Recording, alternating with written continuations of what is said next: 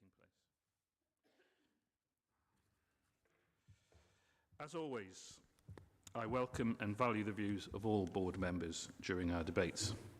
I do, though, reserve the right to exercise my discretion as chair during the course of the meeting to determine the time permitted for speeches, and looking at today's substantial agenda, I think this is something that we may well need to kind of apply. And also the number of speeches to be made by any member or officer in order to manage the meeting efficiently.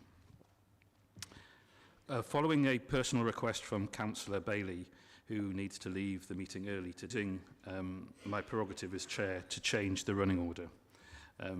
Anna, you mentioned in your email that it was very gracious of me to do this, but with particular regards to items 14 and 18 to be brought forward for discussion after item 7, I recognise the importance of not just yourself, but all board members being able to participate in the discussion of the corporate strategy and the MTFP, as well as the recommendations from the Transport and Infrastructure Committee. I hope that in showing, as you described, the graciousness to change the order around to make sure that you were here, it helps and sets the tone for the meeting going forward in terms of a sort of mutual respect and indeed being gracious to each other. As a final note, I also want to raise at this point that when it comes to item agenda number 7, I will be passing over the chair to the deputy. That is my deputy, Councillor Anna Smith. So, moving on with the meeting. It starts with announcements, and I'm going to start with a positive. I want to give my congratulations to Matty Edgell, a resident of Peterborough, who won the British Bake Off last night. I want...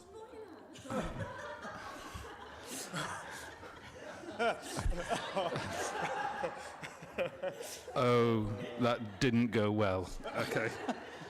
I will stop there, but congratulations. Oh, God. Right. I'm now going to move off that and ask for the Head of Democratic Services to let us know of any apologies. Thank you, Mayor. We've got apologies today from Councillor Edna Murphy and also from Darryl Preston, and we have John Peach substituting. Thank you. Thank you. Does any member wish to declare a disclosure? Sorry. Oh, yes, Sarah. You mentioned you wanted to leave. Apologies. I also need to leave at lunchtime, so I'm also grateful that you're prepared to move the agenda around. Thank you. Thank you. Does any member wish to declare a disclosable pecuniary interest or non-statutory disclosable interest in any items being considered today? None. As always, those declarations of interest can be made at any point during the meeting. Item agenda number 2 is an update on combined authority board and committee memberships. The report asks us to vote various changes that have been made to members and substitutes on committees and the board since our last meeting in September. Does anyone have any questions regarding these changes? Well, there is no questions, and we've been asked to note those changes, which we now have done. No vote is required. Item 3, the minutes of our previous board meeting on the 20th of September. Is the board happy to approve these minutes from the 20th of September 2023 as an accurate record and to note the action log? I see no objections, so we will take the minutes as approved and the action log as noted. Item 4 is for a space for petitions, and on this occasion we have received none. So in that case, I will now move on to item 5, which are the public questions. And we have received 3 questions in advance of this meeting. The first 2 questions will be read out by Alison, our Head of Democratic Services, as the questioners are not able to be in here in person. The third is from John Stanage. John, I will invite you up to the table to read yours in turn. But if we start with those first 2 questions, Alison. Thank you, Mayor. The first question is from Paul Hollinghurst, who's the Secretary of Rail Future East Anglia. In response to an earlier public question at the CPCA Transport and Infrastructure Committee about reopening the railway to Haverhill, it was stated that we are concerned about transport to and from Haverhill, and if there are ways that we can assist and input into the work the GCP is doing, then we will. Subsequently, the GCP's plan to build a bus road along the A1307 corridor have been paused at their executive board meeting on 28th of September, so there is no longer an active plan for public transport in this area. Regarding the railway, their transport director stated that at the moment, the rail industry has no plans to invest and no plans to reintroduce that rail line, indicating the GCP believes the reopening proposals should be left to the rail industry. In practice, rail reopenings are driven forward by enlightened local authorities. Therefore, we suggest that the GCP needs urgent help from the CPCA, so the CPCA can apply their experience and contacts from the Wisbech reopening to the... The Combined Authority are continuously examining potential improvements to the transport offer for the people of Cambridgeshire and Peterborough. At the present time, there are no plans to develop and reintroduce a rail line between Haverhill and Cambridge. However, we are very much committed to improving the transport links between those two conurbations, and as part of this process, the Combined Authority will, as you have asked, continue to work proactively with partners, and that will include the GCP, the County Council, and the two sub-national transport bodies of Transport East and England's Economic Heartland to come forward with feasible, realistic and deliverable options in the short, medium and longer term. Thank you. Do you want to go to question 2? Thank you, Mayor. The second question is from Simon Martin. On 15th of November 2023, during the agenda item on bus review, a member of the Transport and Infrastructure Committee said, "We really need to communicate with people of Hampton that it's a case of use it or lose it in relation to the number 29 service." The catchy "use it or lose it" was also picked up by the local press. I feel it's a shame that the councillor didn't simply stop at "we really need to communicate with people," because as a member of the public I feel this is what is needed more than people facing the uncertainty and fear of losing it when it comes to any bus service. Furthermore, losing a bus service would be a backward step taking the Combined Authority in the wrong direction against the desire for modal change and the Combined Authority's strategic objectives. I'd like to remind members of the board that one of those routes has a cost per passenger of £124.83, and one of the routes in the review is said to have carried only 312 passengers in 2022-23 at a cost of £59.41 per passenger, yet has no route map in the review document, seemingly no route map available online, and doesn't appear to be on any of the online journey planners either. If this Combined Authority wants to take back control of buses in future bus reform, then I urge the Combined Authority to show it's possible to turn around these existing 19 tendered routes. I believe the Combined Authority must do more to make people aware of the routes which it funds, to make them successful, and to ensure those routes provide the high quality service people need. Therefore, my question to all members of the board is, will the board commit to the Combined Authority communicating with the people in the local catchment areas covered by these 19 routes, not just on the CPCA website or social media that may only be seen by few people that happen to regularly follow CPCA accounts, with an aim of increasing passenger numbers, in part due to increased awareness that these routes exist, and as an outcome of such increase in ridership on each and every one of the 19 targeted routes, reducing the cost per passenger journey. Thank you. Thank you, Mr. Martin, and thank you for raising a very important issue. We recognise the vital role that effective communication plays in enhancing public transport services and appreciate your personal concerns expressed regarding the need for increased awareness of our bus routes. The 29 in particular is one of a number of services which need to be improved to provide value for money, and we are committed to making improvements to bus services we fund, including the promotion of those services. If through those efforts the services do not attract people to use them, the board has committed to consider reinvesting the funding to support other services. The board is committed to exploring ways to improve public engagement and awareness of our transport services. We understand the importance of ensuring that our communities are well informed about the transport options available to them. It is indeed crucial that we consider all avenues to enhance the visibility and accessibility of our bus services, particularly those routes that are currently underused. We acknowledge your suggestion to broaden the communication methods. It's essential to reach a diverse range of our community members, and we are open to considering various channels to achieve this. We are keen that local councillors and parish councils are able to support the promotion of their local bus services.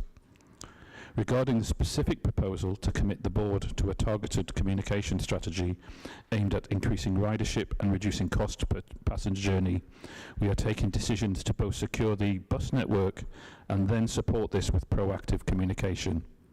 We are in agreement with the need for better communication and public awareness of our bus services. And as such, we look forward to engaging in further discussions on how best to achieve this in a manner that aligns with our strategic objectives, available funding, and serves the best interest of your community, our community, as you have exemplified. Thank you. The third question is from John Stanage.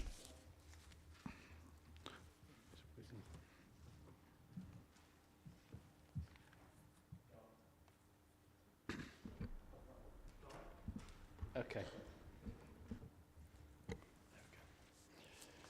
Good morning, Chairman, board members, ladies and gentlemen. I'm John Stanage, a member of the Wittering, Wanstead, Castor and Aylesworth Bus Campaign Group and a Wanstead resident. The Wittering, Wanstead, Castor and Aylesworth Bus Campaign Group thanks the Cambridgeshire and Peterborough Combined Authority for its support given to our request for a regular, reliable bus service for our villages and respectfully ask that support continues. Once the bus service is agreed, would the Combined Authority ensure a marketing plan follows and the Wittering, Wanstead, Castor and Aylesworth Campaign Group be involved with that marketing plan? Thank you. Thank you, John, and indeed thank you to all the residents of the Wittering, Wansford, Castor and Aylesworth who've been behind the ambition to improve public transport in your area. I really do thank you for the support given to the request for a regular, reliable bus service for the village, and respectfully, I'm reading the wrong question. Thank you for your question. Like in the previous question, marketing is essential for bus services to create awareness, compete effectively, increase ridership and generate revenue, and indeed engage with the community, promote sustainability and drive service improvements and shape public perception. It plays a pivotal role in ensuring the success and viability of our transport network.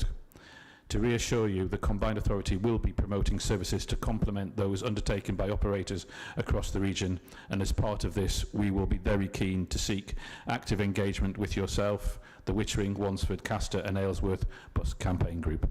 Thank you again for the question.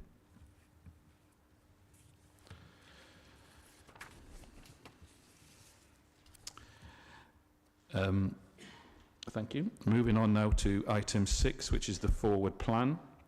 And are there any questions or comments, or can we take that as approved? That's the forward plan. Those in favour? I believe that's the majority. Okay, sorry, unanimous. So that's carried unanimously. That makes me now at item 7, which is a report on the breach of code of conduct. Edwina Adafahinti, our Interim Chief Officer, Legal and Governance Monitoring Officer, will present this report. And at this point, I'm going to move away from the chair and ask my deputy to take my place, and I will go and sit over there.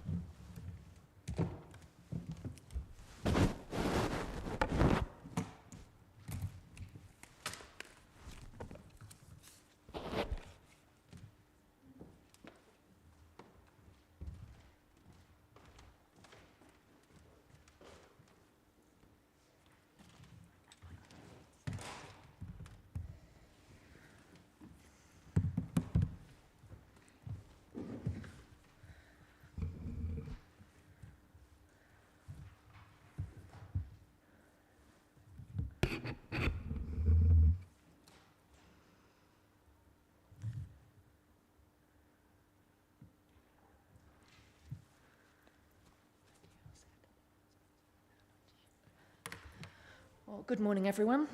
And as Mayor Nick has just said, I will be chairing this part of the meeting. We have here an item to note, and I will be asking Edwina, our Chief Legal Governance and Monitoring Officer, to introduce this paper in just a moment. So, Edwina, could you please, as you introduce this paper, also include guidance for us as a board on what is and what is not in scope in this discussion? Thank you. I'll hand over to you. Thank you, Chair. The paper is a report setting out the findings of the hearing panel, which is a subcommittee of the Audit and Governance Committee. As the paper says, it's really for the board to note the findings of that panel.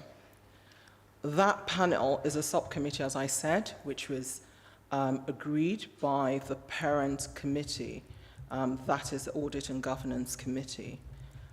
And under delegations, they're responsible for making decisions on code of conduct, member code of conduct complaints. There is a separate procedure for employee code of conduct complaints. They perform sort of a quasi-judicial function, so the decision is final. There is no right to appeal. With regard to your question about the scope of discussions at the board, I will set up the process that went in to the determination by the panel, because I think that answers the question in full. So originally there were complaints made. The monitoring officer at the time assessed the complaint and consulted with an independent person, and then determined that the matter should be investigated by an external investigator. It was then sent to the external investigator who made a determination. I then assessed that report and determined that the matter should be dealt with by the panel, the subcommittee of audit and governance, even though in the Constitution there is an option for the matter to be settled informally, but I referred it on to the panel so that the matter can be dealt with by that panel rather than an officer. So that panel obviously has gone through all the reports, the statements, all the evidence, and came to final determination. So because it's a statutory responsibility, as I said earlier, the matter is determined and settled. So for this board, the scope really is to, like I said, note the findings. You may ask questions on the findings, maybe clarification on the findings itself, because there has been a thorough statutory and legal process that has been undertaken. So that's the scope for the board today.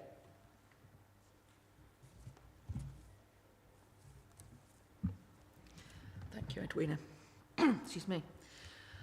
As the Code of Conduct is also mentioned in section 9 of the agenda, we've had a brief discussion, and it is also appropriate that I would chair any part of a discussion that came out of section 9. I will therefore be asking for any specific comments on that part of the paper to be rolled into the discussion for section 8, and I have asked Angela to be ready to answer any questions on that should that arise.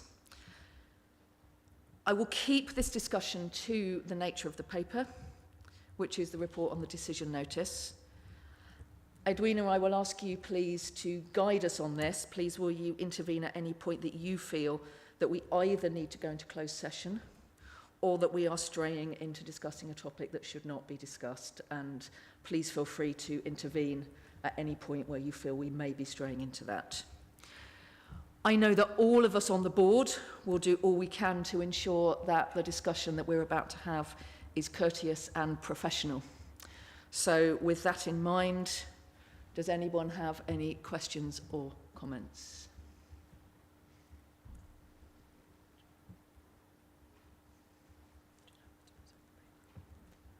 Pardon?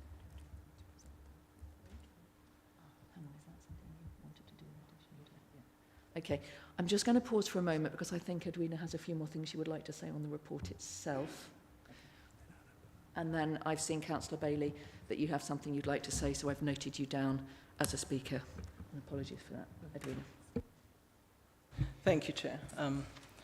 I just wanted to run through the report very quickly. I've mentioned the report itself, what the purpose of the report is, and what the panel hearing do. And I just wanted to touch on the findings of breach. So the findings of breach as set out in the decision notice itself are relate to two issues. So civility, the breach of civility, and the breach of disrepute to the Mayor's office. Apologies. And also I have said that additional notice has been published. There is the issue of sanctions as well. The hearing panel imposed sanctions. Previously, there used to be a standards regime, which in 2011 was taken over by the Localism Act 2011. What the Localism Act 2011 says is that each local authority must adopt its own code of conduct.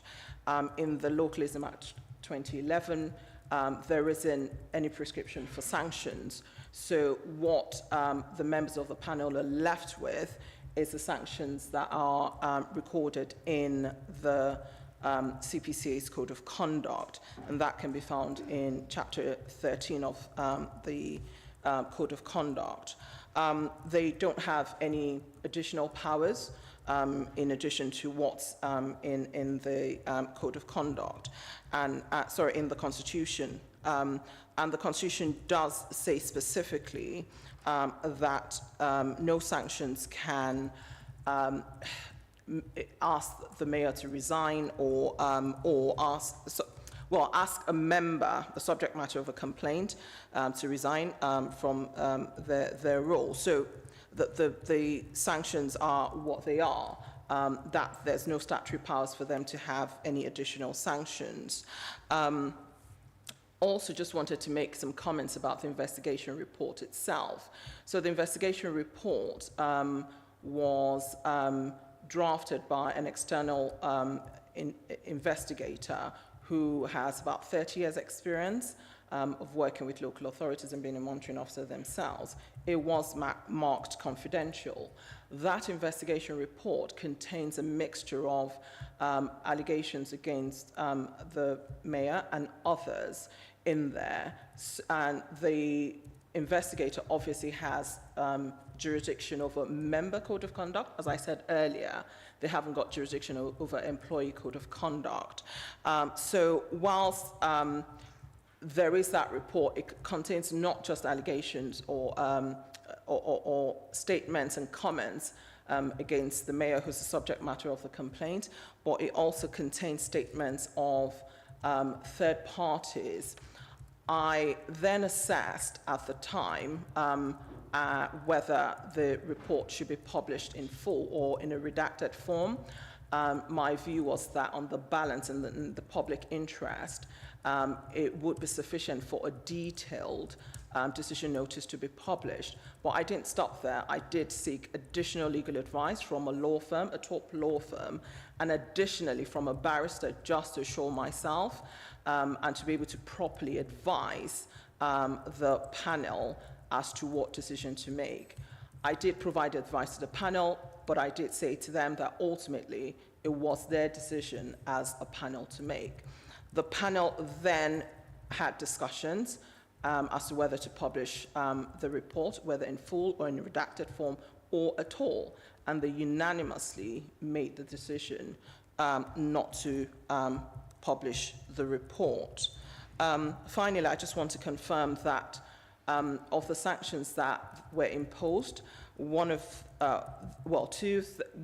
of them had to do with apologies. So the panel asked the Mayor to provide a written apology, which should be annexed to the decision notice itself. That has been done, and that was annexed as Annex 1 to the report, to the decision notice. Then the panel asked that the mayor speak to me with regard to whether it was appropriate to apologize to one or more complainants. I had discussions with the mayor and he agreed to apologize. However, to separate the mayor from the complainants, his apology was then sent to me, which I then forwarded by email to the complainants on Friday, the 17th of November. Also, the mayor did give an undertaking, and that undertaking was annexed to the decision notice. I just wanted to set out those points so that it's clear what's been done and what the process is so far. Thank you, Chair. Thank you, Edwina, and that was a very detailed and helpful overview of the report, so thank you for that. So I already have Councillor Bailey down to speak. Is there anyone else at this point who would like to register to speak? Councillor Conboy.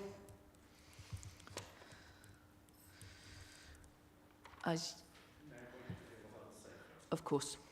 I will do another round to ask people, but I just wanted to see who wished to speak at this point.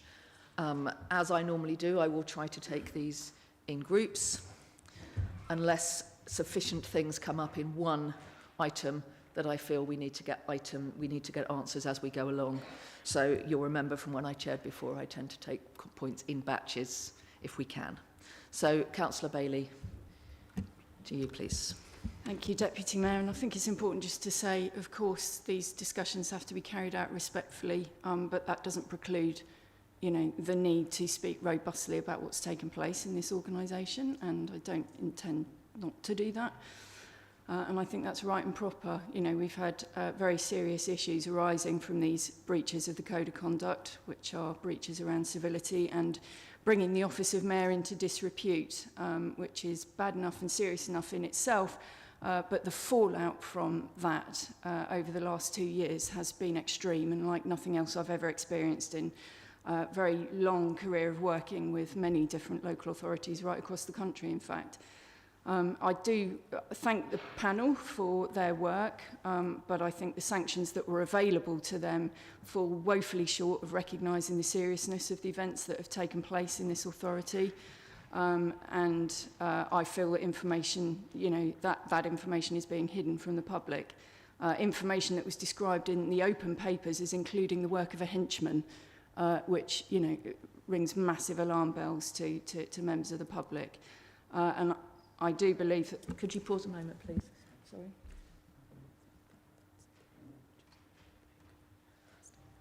Okay, there are parts, Councillor Bailey, of what you're saying that are not in the public report, so could you please confine yourself to the public report? Thank you.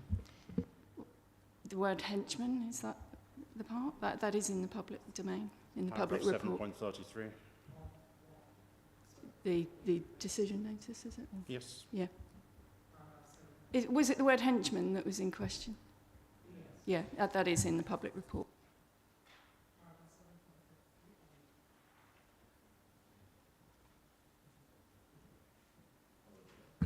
Okay, you may continue. Thank you. My view is that the decision not to release the independent investigators' report is wrong. That both the CPCA and the Mayor himself, in his verbal apology, talked about the importance of transparency and scrutiny and accountability. There is no transparency in keeping the report secret, and there is no public accountability. The public is blissfully unaware of the seriousness of the events that have taken place in this authority, certainly over the first year, and the fallout continuing into the second year of this administration.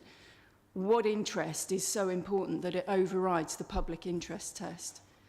There is not one senior member of staff left in this organisation working, or indeed anyone that had regular exposure to the Mayor or the Office of Mayor in this organisation today. They've all gone for one reason or another. We've been through 6 chief executives in 2 years under Mayor Nick Johnson. We've had a significant risk reporting letter from the external auditor, and that cited specifically serious concerns about the culture, behaviour and integrity of key individuals, note plural there, in the Mayor's office. And of course, we've had the government's best value notice. We've had money withheld from the authority. We've missed out on hundreds of millions of pounds of funding as a result of the chaos and the incompetence. We're the only combined authority not to get tens of millions of pounds of bus money. And the costs to date arising directly from all of this, as supplied to me by the Chief Executive and the Section 72 officer, are just under £1.1 million to date. Money has been spent, including very significant payouts to employees in order to avoid employment claims against the authority. That is on public record. And there are other surprising items that have also had to have public funds expended. So significant sums caused by the Mayor's failures. Money that should, of course, have been spent on improving the lives of Cambridgeshire and Peterborough residents and businesses. We've all heard from the relative of one of the victims, and I choose the word victim advisedly, and we've all had communications of the devastating impact that this whole sordid affair has had on some individuals. It is the most serious of impacts. My view is that the written apology that's been published is very different to the written apology that's been received by at least one of those involved, who's not taken the email received as an apology because it's not addressed to anyone, it doesn't say what's being apologised for, and it's not signed, and I don't consider it to be an apology. We're told that the report can't be released to the public, and yet the public has of course paid for it. And that the reasons for that, for me, are flimsy. We're told it's to protect those involved and the anonymity of those involved, i.e. the witnesses and the complainants. I'm in possession of an email from the Chief Executive from October confirming that no complainants had asked for anonymity when given the opportunity, and that all complainants and witnesses had been explicitly told that their names could be made public. The person that the withholding of the document is protecting is the Mayor. The only organisation that's being protected is the CPCA itself, an organisation that supposedly prides itself on transparency, scrutiny and accountability. And yet the Overview and Scrutiny Committee just the other day was essentially told in a pre-prepared statement that there was no scope for scrutiny of this decision, despite the fact that it's on the board agenda for today, and that is in their scope. What on earth is going on at this authority? I believe that the public interest outweighs that need. This is about truth, and this is about your own personal morals of what's taken place. And I formally propose, and I believe I have a seconder, that the independent investigator's report be made public. And importantly, and this moves into what the Deputy Mayor asked us to consider later on the agenda, which is about making improvements for the future. So what next for this authority? I believe that the proportionate and appropriate next steps should include a review by the Audit and Governance Committee of the written apology sent to those involved, an apology by the Mayor to the constituent authorities for the fallout and the mess that has taken place and the chaos that's been caused by everything that's gone on. For me, we need a full review of how the whistleblowing policy and the code of conduct interplay with each other, because it has not worked well. I know there have been some extenuating circumstances, but taking over 2 years to reach this point has not been in the interests of the authority or the public or anyone involved, the victims. I believe a full review of safeguarding practice and training at this authority and all constituent authorities is required, and some thought given to when constituent authorities should be notified about safeguarding issues that may be occurring in this authority, because it interacts on a regular basis with constituent authorities. We should have the release of the independent investigator's report, which is in the public interest, and the public interest for me completely outweighs any other interest that's so far been put in front of me.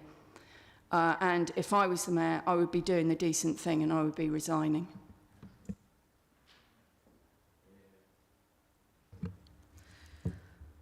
Now, Edwina, there are a few things I think you want to respond to and clarify before we take any further statements. So, Edwina, I'll pass to you. Thank you, Chair. So, first, with regard to the Mayor's apology, the panel, in their statement, asked the Mayor to have conversations with myself as a monitoring officer as to the appropriateness of apologising to one or more of the complainants. So what was directed was not necessarily an apology. It was a discussion between myself and the mayor, but the mayor did agree to apologize. There were no directions from the panel on the format or the content of the apology. I do know that one of the complainants who the apology was sent to may, as Councillor Bailey has said, does not accept that was a proper apology. But my instructions were very clear that this was the mayor's apology and the apology should be sent to the complainant. And of course, neither myself or the panel can dictate to the mayor. That would be bordering on imposing our rights, on his human rights of the right to expression. With regards to the anonymity issues, the witnesses who spoke to the investigator and the complainant, whilst they may have been told that the details would be made public in a public session, I do not believe that discussions were had as to whether to publish the details to the general public. And in fact, the GDPR would require that if that's what the authority wants to do, it would have to get individual written permission to do that. And like I said, I did take advice from a top law firm and a barrister, so 2 additional legal advice, and they both chimed. I went to them separately, neither knew that the other had given me advice, and they both said the same thing. So I think the CPCA would be straining to very murky waters if it decided to go against legal advice. So that's what I would say with regard to publishing the report. And if I turn to the public interest test, as I said earlier, the report contains not just comments about the mayor, but about third parties. The decision notice is quite lengthy in the sense that with regard to the mayor, who is the subject member of the complaint, the decision notice sets out exactly what the allegations were. There's a summary of allegations. It contains all the allegations, bar none, then sets out what the findings were. So in my view, the public interest test has been met because everyone can work out by reading that report what the allegations were, what the findings were, and what the sanctions are. What it doesn't touch upon is the issue of third parties, and as I said, there are separate proceedings for example, employees and third parties. And if I can just make another comment, if the report is published in full and names of the individuals are mentioned, there may be difficulties for these individuals in the future because, as I say, the internet never forgets. Anyone can search for their name, and if the name pops up, people may read, may not comprehend what's happened. It's a difficult position to put those people who have come out and made complaints. What does that do to others who may wish to complain in the future? And if I then finish it off with our governance requirements, in the Constitution itself, under Chapter 13, it says very clearly that at the end of a code of conduct investigation, the monitoring officer, in consultation with the chair, will publish a decision notice. Where would be the justification for publishing the investigator's report when the Constitution, the governing document for the CPCA, doesn't require that? These are all the things that the panel itself had to balance in coming to their decision. And sorry, finally, if I can just respond to the next step issues that Councillor Bailey mentioned. The panel itself, on the day, made a recommendation that a report should be brought back to Audit and Governance on lessons learned from what has happened, looking at the Constitution, looking at sanctions. And as I've said earlier, there isn't any statutory provisions for tougher sanctions. There was a standards regime in 2011, as I said. That regime was overturned by the government at that time under the Localism Act. So audit and governance itself has directed itself to look at what has happened and lessons learned in a further meeting. Thank you, Chair. Thank you, Edwina. Just for clarity, for my benefit, and in case anyone else would like that real clarity there, am I right then that the people who made the decision for the report not to be published was the panel? Is that correct? Yes, and it was a unanimous decision. Thank you, and that's a cross-party panel with an independent chair, is that correct? Yes, it is. So there are, yeah. Okay, is there anything else you wanted to add at this point, Robert? I wonder if you might want to say something about the financial. Councillor Bailey makes reference to some information that she requested from me, which is correct. I think, there were a number of questions that Councillor Bailey asked about costs. Some of those may well relate to what's happened in the last 2 years. Some of those may well have been vacancies. I'm not sure whether the total amount is all directly related, but they were specific questions that were asked.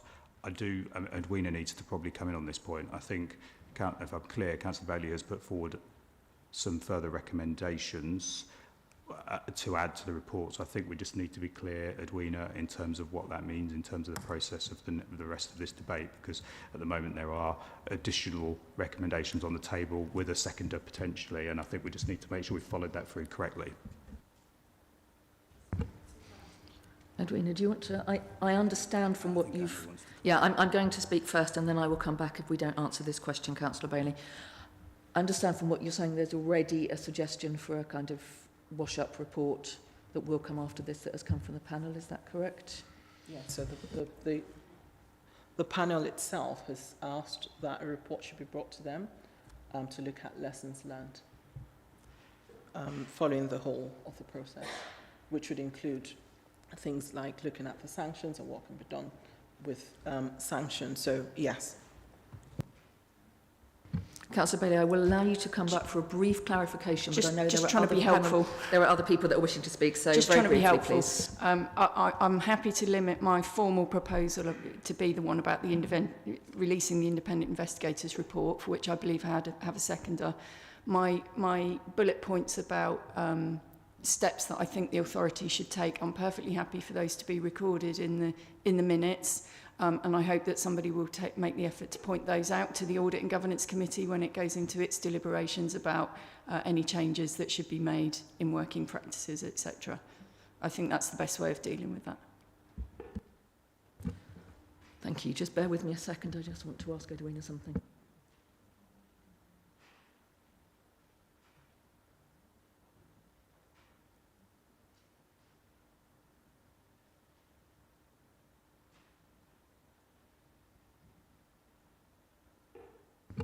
The board will appreciate. I want to ensure that we are following very, very clear due process at all points here. So I may pause to ask the monitoring officer questions at points across this discussion.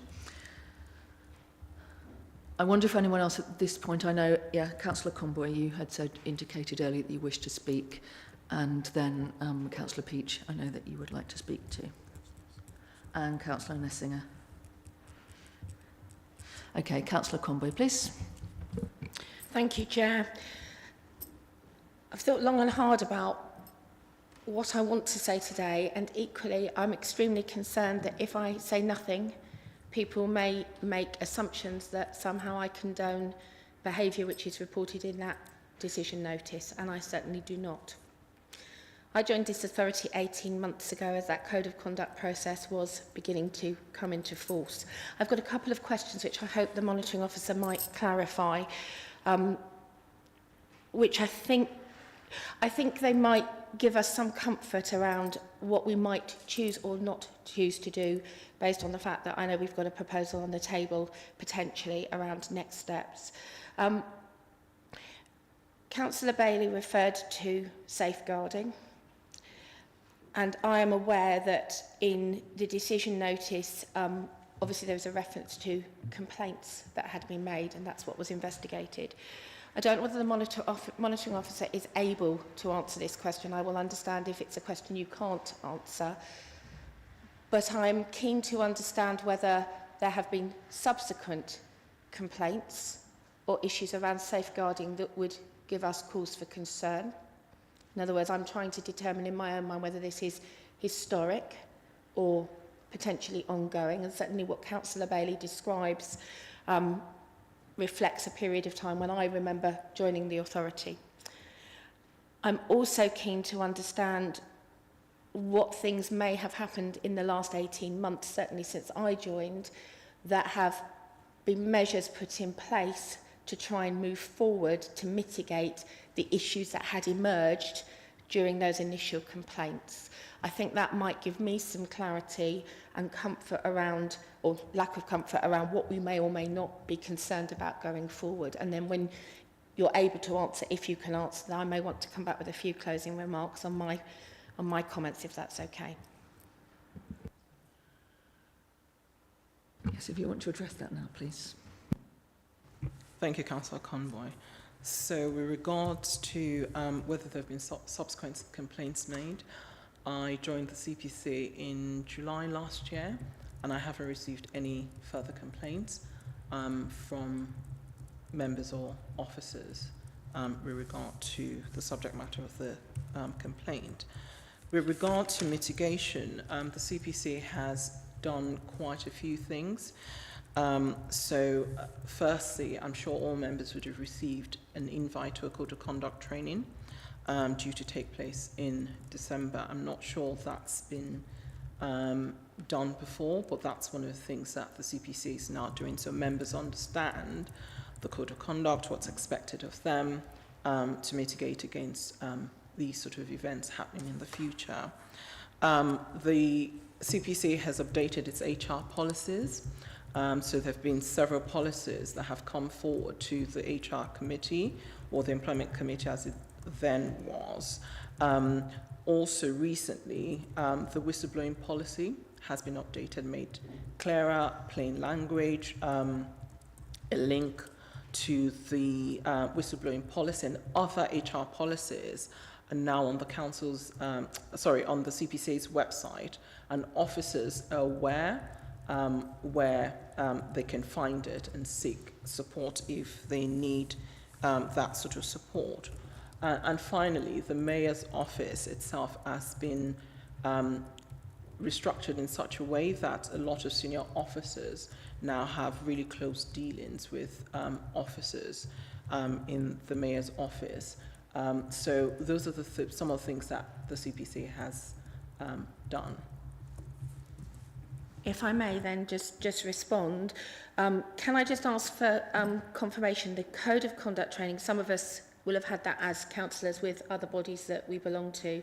I'm aware that there's already one councillor who's indicated they can't attend. I'm assuming we might be able to have a wash-up offer of training for anybody who's already got a prior commitment on the night that's been offered. So I can see you nodding, thank you. I think that gives us all comfort, because I think everybody would be very keen to make sure we've played our part. I think on the basis of what you've shared, I'm content that we have the right things in place going forward. I will see where the rest of the debate takes us, but I'm content that we're in a better place than we may have been, and I will leave it there. Thank you. Thank you. Now, I'm not entirely sure who came next. I think I'll take Councillor Peach. I think I noticed you after that, so please, can you speak? Thank you very much. I'm not a councillor actually, but thank you, Madam Chairman. I obviously haven't been involved with any of these various meetings that have taken place, and I'm only a substitute member on this authority. But I do travel around the county, and I'm only speaking from what I hear, and people keep saying, what on earth's going on with the mayor, and what's happening, or they've heard this is happening, or they've heard that's happening. And some of the sort of rumours are, you know, quite serious, and I'm not going to repeat them, and I don't know if they're true or not. But wouldn't it be in the interests, as I think Anna Bailey has suggested, that the full report is published so that there can't be any more rumour or innuendo about this matter? You say that the panel has met and they've agreed the course of action we're supposed to agree today. But of course, you know, the people at this meeting are the final sayers, have the final choice, so they can overturn the panel's decision, no doubt. And could I just ask, you say you've contacted, our legal advisor says that she has contacted 2 law firms and barristers. Are they specialist barristers in this sort of legal question? Because obviously it's very specialised. And could she tell us the names of the law firms and the barristers concerned, please? Thank you. Now, I know that Edwina will want to give some points of clarification on that. Thank you. So the first question was, you said that the board had the final say on, that's incorrect. If you look in the Constitution in Chapter 13, it's the Audit and Governance Committee who have the statutory responsibility of deciding member code of conduct. And that, like I said earlier, they perform a quasi-judicial function, so it's not a matter reserved to the board. So the reason for that is the Audit and Governance Committee of Combined Authorities are really set up by statute, by an order. And what audit and governance do is it's quite similar to overviewing scrutiny. So they basically look at the ethics of members. The law would be absurd if members of the board were the ones who were marking their own exams, if that makes sense. So you have a separate Audit and Governance Committee who then marks the conduct of members of the board. So that's why the decision is final, because if the board is the one with the final decision, then that means that basically there will be judge and jury in matter of ethics for them. So it is statute and it is constitution that the decision of the hearing panel is final, and that's the same across the land. It's usually, they're either called standards or audits and governance or whatever name, but it's usually standards. So that's the answer to that. With regard to the report, publishing the report, you asked if I can provide you the names of the firms that give advice. I haven't asked them permission whether I can mention their names in public, but I'm willing to circulate to members what their names are. I just haven't asked them whether they're willing for me to mention their names. I didn't realize the question was going to be asked, but I am happy to circulate via email who those 2 are, and you can look them up yourself. Have I answered all your questions, or is there? Well, yeah, I think you have, and I understand what you say about the governance. But as I say, if the full report was to be made public, which I would certainly recommend, it would clear the air, and so any rumours, even malicious rumours that are going around, would be cleared up. I'm sure the Mayor would want that transparency. Edwina. So in answer to that, like I explained earlier, everything that has to do with the Mayor is actually contained in the decision notice. All the allegations against him, there's a part in the decision notice that sets out all the allegations. So everything that was alleged that he has done, I set it out. And then the findings with regard to each of those allegations, and then the finding of breach. What isn't included in that decision notice is information to do with others. There isn't anything else that I'm aware of in the report. I have seen the investigator's report. There aren't any further allegations that have been left out where it concerns the Mayor. Everything is in that decision notice. I have set out very clearly the number of complaints, what each complainant alleges, and then finally the decision of the investigator. So with regard to the Mayor, there's nothing that I've left out. With regards to the allegations, that's it. Edwina, I wonder if, as chair, I might ask for a couple of clarifications on this before I go to other questions. One clarification I would like to ask. I'm sorry, could I ask members of the board to not talk to each other, because it's a very sensitive discussion, this, and I want to ensure that we're all absolutely focused. Thank you. So, firstly, I would like to check on legality. We've had a couple of questions here about that are implying that it is the board's power to override the decision of panel to publish the decision notice. I would like to get some clarification on whether that actually is in the board's power at all. Not the decision notice, sorry, the report.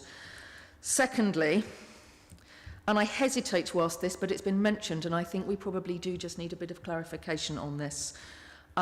Some comments have been made around some of the assumptions and innuendos that are circulating. I would like some clarification, please, from Edwina. I know you mentioned at the beginning, but can you be particularly clear?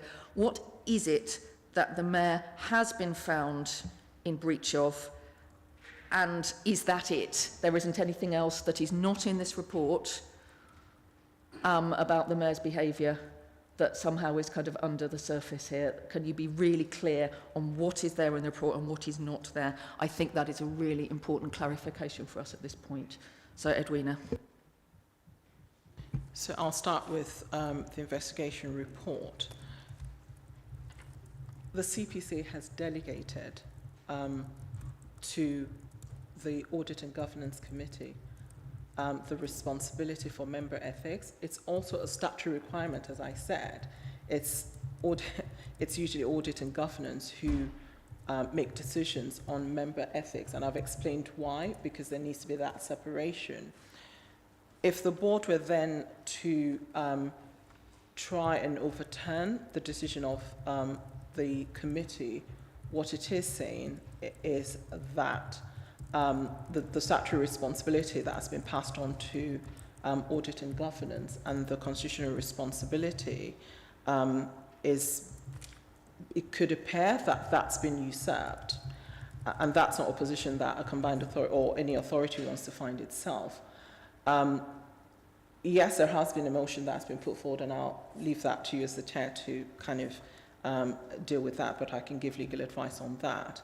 But the decision of the panel, as I said, is final, and my view is that that decision should remain, because they're the ones who have the delegations and the statutory responsibility. That's my response to that. With regard to what the allegations were, I'm just going back to the decision notice.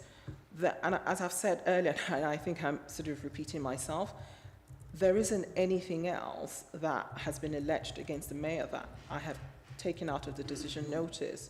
So I've set it all out in addition. There's a page in there, I think it's page 5 or 6, that sets out a summary of allegations. So civility, not treating employees and representatives of CPCA with civility and not respecting the role that they play, bullying and harassment, bullying behavior and toxic culture, campaign to undermine officer decisions, and calling into question the integrity of officers, impartiality of officers of the authority. These were the allegations that were made, and like I said, only 2 breaches were found based on one with regard to civility and the other with regard to disrepute to the Mayor's office. Both find its centre around the Mayor's lack of action, as the investigator puts it, when an ex-employee was behaving in a manner that wasn't acceptable. That's where those 2 findings came from. So that was civility, and then disrepute was to do with the same set of circumstances and the lack of leadership, as the investigator determined, from the Mayor. So with regards to what's circulating, that's certainly whatever's out there. It's not part of the allegations that have been made. And I know I'm repeating myself, but just to kind of drive home the point, I have included in the decision notice all the allegations against the mayor. So, to be really clear, there is nothing in either the complaints or in the findings about physical or sexual impropriety, which I believe some rumours are circulating of that. There is nothing in those findings that refers to that at all. Not at all. Thank you. I think that's very helpful clarity for us to have. I think Councillor Nessinger was next. Thank you, Anna. I think it's quite a good thing that I've had to wait quite a long time before speaking, because actually when I put my hand up initially, I was absolutely furious about some of the things that have been said in this meeting. And the first one of those that made me really, really angry was to hear Councillor Bailey talking about how what she wants to see is the truth, when an awful lot of what is being said and spun, not only in this meeting but outside, is about giving more energy and more air to the rumours that we know have been surrounding this discussion, and the allegations which are not true and which have been found not to be accurate. So there are a number of things that she is implying about the impact of the mayor's behaviour, and I would like to tackle some of those. And the first of those is the implication... clarification, please.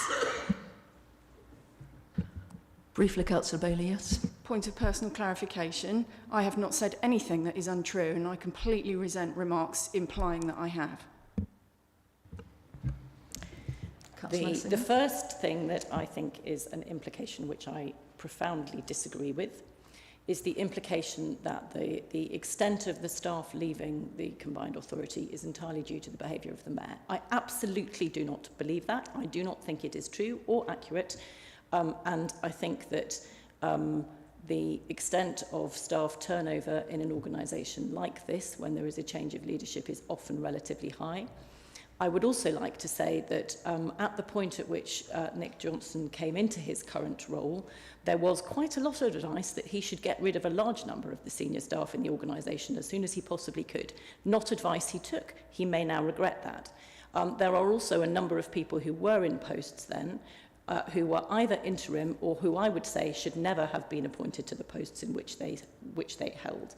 And just to be clear, there were considerable concerns from central government prior to Nick taking over, and there is quite a lot of evidence for this, including letters from central government expressing concerns in the leadership of this organisation prior to Nick taking over that leadership. And so the implication, which there has certainly been, that the staff turnover in this organisation is entirely down to the behaviour of the mayor, I profoundly disagree with. The second implication that I have deep concerns about is that the loss of confidence in government is again down to the mayor's code of conduct. That is not the case. There are a number of reasons why there is a lack of confidence in this organisation, and some of those reasons are to do with members of the board, not simply the mayor. And that has been quite clear for some time, that the original best value notice was to do with governance. And I think there are a number of us in this room who would agree that the governance in this organisation needed very significant review. We have more governance papers on the board agenda today. The governance has been very significantly reviewed. And I am personally of the view that it is very much better than it was 2 years ago. I mean, extraordinarily much better than it was 2 years ago. That is a very good thing. But actually, in order to increase the faith in central government, in the ability of the CPCA to manage itself and for there to be central government's confidence in this organisation, not only do we need to have good governance and good staff, which I now believe we have, we also need to have functional board relationships. And I think that some of the behaviours from some people on the board do not help with that, not only at this meeting, but actually the previous one we held in this room not very long ago. I'm going to finish with a little bit of clarity, which I think will follow on from what you've been saying, Anna, about what exactly the decision notice has said about the Code of Conduct complaints against the Mayor. And I think it's really important that this is in the public domain. And they are serious, because what the Mayor has been accused of is a failure of leadership. Now, he came in as a very inexperienced politician into an organisation which I personally believe was deeply dysfunctional at that point. But nevertheless, he has been, the criticism is that, and I'm quoting now, this is 7.34 of the report. As a single strong point of leadership, as the political leader of the combined authority, the Mayor should have set an example. Instead of that, his failure to act effectively was a significant failure of leadership. And I think I would totally recognise that that was the case. However, it is important also to add that the Mayor did not directly act in a disrespectful manner to employees or to others, nor did he directly bully. The disrepute he inflicted was upon himself in his role as Mayor, the political leader of the combined authority, due to his lack of leadership. The independent investigator believed that it was fair and proportionate and evidenced finding. So I just want to repeat, the Mayor did not act disrespectfully in a manner to employees, nor did he directly bully. And I think it's really important that we are clear about what the findings of the investigation were, what the outcome of the Code of Conduct is. That doesn't mean that those are not serious matters, but the implications of how serious this has been in relation to the Mayor is out of all proportion to what is actually in the decision notice. Now, there may be other members of staff who behaved in different ways, and those are potentially very serious. I would like to say that actually I've been involved in politics in various parts of Cambridgeshire and Peterborough, and I have seen quite a lot of quite bad behaviour from quite a number of politicians, far worse than the Mayor has been accused of. Perhaps it's not worth. I could go into Farmgate and various other reports that have been around the place. What comes out in this report is tiny in comparison to some of those other things. Thank you.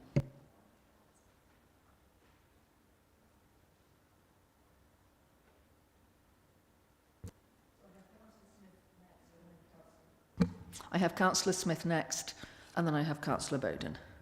Councillor Smith. Thank you very much indeed. So I completely concur with everything that Councillor Netzinger has said, and I'm not going to repeat any of it, but only to say that I've been involved with this board for nearly 6 years now. It's a dramatically different organisation from what it was in those early years, and that's in a good way, not in a bad way. So, it wasn't great in those early days, and it's dramatically improved. And I think thanks to the improvement board we have, I think that that improvement is now moving at pace. So I just want to reiterate some of the things that our monitoring officer said. So so the other reason I'm speaking is, like Councillor Conboy, I don't want any silence from me to be taken as any sort of affirmation that conduct that falls below what the public expects is acceptable. It absolutely isn't. And it's not in my own organisation, and it's not for me in any organisation of which I take a part. So I'm content that a really robust process has been undertaken by the Audit and Corporate Governance Committee. And just to reiterate that has political representation from all our political parties. So, nobody's playing politics on that committee. So, you've told us that they reached a unanimous decision. So I think that's very, very, very key to this. Cross-party unanimous decision that what is being presented to us as the decision is the right and proper one. I'm also satisfied that expert advice has been sought from, I think it was 2 other sources, to confirm that the decision is both legally compliant and in the best public interest. So I think there's a real risk that this board fuels the fire of gossip and speculation, and by potentially ignoring the robustness of the process and by trying to override this cross-party decision that's been taken and the legal advice, we create a witch hunt, which actually could well have unintended victims in the longer term.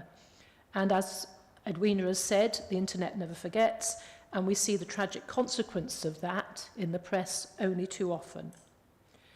So I am content that the process has been the right process, and I'm very happy to abide by the recommendations of the Audit and Corporate Governance Committee. I'm very glad to see that Code of Conduct training's been put in place. I've just pressed accept because I haven't done that yet. So I look forward to seeing everybody, all the other board members at that. But I think the Combined Authority has got a really important job to do, and our residents expect us to get on with that job. We've got some problems. We've heard about buses already today. We always hear about buses, but it's because they really matter to people. And I think we need to, we need to move on and start doing the job that we are elected to do for the people of Cambridgeshire and Peterborough.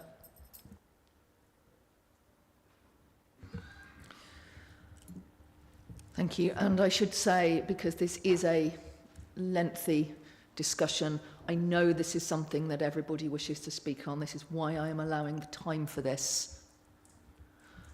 So I just want to be clear to all those who are waiting for upcoming items that this is why we are allowing the time on this at the moment. Councillor Bowden. Thank you, Deputy Mayor. I'd been hoping not to speak on this subject today, and I have to say that I very much endorse the comments very eloquently made by Councillor Bailey earlier.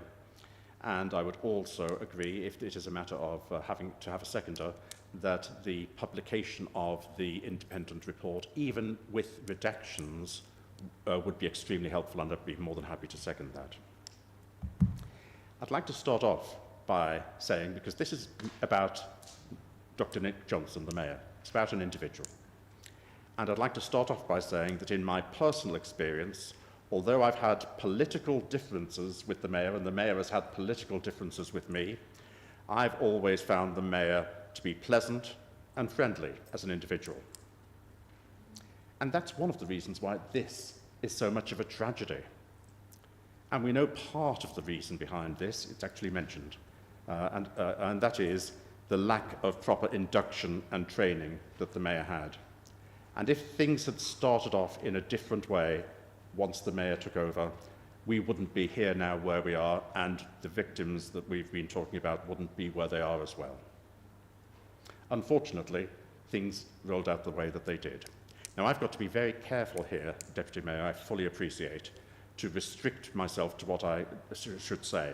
And where I've got any doubts about it, I will ask for your, through you potentially to the monitoring officer, opinion before I say anything which could potentially be outside the scope of what is permitted to be said.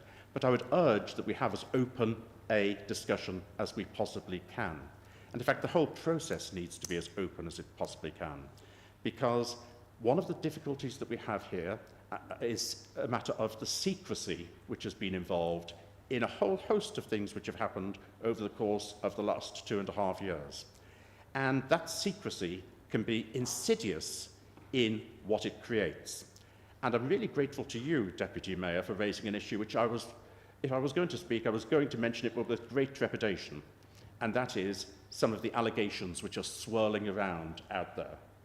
And the one in particular that I was going to raise, and I'm so relieved that you raised it yourself, Deputy Mayor, is the allegation of sexual impropriety. Now, clearly I'm not the only person to have received these, heard these comments.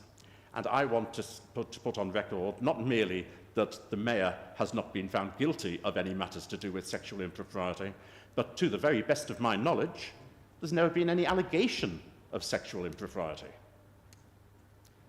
Now, we wouldn't even be talking about this if things hadn't been kept so secret and weren't continuing to be kept so secret, because things would be out in the open and we'd know what the facts are. We'd know what wasn't connected with this. We'd know, for example, and we'd be able directly to refute that sexual impropriety, for example, didn't come into it, as a whole host of other matters don't come into it, which I've heard mentioned. And I think we need to go back to the Nolan principles and see what we're meant to do. We're meant to have integrity, openness, accountability, leadership.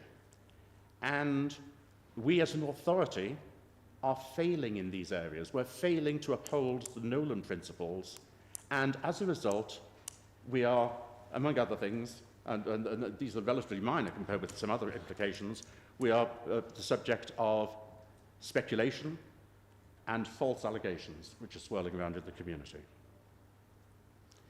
And this is all part, I'm sorry to say, of a continuing story of poor governance within this authority. And I was hoping, in fact it's more than a hope, I am pleased to be able to say that over the course of the last 12 months there have been some significant improvements in this authority compared with the previous 12 months. I'm pleased with some of the work done by the Improvement Board. I'm very pleased with the attitude and work done by the new Chief Executive. I think we've had in a number of areas some real improvements in governance compared with the, with all due respect, chaos which there was in the first 12 months of the Mayor's administration. But we're not being consistent in these improvements in the way in which we're dealing with this particular report and with this particular item. And that continuing poor governance has real implications not merely for this particular issue, but for the reputation of this authority. And it's no wonder government continues to treat us the way that it does, with real concern and with real suspicion as to our competence to act in a proper way. And yes, as an example of that was our failure, uniquely among the 10 mayoral combined authorities, to get any of the bus money which was announced in March or April last year, where all the other authorities got tens of millions or hundreds of millions, or in the case of 2 of them, it went into the billions. We got nothing. And a lot of that was to do with the chaos which had ensued as a result of the actions which are mentioned in this report, or referred to in this report, in the first 12 months of this administration. Now, I'm going to be quite careful to keep to talking about what's in this report and what's in other public documents. And if there's a danger of going beyond that, as I say, Deputy Mayor, I will seek your assistance. But one document which all of us as members received, and I'm not going to say anything about some of the detailed content within it, was from the spouse of one of the victims last week.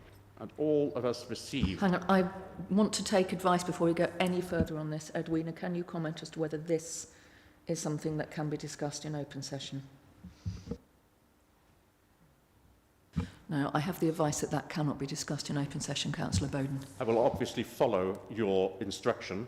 I will point out that paragraph 7.30 of the report in front of us does talk about the behaviour which has occurred within this authority. It refers to it, but isn't detailed.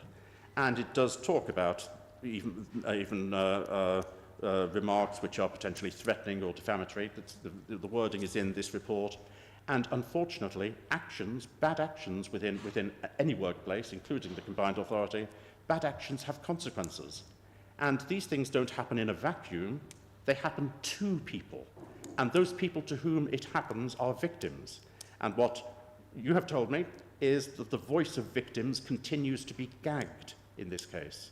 Now, I'm not going to go against what you say, and I'm going to continue to follow the instructions that I've been given about confidentiality on a whole host of issues. It would be improper for me not to. But I can talk in the wider sense and say how shocking it is that we continue to gag the victims of the behaviour which is described in paragraph 7.30. That is very, very poor behaviour, very poor governance on the part of this organisation. But so be it. Just over a year ago, a number of us, myself included, put forward and supported a motion asking the Mayor to consider his position in this authority. Now, we as a board, quite correctly in some ways because of the democratic mandate, we as a board have no right to call for a vote of no confidence in the Mayor.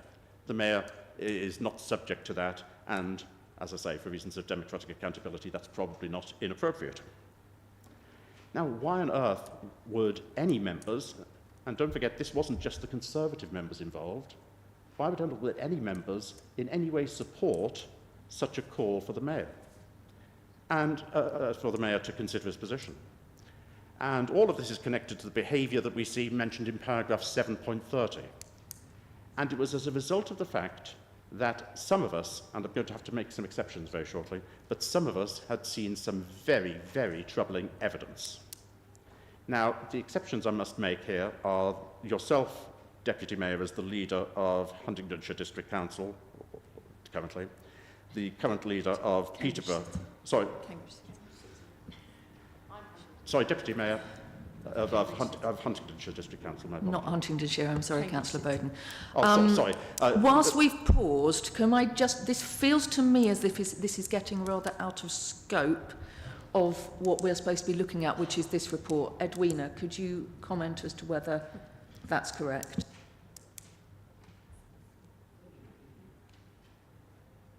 It's still within scope because, yeah, it's, I'll advise when regard to scope. Please do. I'm just very aware that what I don't want this to become is a whole rerun of what could be a discussion of the last 6 years of the combined authority. We've had some of that already from both sides. I've been generous in giving everyone the time to comment on that, but we must ensure that we do also move forward with the rest of the agenda. So please keep your comments on this area brief, Councillor Bowden. But I do take Edwina's advice that this is not out of scope. There is an awful lot to talk about, I'm afraid, Deputy Mayor, and I am specifically referring to what's referred to in paragraph 7.30 of the report that we've got in front of us, and the consequences that there were in public, as far as that was concerned. And my apologies about getting confused just now. In the comments I'm just about to make, I do exclude you in your capacity, both as Deputy Mayor of this authority and your connection with Cambridge City Council, and also the leaders of Huntingdonshire District Council and Peterborough City Council, whom I don't believe actually had any knowledge of what happened back more than 18 months ago, because they weren't in post at that time. Because what happened back then was that I was approached by the monitoring officer of this, the then monitoring officer of this authority and others, concerning the items mentioned in paragraph 7.30, where they came to me and they told me they came to all the other elected leaders within this authority and gave details to us of what this behaviour is, which is mentioned in 7.30. And the details that they gave to us on an entirely confidential basis, so I can't mention it and I'm not going to mention it, the details that they gave to us were absolutely shocking and outrageous. Absolutely shocking and outrageous. And it was as a result of what we saw as being the condoning of that behaviour by the Mayor that a motion was brought asking the Mayor to consider his position. And members of this authority, Pause. Is this a point of information? Well, it's a point of clarification. So I'm really concerned that I'm being dragged into something which I don't recognise. So Councillor Bowden's implying that all the board members, bar two more recent members, are fully cognizant of what he's talking about, and I'm not. So I'm really uncomfortable with being associated with what he's saying.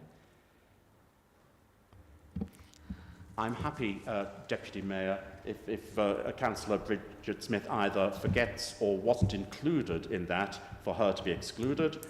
What I'm saying is what I was told at the time by the then monitoring officer was that all leaders at that time, all members of the board at that time, were being provided with the same information about what's in paragraph 7.30. And it was as a result of that the motion was brought to this board about the Mayor. And the argument made at that time by, let's be quite honest, it was party political, by the Lib Dem and Labour members of the board, was there was a process to follow. Let the process, which is the process which we're talking about in this report, let that process finish, because that is a matter that's appropriate to do rather than prejudging anything before the process finished. Well, the process has finished now. And what happened, what we see in this report, is that the investigator's report does show, and this is in paragraph 7.33, that, and we'll come to how it's happened in a second, that the Mayor did condone the bad behaviour which is mentioned in paragraph 7.30. Now, given that that's what the report says, And that's what was alleged at the time, admittedly without evidence. Now we have the evidence because the investigators said that's the case. Now there need to be consequences for that, or should be consequences. And we know that the subcommittee has recommended, as far as I'm aware, so I'm told, the strongest sanctions that it's legally allowed to recommend, so I'm told. And that's fine. That is the limitation of the constitution of this authority, and also of the legal way in which this combined authority has been set up. But now it is beholden upon those members who told us at the time, no, we shouldn't take any action, even asking the Mayor to consider his position until the due process has been completed. Now that it has been completed and it has been shown that the Mayor condoned this action, now they should be considering just how they can live with, let alone how they vote about, the consequences that there have been on previous members of previous employees of this authority. Councillor Nessinger, is this a point of clarification? I'd actually like to come back, if I may, after Councillor Bowden has finished, because I think quite a lot has been said about things that both Bridget and I might know, and I would like to be able to respond to those. So I'm just asking for your permission to be able to speak. Okay, if you'd rather I did that as a clarification before he's finished, then I'm willing to do that, but I would rather come... I will bring you in afterwards. Thank you. Right, I'll come towards a conclusion on this as quickly as I can, but it's an important issue, and I've been very careful not to repeat the comments which have been made by Councillor Bailey. So, given that position, I really am, I'm not surprised, but I'm very disappointed that it sounds as though certain members are not seeking to ensure that accountability takes place. And why should the Mayor be accountable? Why should the Mayor be accountable for things which he didn't do? And emphasis has been made that the Mayor is found not to have directly bullied anyone. Councillor Netzinger was quite explicit about that. It's stated in the report. And it's because of what we see in paragraph 7.33. And 7.33 talks about, in fact, it's the paragraph which uses the word henchman, so I'm going to use that word since it's in the report. It says that the Mayor was aware of the henchman's behaviour. It says that the Mayor did not call out that behaviour. It says, nor did the Mayor take sufficient and appropriate steps to stop it. And it says that his failure to intervene amounted to him condoning such behaviour. That's what paragraph 7.33 says in public. And what the henchman, some of what the henchman did is hinted at in paragraph 7.30. Some members of this board know what those activities were, know what those actions were, and know how disgraceful, utterly disgraceful they were. And to emphasise how disgraceful they were, I'd like to ask you, Deputy Mayor, if I'm allowed to mention any of the following four things. May I go into any detail at all about the continuing medical condition of the victims of the behaviour mentioned in paragraph 7.30? Sorry, I'm masked and not on mic, which doesn't help. The advice I'm receiving is you may not. Sorry, I missed that. Sorry, the advice I'm receiving from the monitor officer is no, you may not. Okay, I follow your ruling, Deputy Mayor. Am I allowed to say anything at all about the provision by the CPCA of home security for the individuals who are the subject of the behaviour in paragraph 7.30? I'm advised this is not something in the public domain. I follow your... Oh. Okay, I'm not sure about it not being in the public domain, but I follow your What I do want to ask, before we go any further, I am getting concerned that things that are not in the public domain are being raised in a public meeting. I think if we're going to go down this line any further, I think we're beginning to move towards the sense of needing to go an exempt session. I'm going to follow your ruling, of course, because you have the right to make such rulings. But the increased amount of gagging of members in even talking about the overview of all of this, let alone the detail. Can we pause here, please? I would like to say something too. I know Edwina would like to say something. I think I have made every effort to be fair and reasonable and follow due process in this discussion. I wish to continue to do that. I do not find the accusation of gagging an appropriate comment to be making in this sphere. I want to repeat that we are in public session. And asking if things that are confidential can be raised in public session is, I think, not appropriate. If we're going to go into this, I think we may have to consider going into exempt session. I would rather not have to do that, but I will do that if we need to do that to protect the identity of people who are not in this room. Edwina, I know you wish to say something. Thank you, Chair. I think a distinction has to be drawn between a member's code of conduct and employees' code of conduct. I've mentioned this before. Discussions about employees need to be separated from this decision notice. This decision notice deals with the behavior of a member. Some of the matters that have been raised are confidential. I have spoken before about the inadvertent negative impact on the employees. Discussions that have been had with the previous monitoring officer, some of the members here have said they weren't party to that discussion. It creates difficulties because one, that monitoring officer is no longer here. Some members don't know exactly what was discussed, and we may, without intending, get into a situation where conversations that can't be tested are discussed in the public. I'll go back to the beginning. The purpose of this report is to notify or report to this board on the findings of the panel. That decision is final. It can't be appealed. As the monitoring officer and the legal advisor for the CPCA, I would just like to put on record that we may find ourselves in a position where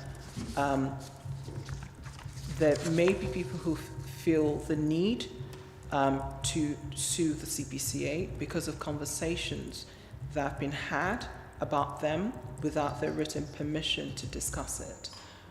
This is why I'm putting it on record, because I am the legal advisor for the combined authority. Thank you, Chair. Thank you. I'm going to make a chair's ruling on this, which is if Councillor Bowden, you wish to pursue this line of questioning, we will need to take this into exempt session. I would rather not do that. But that will be, if we keep down this line, that's what I will have to do. What I would prefer, and I have been very generous on time with you, Councillor Bowden, you do need to start wrapping it up quite shortly now. I've given you quite a lot of time. So I prefer to defer this line of questioning, keep absolutely focused on the matter at hand, and could you be looking to wrap up as soon as you can, please? Certainly. I will defer that line of questioning. Unfortunately, it just adds to the impression, I'll say now, of secrecy. And that's why there are individuals who are saying there is a cover-up, because there is that impression of secrecy. Regardless of whether there is or is not a cover-up, it's the impression given.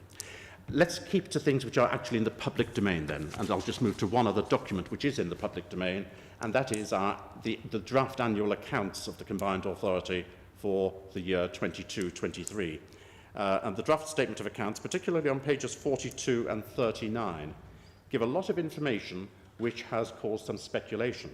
Now, Councillor Netzinger has said just now that it is wrong for anyone to suggest, implying that Councillor Bailey had suggested it, and potentially that I had as well, that the staff turnover that we've experienced has been entirely due to the behaviour of the Mayor. And of course she's correct about that. No one has ever suggested that the whole of the staff turnover has been entirely due to the behaviour of the Mayor. But the questions which have been raised by people who are trying to join the dots here using the publicly available information, including the report that we've got in front of us, and particularly paragraph 7.33, they look at the exit packages which are mentioned on page 42 of our draft statement of accounts. And exit packages always exist, they always do exist, and sometimes they are because of compulsory redundancies. And those are separated out in our draft accounts, and we can see that there are 2 compulsory redundancies in there. But also in pages 39 to 42, we see 11 other departures which have been agreed, and we see them with exit packages, some of which are quantified to the tune of hundreds of thousands of pounds on page 39. Now, to the extent that any of these may be consequences of the behaviour mentioned in paragraph 7.30, which the Mayor is said in paragraph 7.33 to have condoned, then it is a matter of public interest to discuss that. I'm not going to, because I can see that I've taken up a lot of time, and I'm grateful for your indulgence on that. But it is a matter of public interest, and it's a matter of public concern because public money has been spent for that to be explored. So I'll conclude by saying, if I may, Deputy Mayor, that the secrecy which has continued to be shown in this meeting is harmful to the CPCA. It's actually harmful to the Mayor with some of the untrue allegations which are swilling around about him, and that we would be very well advised to reduce that secrecy, to be more open, in line with the Nolan principles, and even if with redactions, to publish the report of the independent investigator. Thank you for your indulgence, Deputy Mayor. Thank you, Councillor Bowden. Excuse me. I think it would only be fair to put on record that I do believe the monitoring officer has been clear on at least 2 occasions in this debate as to why things have not been released. And I think it's important that that is on record. Now, I would ask particularly Councillor Nessing and Councillor Smith to be brief when I come to you, because you have spoken already. Councillor Farouk, you have not spoken already, so when I come to you, I'll allow you a little more leeway on this. But Councillor Nessinger, could you speak first, please? Thank you. I'm grateful to you for allowing me to respond to some of the implications that have been made about me personally. Councillor Bowden is right that information was shared with some board members, perhaps not quite to the extent that he seems to think that he was given information. That information was complex and opaque, and I think that the response that I gave them, that there needed to be a proper process, was exactly the right one. And I absolutely think that a proper process has been carried out. Like Councillor Smith, I have confidence in that the process that the Audit and Governance Committee, which, as has been said, is a cross-party committee, was a thorough and valid process. And I think that the independent person who has produced this report has produced a very clear report, and I would urge as many people to read it as they can, because there have been many, many implications made in this meeting about it and in other places, and I loathe that this is what is going on in our politics. I did want to address one other element of what Councillor Bowden raised, which was the issue of the impact on people's health. I would not disagree for a moment that the combined authority, which I think had been a dysfunctional work environment for a very considerable time, became a toxic work environment. I think that working in a toxic work environment is bad for your health, whatever organisation you're in. And I don't think it is usually down to a single individual. I think it is frequently an issue about the relationships between individuals. Sometimes a single individual can have a very bad impact, but I think that that was a much broader problem of the work environment and the lack of governance, which there's been a lot of clarity about being the case in the combined authority and predating Nick's responsibility. So I would say that I think that it's not surprising that that had an impact on people's health. I do think that a proper process has been carried out and a proper response has been made, particularly in terms of tightening up the governance in the organisation and making sure that we do now have excellent, I hope, HR policies, support for staff, real clarity about roles and responsibilities, and those were things that were missing. I don't think that it's right to imply that because Bridget and I wanted to make sure that a proper process was done, and now that we believe that that process has been done, that we have not been taking issues around the impact on staff health seriously. I absolutely feel that we have. Thank you. Thank you. Councillor Farouk, please. Thank you, Chair. I won't have too much to say, as I'm new to the group and I haven't followed the process throughout. But what I want to do is make a few comments, what I've gathered so far and read the report. And to start with, I want to clarify that I do not condone any of this, and I think apology was the right thing to be done. But going forward, independent investigator report, the panel's decision, and the lessons learned forward, I think that what you mentioned, what Advina mentioned about training on code of conduct, HR policies being updated, better whistleblowing and complaining processes, and Councillor Borden acknowledges the improvements in combined authorities processes now. And then I want to go forward and talk about the best value notice. Remember, the best value notice also needs strong political backing of the board members. And in the process, if we have that strong backing, strong board members and strong political backing of it, if we don't have that, we are preventing large investment coming into the combined authority and going forward. So if the panel has decided and the processes have been improved and the right systems are in place, I would urge going forward and then concentrating on delivering for our constituent authorities. Thank you.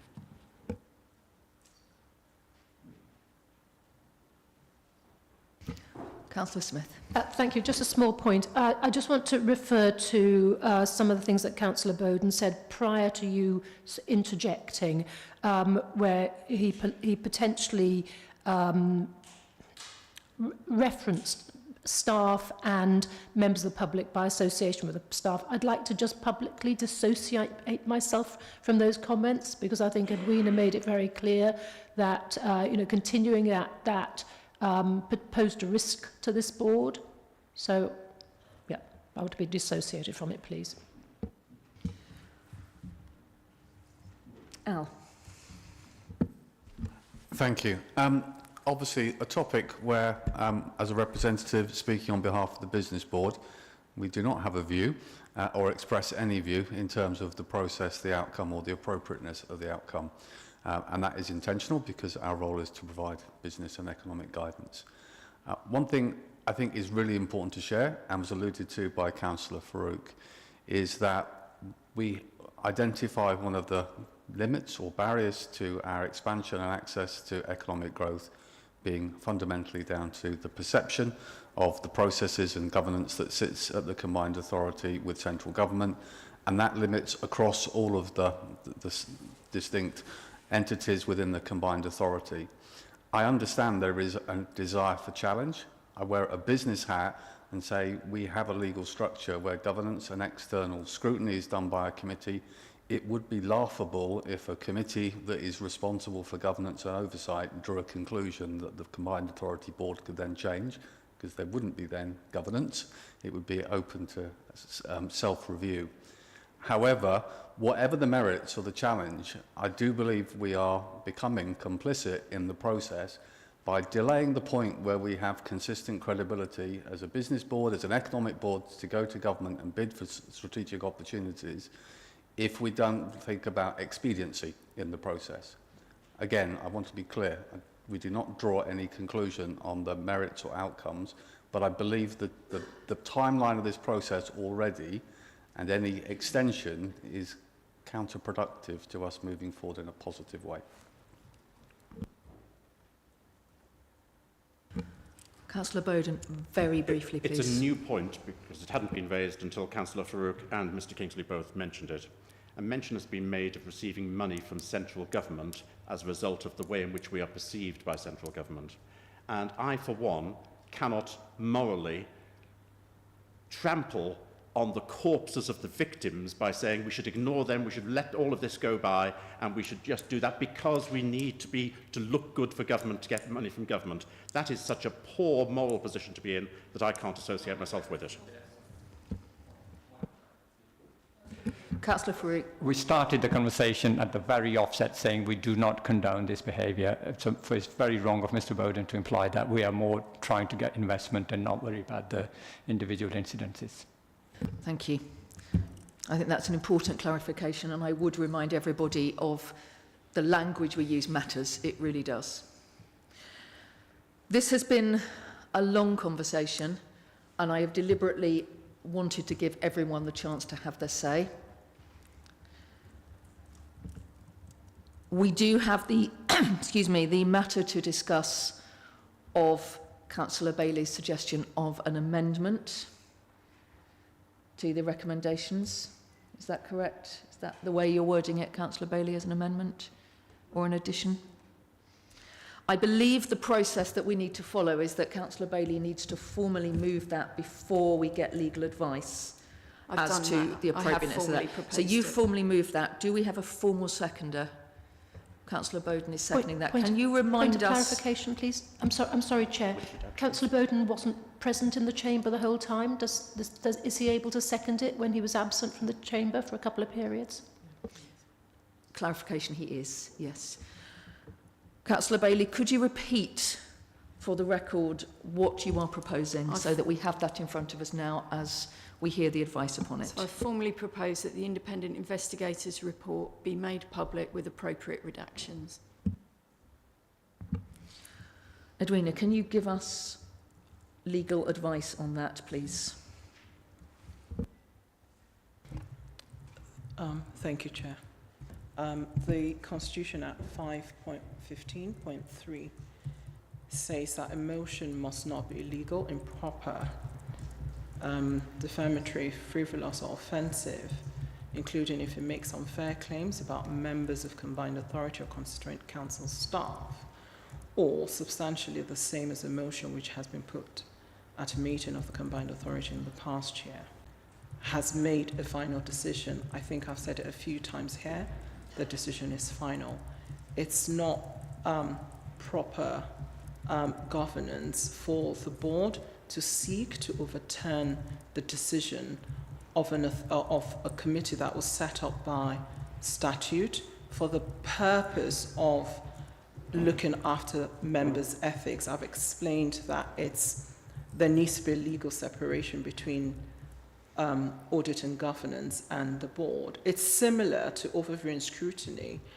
Overview and scrutiny looks on the shoulders of the board.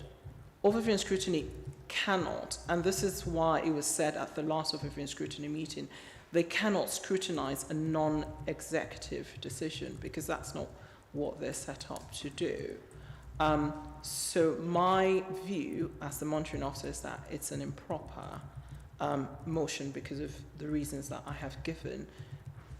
That decision has been made by the proper committee, and that really should be the end of the matter. Thank you, Chair. So if I have this right, that motion needs to be ruled out of order as being improper. Yes. Thank you. So that amendment will be ruled out of order. This is only a paper to note, there is no vote on this. However, I know that Mayor Nick has also expressed his wish to speak, so I will allow Mayor Nick to speak at this point. Thank you, Chair. I'd like to, having been a cause of upset in the early days of this administration, and apologise unreservedly to those for whom I gave reason to complain. I've heard much of the conversation from all members of the board and gives me much to reflect on even as I sit here now. I welcome the publication of the decision notice as this provides much needed clarity. I remain limited in what I can say beyond the parameters of the report and want to ensure that this is not wrongly interpreted as indifference. Having lived through it myself, I can appreciate how heavily this whole period has weighed on many people. Those were very difficult times. Mistakes were made, and where I was at fault, I have accepted the findings against me. Much has been said about public interest and full clarity. One thing I will share with you today is that the problem for myself, feeling isolated within the mayoral office, that at the time of summer 2022, I took independent external advice as to my concerns about what was happening within the organisation. At that time, I was advised to let the process of the investigation run to its completion, which I am obviously pleased to see it's done. And I am happy to report back to you now that those very concerning issues, those historical concerning issues, are now being looked into, and I'm very grateful for that moving forward. As I say, like many of you, I think it is appropriate to acknowledge the diligence and professionalism of those involved in carrying out the investigation and in the making of preparations for the panel. I'm in no doubt that this was complicated and arduous work, but nonetheless, I'm sure that it has been handled assiduously. I would also like to express my gratitude to my family and friends for their support throughout and for the patience and understanding that most onlookers have shown in respecting the need for silence on my part prior to the conclusion of this process. As Mayor, I must put the best interest of this organisation first, and as such will limit the remainder of my comments to what I believe are the very essentials. Councillor Bailey, I have no wish to prevent you from holding me to account and have no objections to your robustly challenging my politics, my policies, or my performance. As I see it, you have an inalienable right to do so. However, in your public comments, you have cast aspersions against me as a practicing doctor. You have also made an unsubstantiated insinuation regarding instructions given about me to a junior member of staff, choosing a form of words that could be interpreted as suggesting impropriety on my part. As the decision makes clear, your claims bear no resemblance to any matters covered by the investigation. Given their reputationally damaging nature, I ask that you publicly retract those remarks and apologise accordingly. If not, you leave me with no alternative than to move towards formal action against you. With that said, in closing, I hope we can soon draw a line under a very unpleasant period in our connected history, and in looking forwards on behalf of our region, come together as a board on what is in actual fact substantial common ground. Deputy Mayor, thank you.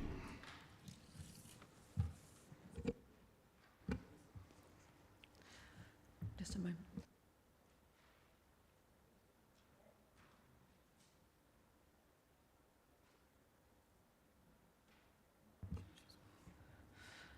Councillor Bailey, you do have the opportunity to respond should you wish to. Well, I don't, you know, this is not helpful for relationships moving forward, is it, to openly threaten legal action against a fellow member of the board. And I stand by what I've said in the notice that I've published. Everything it states is truth. Chair. On a point of clarity, I did not say legal action, formal action. I think we've probably reached the end of this discussion now. Before we close, and I will go to a break, I think everybody would appreciate a short comfort break at this point. So if it's okay with the Mayor, I will exercise Chair's discretion on that to allow a break. Before I do that, I do want to extend my thanks as acting Chair to everyone who has worked so long and hard on this piece of work. That's the panel, the independent chair of the panel, the officers who have supported that work, and also, and I know we will come to this later, all those who have been involved more broadly in the work of the improvement programme. I think there has been a huge amount of effort to ensure that process is carried through. Process matters. Respecting process matters. I have not made any comments as chair through this discussion, but I would say that, like others in this board, I have faith in the process that has taken place. And with that, I am going to close this for, I think it would be fair to say, till maybe 12:05. Is that enough time, board members, just for a quick break, or do you want till 10 past? Okay, I'm going to close this till 12:10 when we will reconvene and Dr. Nick Johnson will be back in the chair. Thank you.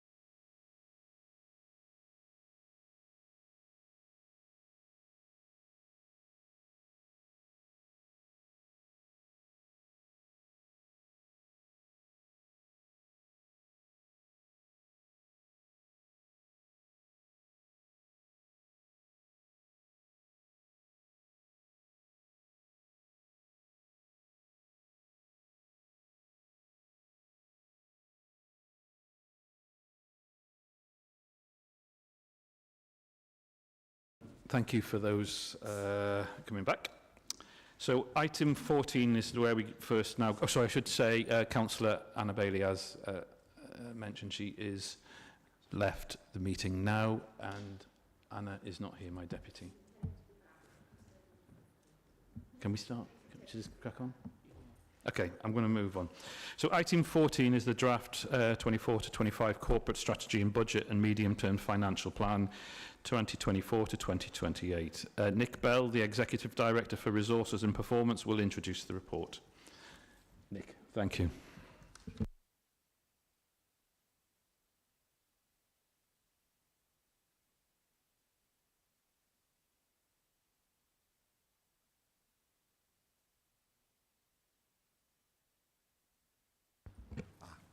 Sorry, thank you. My mistake. So thank you, Mayor. The draft corporate strategy and medium-term financial plan have been prepared in line with the process approved by the board in September. Today represents the end of stage 3 of that process. It updates the board on the refresh of the corporate strategy and presents a draft MTFP for consultation. The corporate strategy is in the process of being refreshed, and the report outlines the key national, regional and organisational drivers that have been used in considering this refresh. Progress against the existing corporate strategy has been reviewed, and draft areas of activity for the refreshed corporate strategy are included in the table under paragraph 3.9 in the report. The areas of activity and strategic objectives in the draft refreshed corporate strategy have been used to inform the proposed investments in the MTFP, which I'll describe later. As agreed as part of the process, the existing MTFP has been repriced and updated for known changes in income and changes to approved expenditure. Assumptions used during the reprice are included as Appendix A to the report. One of the key principles used in the draft MTFP has been prudence. For instance, no grant income is assumed within the MTFP until it is guaranteed. I would like to draw the board's attention to two of the assumptions before moving on, and I'm happy to answer questions on the rationale for any of the other assumptions contained in the Appendix A. The minimum level of general reserves has been set at 2% of net expenditure per annum. This may seem low when compared to other local authorities, but it's considered sufficient for two reasons. Firstly, the revenue expenditure for the combined authority is relatively predictable compared to local authorities who tend to have a number of demand-led budgets to manage, whereas ours tend to be less demand-led and, as I say, more predictable. And secondly, the draft MTFP contains an additional 1.45 million of response funds each year to cover projects and programmes which arise during the course of the year. This is effectively a separate contingency fund, and added to the general reserves produces a figure for reserves and contingencies of nearly 4% of net expenditure. I'm confident that this level of reserves is sufficient. The other assumption I would ask the board to note is that regarding Treasury management income from our investments of cash until it is needed. As noted in the budget update report, to be considered later in the meeting, this year has seen a significant increase in income from this source, driven by high interest rates and high volumes of cash available to invest prior to it being spent. Whilst future years in the MTFP continue to assume healthy levels of Treasury management income, these have been adjusted to reflect likely reduced levels of investable cash and falling interest rates. The income figures reduced from £8.5 million this year to £4.5 next year, then to 2 the year after, before settling at about 1.5 per annum into the medium term. So a significant reduction in terms of income from that source is assumed. I'd also like to mention briefly, if I could, in relation to efficiency. Efficiency has been a key focus for us during the course of producing the draft MTFP. To ensure that we are getting the maximum value from public funds. And this has been done in a number of different ways. Firstly, during the course of the year, a number of restructures and reviews of services within the combined authority have been undertaken.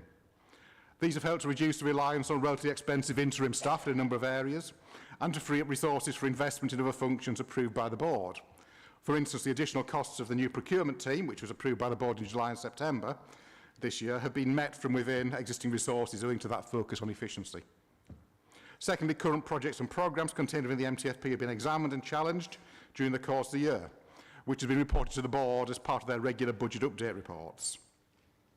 And finally, it should be noted that this focus on efficiency is not new and has been inherent in the combined authority since its inception in 2017. Unlike other local authorities, the main part of the combined authority's non-ring-fenced funding through its gain share has been fixed since 2017.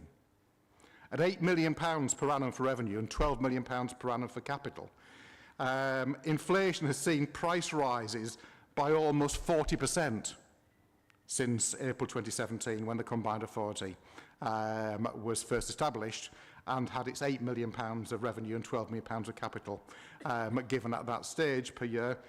That, in today's prices, would need another £3 million worth or more of extra revenue funding and almost £5 million of extra capital funding to maintain the purchasing power that it had in 2017.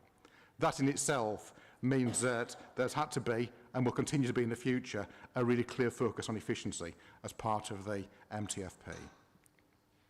Moving on to proposed new investments, the reprice of the MTFP has generated headroom for some new activities and projects. £10 million of revenue is included over the 4 years in Appendix E, £80 million of capital over the 4 years in Appendix D. The proposals for these new investments have been generated following discussions with board members, with CEOs of constituent councils, with thematic committees and with other interested parties. The revenue proposals are outlined in Appendix E under each strategic theme linked to the corporate strategy to which they relate. I won't go into all of these, but the two main proposed items of expenditure include the funding of a reduced bus fare of £1 per journey for all under 25s whose journey starts and ends in our area, and £2 million for the funding of a climate programme, which is also matched by £9 million in the proposed capital programme to help deliver the Climate Action Plan. Capital programmes are similarly outlined in Appendix D. They fall into 4 main strategic themes. So one around strategic growth, climate, levelling up and transport. The proposed Strategic Growth Fund replaces a significant proportion of the funds the Business Board previously had to reinvest, but where government funding has now ceased, and will cover both investment to help attract and develop businesses in the area, as well as to invest in skills capital, such as Peterborough University. The proposed Climate Fund of £9 million will help support the same issues mentioned in the climate revenue funding, as well as looking at innovative approaches to maintaining and repairing drought-damaged roads in the Fens. The Levelling Up Fund of £10 million will help communities in our region, including market towns and larger settlements, develop key infrastructure in their area to help their residents have better access to employment, skills and other services. And finally, the Transport Capital covers a number of schemes detailed in the appendix, focused predominantly on improved public transport, active travel, road safety and the reduction of congestion at key pinch points. Appendices B and C show the current approved capital and revenue MTFP with the new proposed investments incorporated. The report additionally includes a currently unfunded budget option, namely increasing routes and frequency of bus services on the network. This budget option stems from the network review, where numerous new and more frequent routes were identified as desirable by both board members and communities, but it wasn't possible to fund them as part of that review at present. The investment into this budget option, if we decide to proceed with it, could be funded from a number of sources as laid out in the report, including an option to increase the Band D council tax precept by up to £24 extra per year to fund it. The draft MTFP has been considered by Ovian scrutiny in both formal and informal meetings over the last week. Their main focus has included the adequacy of reserves and inclusion of efficiencies as noted above, as well as linkages between the MTFP and the corporate plan, and the capacity to deliver the proposed projects and programmes. As the Statutory Chief Finance Officer under Section 73 of the Local Government and Housing Act 1985, I'm required to comment on the adequacy of the estimates in the budget and the MTFP. I'm content the proposed MTFP for consultation contains robust estimates of expenditure and is balanced across the MTFP period, taking account of over-programming of the capital programme to reflect likely slippage over the course of the next 4 years. Finally, the report includes a draft consultation timeline. This is proposed to commence tomorrow, the 30th of November, and run for 6 weeks until the 11th of January. The results of the consultation will be reported to the board at its meeting on the 31st of January, where it will consider the final corporate plan and MTFP for approval.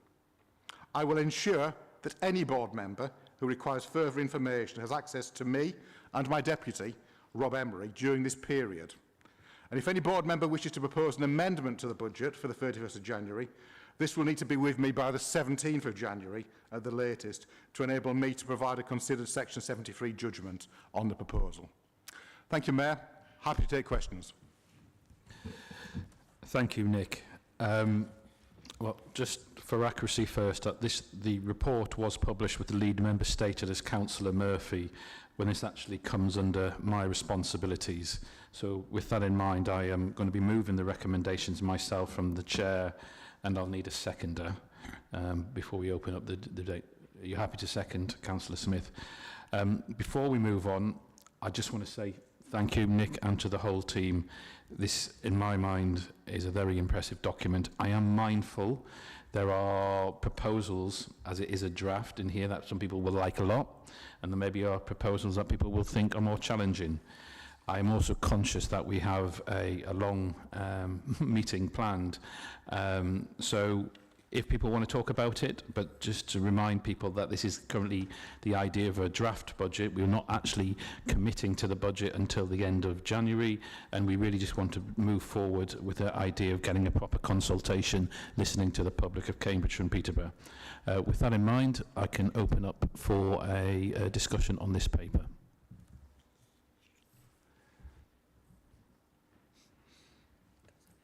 All right. That was first up was Councillor Lessinger. I don't have masses and masses to say on it, but I do think it's really important that we say a massive thank you to Nick for all the work that's gone into preparing this. We've just had quite a long and not entirely pleasant discussion about the not entirely ideal processes that we used to have at the Combined Authority. The budget process was one of the ones which was not entirely ideal. I do think that we are in so much a better place, and while I'm sure that there will be much debate about the details that are in this medium-term financial plan over the next few months, as there will be about the county budget and all of the district budgets, I think that the process that's been outlined here and the clarity of the documents that's been presented in order to enable that debate and discussion is in a different league from what we've had in previous years. So the main thing I wanted to say was thank you, Nick. Thank you, Lucy. Councillor Conboy. Sarah. Thank you. I equally feel that if we don't say something, you'll think that we weren't listening or not interested in the answers, very much so. And thank you, because you also took the time to make sure that you'd listen to all of us, I think, as individual leaders, and that was very much appreciated. I think what we have in front of us is entirely suitable to then engage wider with, and I look forward to hearing others' views. Councillor Bowden. Thank you very much, Mayor. I've got one statement to make and one question to ask, which I've given advance notice to the Chief Executive about. The statement I'd like to make is also to agree and to thank Nick's team for what they've done on a technical basis in producing this in the way it's been produced and with the consultation and the openness with which it's been produced up to this stage. I don't agree with everything which is in the report, but that's not the point. I have to say that compared with the last couple of years, this is a much better process, and Nick's team has to be, and Nick personally, have to be thanked for producing this in the way it's been produced and with the discussion which has taken place. And I think the appropriate time for us to have a debate on the budget is when we have it in front of us in January, but I'll fail to resist the temptation not to say anything. I will have to say that I really find unhelpful, I'll put it no more strongly than that, I've got to be careful about my language, the suggestion that the mayoral precept will be trebled, I think will go down extremely badly with many, many individuals around Cambridgeshire and Peterborough who have really serious difficulties in managing their own budgets, for whom the council tax, which is a combined cost for local authorities and various other precepting authorities, such as the Combined Authority, they're paying the council tax tends to be one of the biggest burdens they have on a monthly basis. And for it to be disregarded that they have this challenge by proposing a trebling of the mayoral precept, I think is unfortunate. I'll put it no more strongly than that today. The right time to have all of this discussion is in the budget debate in January. So that's my statement.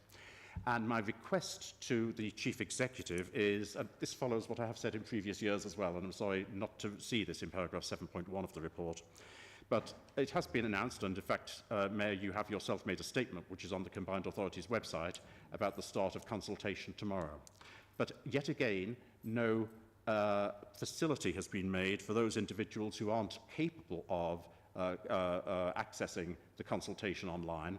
So I would ask again that by the end of the week, let's suggest that the Chief Executive advises both members of the public and assures that it's on the Combined Authority website, that there is a physical address to which those individuals who need to or wish to can make their representations rather than using the survey.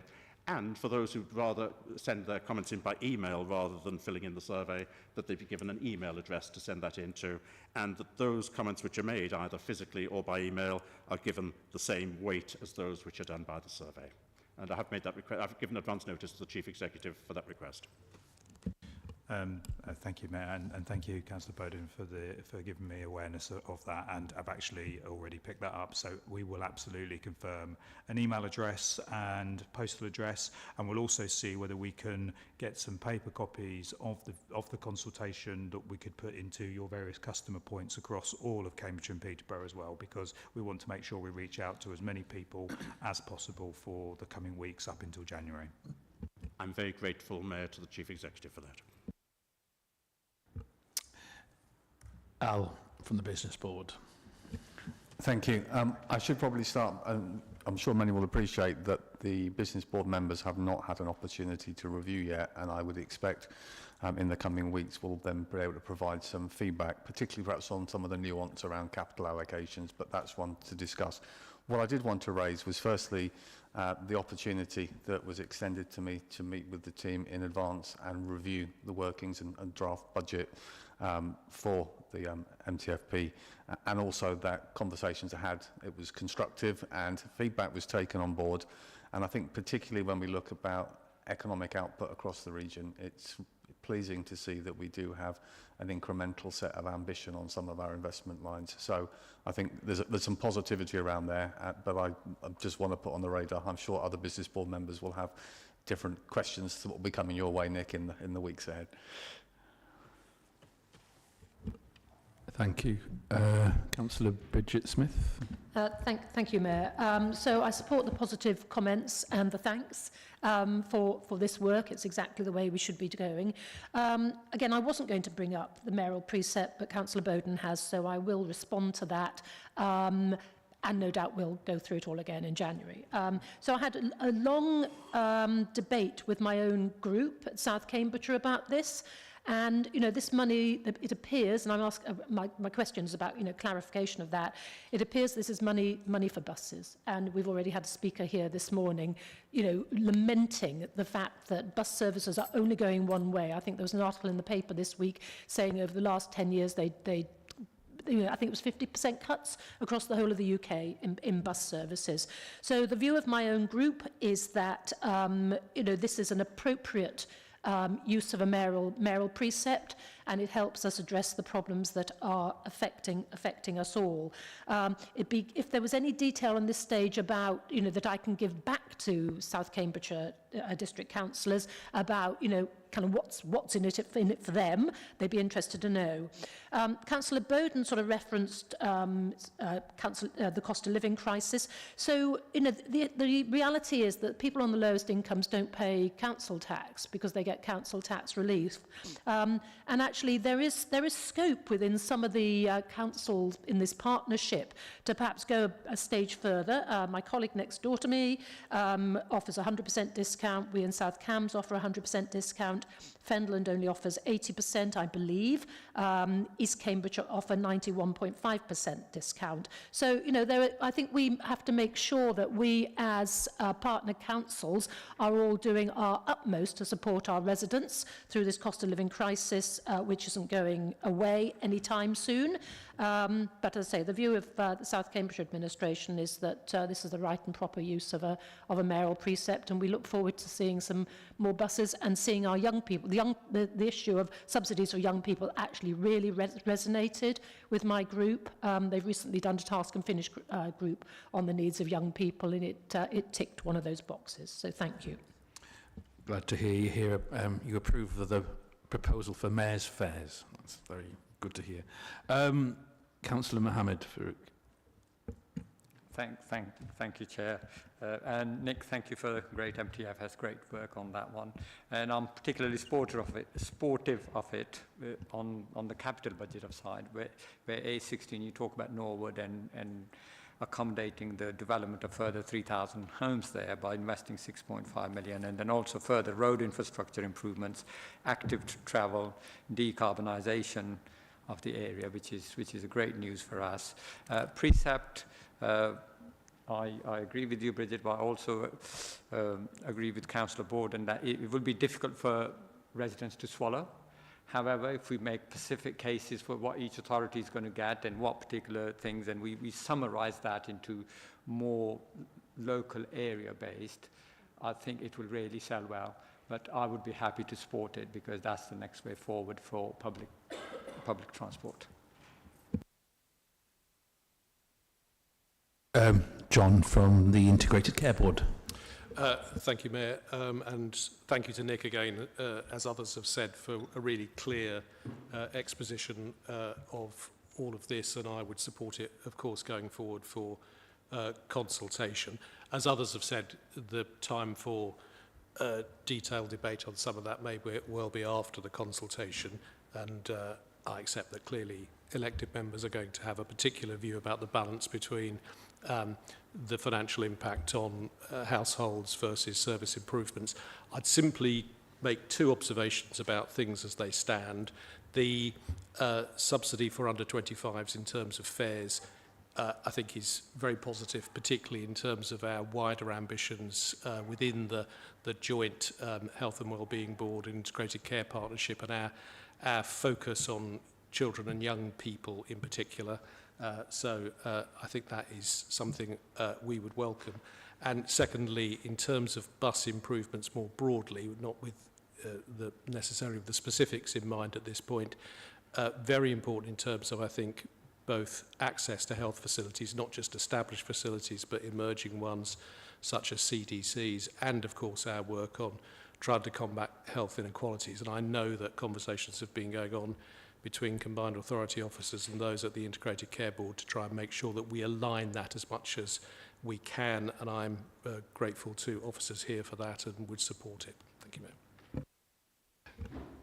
Thank you, John, from the intervention from the Integrated Care Board. I suppose I'm just going to add one little comment there to follow on, obviously, with my own personal professional background. Nick, it is an absolutely excellent paper, but there is a point which I want to draw attention to, that you put in item 10.3 about public health implications non-directly. Well, I appreciate this is a very big document, but actually there are huge public health implications in what we're trying to achieve in this budget, be it about improving access to healthcare, but so many more things. So I probably didn't need a full thing, but I think there are more than no implications. Just a point of description. And if I may, picking up on that, yes, environmental and climate change implications. Yes, I mean, it says none directly, but again, provision of buses, obviously. Yeah. Let's be clear, this budget, from any budget, sorry, I'm speaking from the chair, I apologise, but I'm very excited by it because I think finally, not just through the whole process of coming to terms and in terms of cooperation and speaking to be it the business board and all representatives, we're finally feeling a sense of common purpose, be it around following up on our independent climate commission, but also on our obligations, statutory travel responsibilities, and how we want to kind of move forward together. So thank you for indulging me there, but Councillor Smith, Anna. Thank you. And like everyone else, I want to start by giving my thanks to Nick Bell and the team for the work they've done. I think the process is hugely improved, and it's been so helpful to see the process set out in advance in previous papers and the real clarity that you're giving everyone, including that clarity around when to submit potential amendments. I think that's all very helpful, and I know how much work that you've put into this and how responsive you've been as well to the discussions that you've had with a wide variety of stakeholders, including constituent authorities, so thank you. I would obviously want to say that as both lead member for Transport and as member for Cambridge City, I welcome the additional funding proposed for buses. It's very much at the centre of these proposals which are going out to consultation.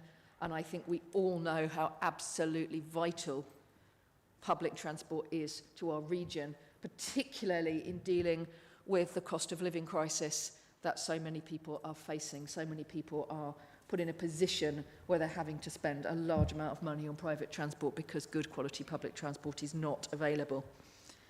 As Cambridge City representative, I'd also want to welcome the investment proposals which will benefit not only Cambridge but also the wider region, such as the proposal to help develop a regional hub for creative industries in the city of Cambridge, which will certainly have a strong regional impact as well. And I'm delighted to see excellent proposals for across the whole region, including significant investment in our market towns and specific mention I noticed too of Peterborough Station Quarter, which I think we're all pleased to see that there.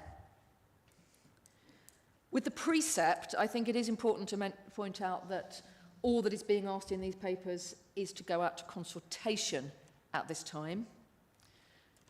Clearly what we need to be doing, and I would want to echo some of the comments that I've heard, is showing clearly what is proposed so that members of the public can look at that and give their response as to whether the proposals for significant improvements to bus funding merit that uplift.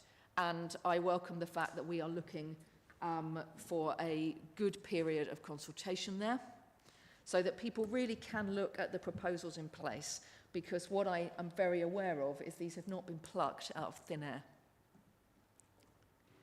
I would also, in that context, want to point out, and I do apologise, Mayor, for needing to get slightly political at this point, but I would want to point out the appalling situation that we are in local government as a result of the underfunding and poor funding situation that we have been put in by central government right across the board.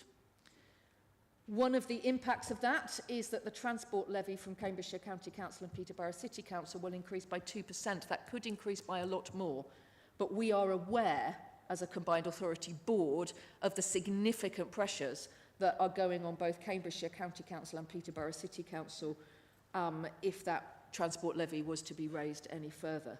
That's an important context.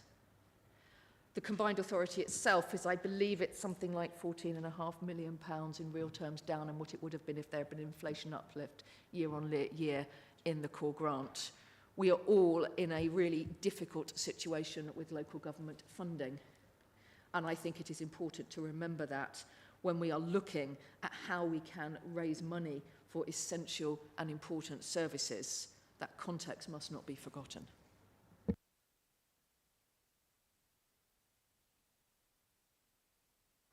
Just looking around, I think no one is indicating any further need to speak.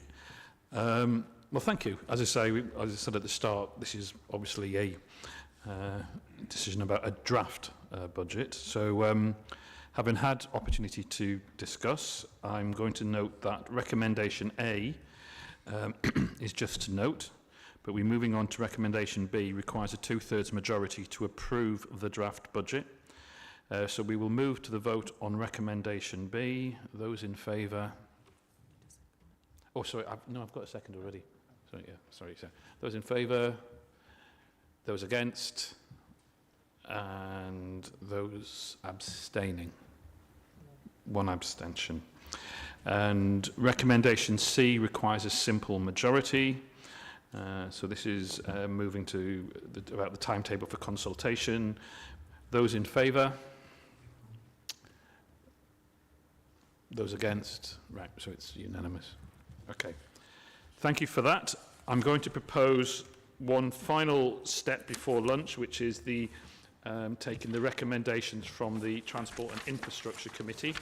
There are a few recommendations here, and obviously the big one, as premiered on Radio Cambridgeshire this morning, is the local transport and connectivity plan.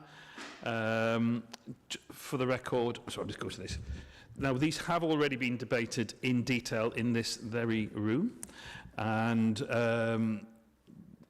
approved by our subject experts on the Transport and Infrastructure Committee. But as they include items of significant public interest, I propose that we deal with them each separately.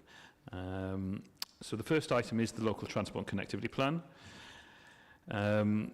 Changes have been made to the plan since it was last discussed here at board. So I will ask Tim to particularly focus and highlight those in his presentation.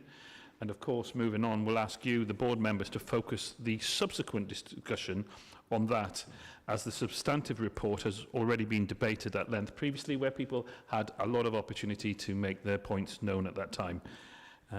Obviously keen to have full and frank discussion, but obviously mindful of some of the challenges to get through the agenda today. On that note, hiding there, I'll hand over to Tim Bellamy, our Acting Assistant Director for Transport, to present the report. Thank you. Thank you, Mayor, thank you, members. So good afternoon. I'm here to present the LTCP. As discussed previously, this plan and the associated documentation suite will be crucial in ensuring that we collectively deliver a well-coordinated, integrated and sustainable transport system that addresses the diverse needs of our community while considering factors such as safety, environmental and economic development. As outlined in the summary by the Mayor, there have been a number of changes made to the plan since the publication, since it was submitted to board in September. These are namely the publication of the plan for drivers by central government, further development on our single assurance framework, a firm decision from the Grain to Gain partnership around making connection, and a change in leadership at Peterborough City Council. All of the changes that have been made to the plan and associated document have been reflected in paragraph 3.4 of the cover report. And therefore, to conclude, transport serves as a fundamental enabler, playing a pivotal role in facilitating diverse aspects of society, economy and our daily lives. This plan therefore aims to ensure that we collectively deliver a strategy for the whole of the region, ensuring that transport offers positive impact for the people and businesses of Cambridge and Peterborough. I'm happy to take any questions. Over to the board. Any questions? Councillor Roden. Thank you, Mayor. First of all, I'm grateful that there has been some move.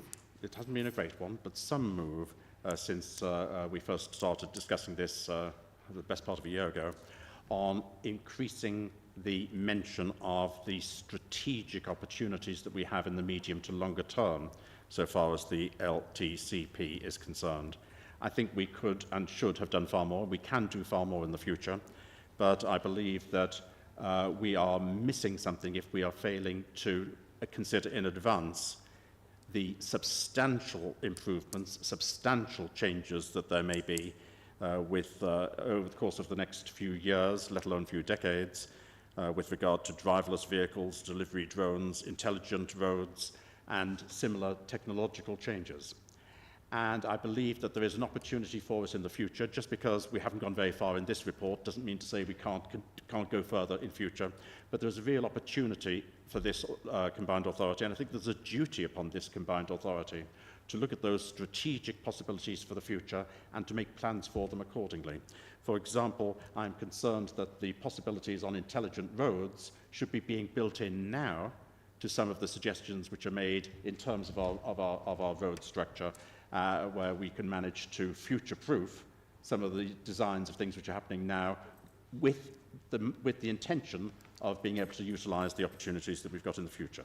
So I look forward to that being developed substantially more than we've got in this paper, but I'm grateful even for the small steps which there are in this paper and the small mentions that there are within this paper. But overall, unfortunately, I continue not to be able to support this paper, and that's because we continue primarily, regardless of the changes which have been made, which have been largely updating changes rather than changes to do with matters of substance, we continue largely to have a one-size-fits-all approach here. And that one-size-fits-all seems primarily to be what is required for Cambridge City to me.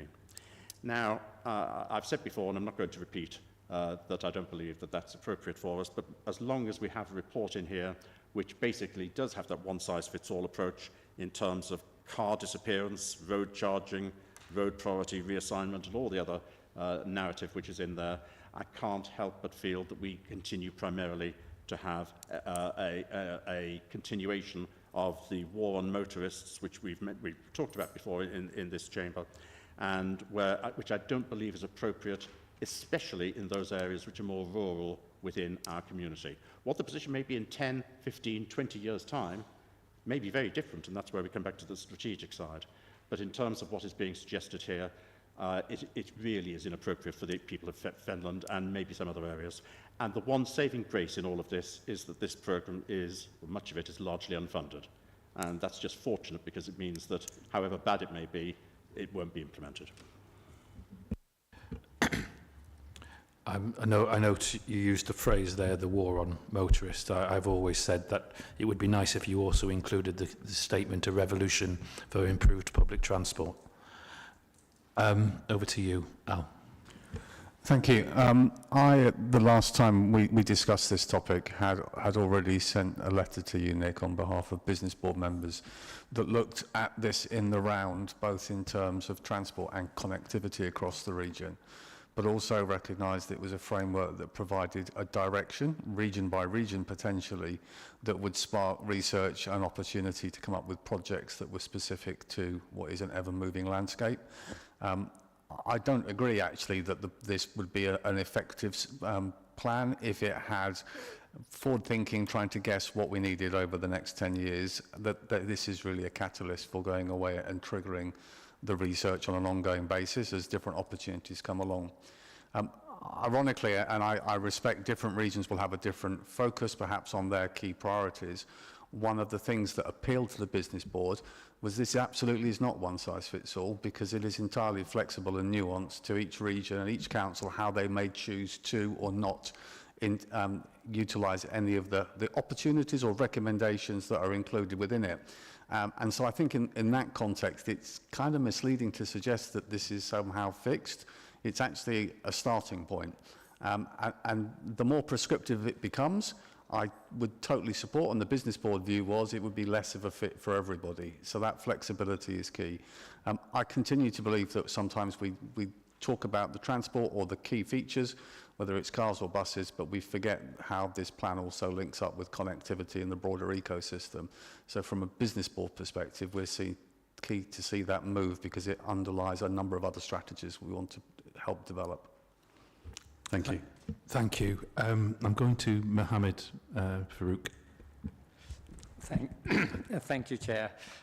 Although I'm new to this board, I have gone through the LTCP through the council rounds as it gone through, and I particularly welcome the amendments which have been made in the most recent time, particularly for the Peterborough area, and it's particularly specially designed fit for Peterborough, and I like the special paragraph which is gone in there, which clearly shows that we're not penalising the motorists. In fact, we've just gone through the MTFS and looking at the budget allocation on the capital and on the money allocated towards improvement of the road infrastructure clearly states that we are not penalising the motorists in Peterborough.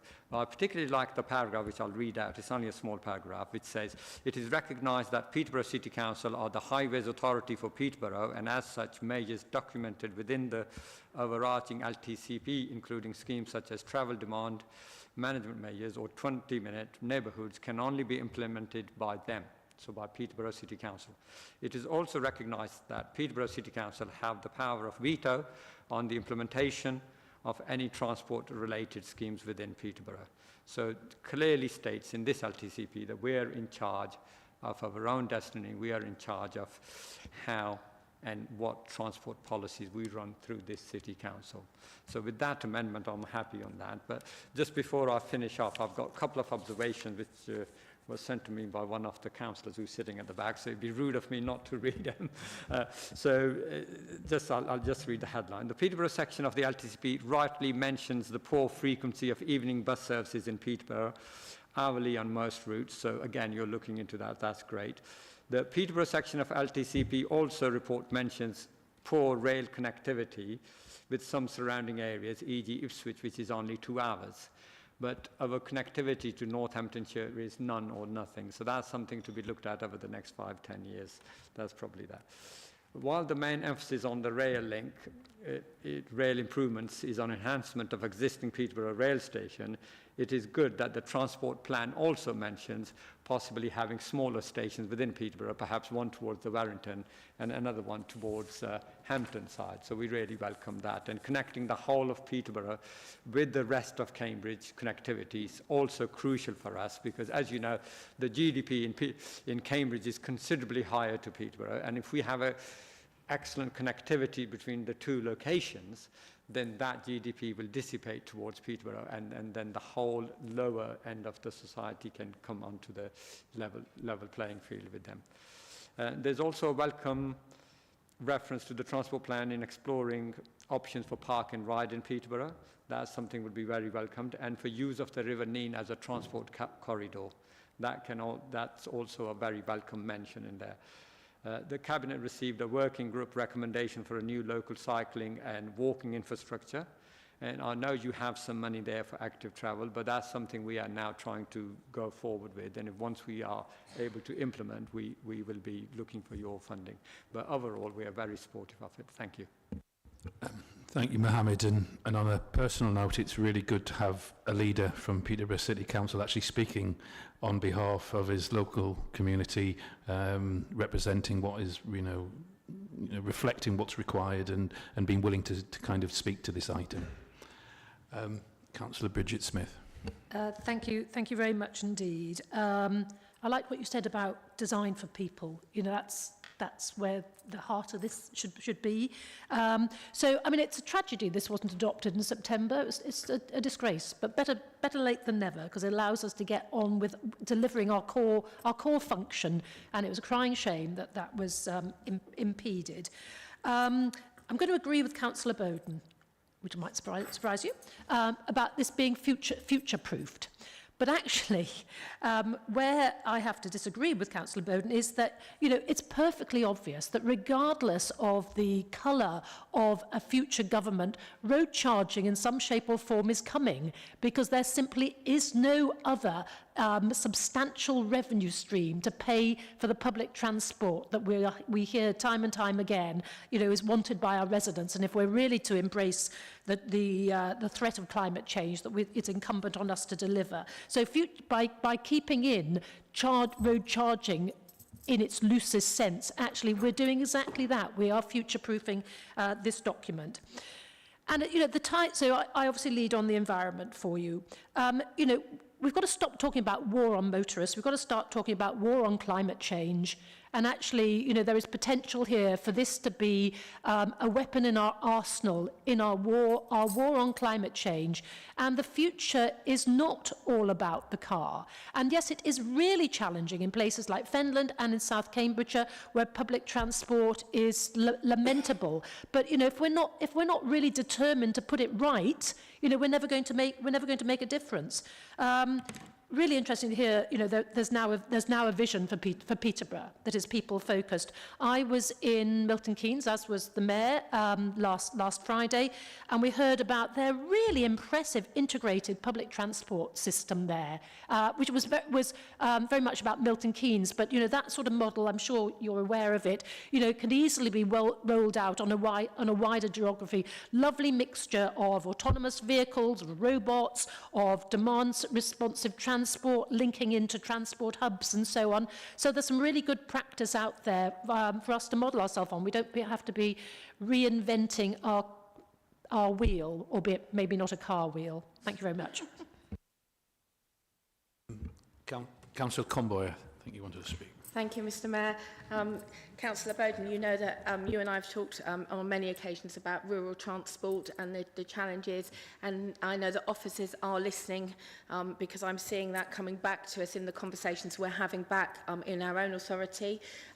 Maybe there's a bit of an opportunity for some cross-district working on the rural conversation, because we've got a report that carves it by geography in terms of our separate administrative blocks. But actually, you could carve it by rural, you could carve it by market towns or settlements of a similar size, and you could carve it by urban.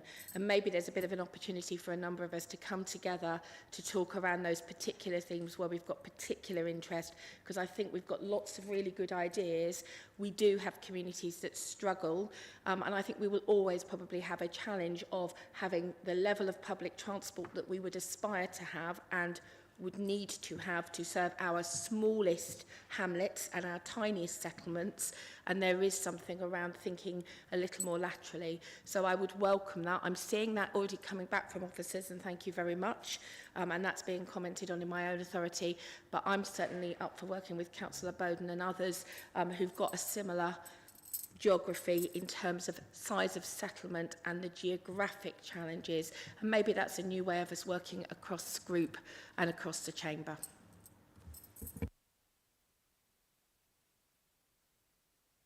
Thank you, Sarah. Councillor Nissinger.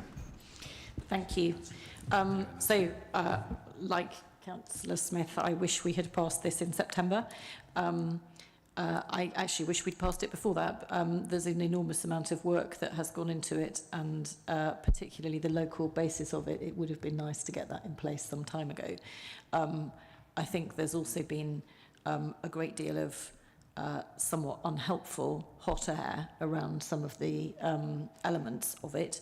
I'm actually going to talk a little bit about some of our rhetoric around some of this, because I think that the rhetoric around war on motorists, and I use that phrase very reluctantly, is really unhelpful. And I'm going to ask gently that perhaps we can try and avoid using that phrase in this chamber and in our broader communications. This has been raised by one of our members at the County Council recently, who is originally from Russia. At the point that she said that, she was talking about the real war that there is in the Ukraine. We now have an even more horrific war going on in Gaza. I think it is inappropriate language for this kind of a conversation. And I also think that it is being used in some cases quite deliberately to wind up divisions between communities and within our society. And I think that in itself is really unhelpful. We're seeing that to a certain extent in some of the work that the County Council is trying to do with some of the 20-mile-an-hour zones that we're trying to bring in. Those are schemes which have been brought in with the support of their communities very broadly, and they are absolutely intended to allow for greater shared space, more safety for people to be able to walk and cycle, and just safety for everyone, actually, because we have too many deaths on our roads, and too many of those are actually, they're not, some of them are pedestrians and cyclists, but some of them are just people in cars, and there is too much unsafety in our in Cambridgeshire and Peterborough. So I think if we can tone down the extent of the division and the winding up that's being done, and focus on the small steps that we can all take to make our communities and their infrastructure more available to everybody, that would be really helpful. I didn't speak very much about the MTFP earlier, or some of the elements of it, other than to say that I thought Nick had done a great job. But I do think that we need to be mindful of just how expensive driving is for some members of our community. Just to give an indication of that, if you are under 25, car insurance is likely to cost £850 a year, and the current indications are that car insurance is going up by 58% this year. So that's an increase that dwarfs any of our council tax increases. It's horrific. It is absolutely horrific. And the number of people who are going to be priced out of being able to get around if we do not improve our public transport is horrendous. And the impact, particularly on younger people, that has on their education, on their future employment, and their future earning potential over the whole course of their lives, because they are not able to get around our county, is extraordinary. So I really welcome this. I hadn't meant to say quite so much about it. I hope we can get it through today, and then I hope we can get on with, most importantly, delivering some of the goals that are in here. Thank you. Councillor Bowden, I think you wanted to come back. Thank you. I was mentioned twice, so I'm just responding to the mentions that were made. I'd like to thank Councillor Comboy for a very constructive suggestion. I'd be more than happy to take up the offer that she's made. I think it's a very constructive way of moving forward so far as the provision of local public transport is concerned in those areas which are outside the cities. on the subject of the language of war on motorists. It's a phrase which resonates very clearly with a lot of people, because many people regard some of the policies which are being put forward as being highly inappropriate for their particular localities. I will not be muzzled on that. Obviously, Mayor, you have the right to stop me from speaking, stop me saying anything at all. But attempts which are made to try and reduce the political discourse or to change the messages which people are trying to put across, I think are highly undemocratic and unhelpful. And that phrase, war on motorists, is very well understood by people, and it's the one which I will continue to use. Thank you.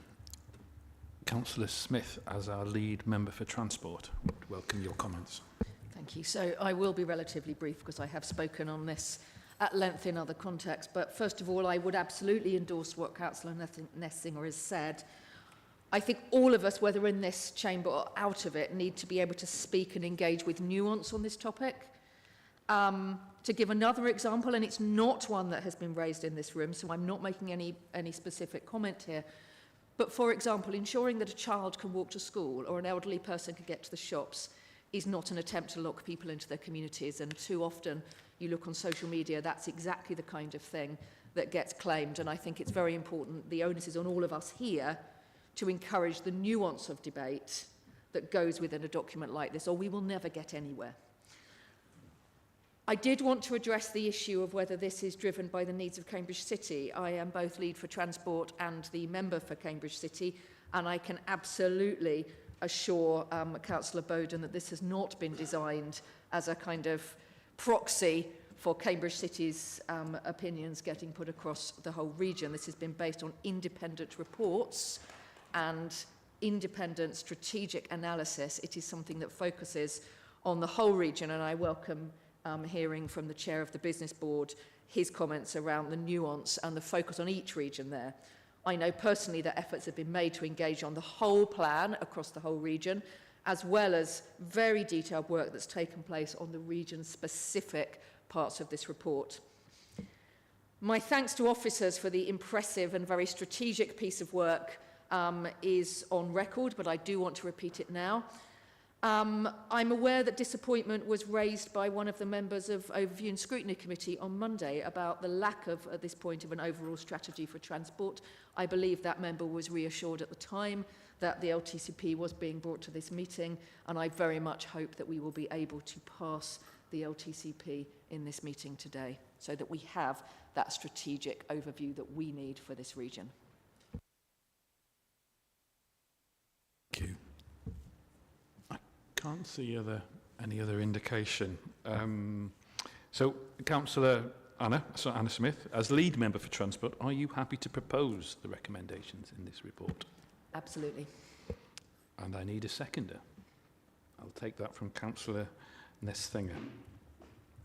And on that, we're going to move to the vote on the recommendations on this item.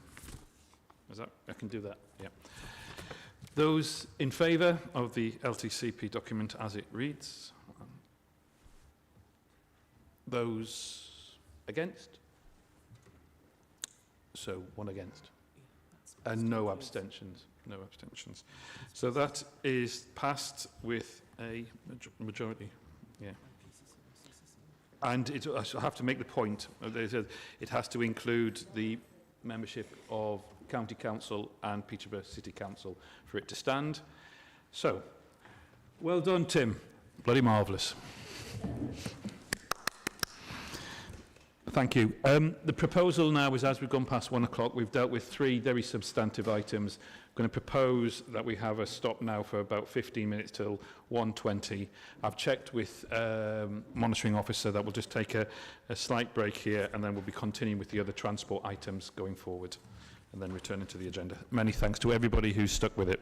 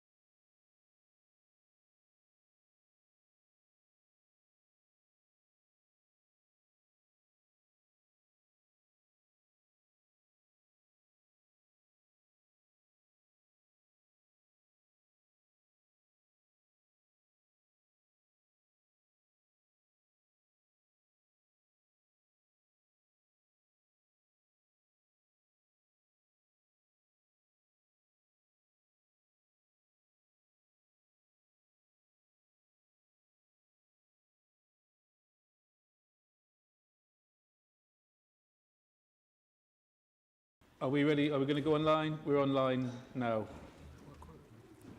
And we are current. Okay, fine. So just for the records, Councillor Sarah Comboy has now passed on her apologies and had to leave the meeting. So thank you for bearing with us over those big substantive items. We're finishing off item 18 now and then go back to the agenda as it was published. This is the bus strategy update. Neil Byers, our transport consultant, is presenting this report. He is in position. Over to you, Neil. Thank you. Thank you, Mayor. This paper sets out a number of items that we've been developing through the bus strategy work. It specifically focuses on the work we've been doing around the bus network review and BSIP Plus proposals. The paper that was presented to TIC also set out some of the wider work around the national bus fare strategy and the £2 fare, the Zebra 2 scheme, and some of the work we've been doing around the bus stop audit. The paper sets out the recommendations for the services that we placed under review in September and brings forward recommendations to improve each of those services, with a recommendation to retain the majority and continue to do further work on the Service 29 and Ting to bring back to the board in January. The paper then goes on to set out recommendations around the investment for BSIP Plus funding and then sets out some further suggestions of how we might spend additional funding, which relates to some of the previous conversations around the MTFP. Happy to take any questions on the paper. Thank you. Thank you, Neil. And just also I wanted to add my comments and grateful for the ongoing work that you've done about this massive challenge, but also how you've managed to engage with constituent authorities and as members have provided feedback and input, how that's been able to sort of, as a live document, feed into the ambitions that this paper speaks to. I'm going to ask Councillor Anna Smith, are you happy to propose recommendations in this report? Yes, I am. Well, I'm very happy to be the seconder on this one, so I'll take that chance. But really, it's now open to debate with the board. Comments on this report, please.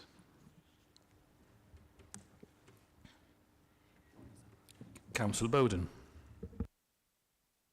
Thank you, Mayor.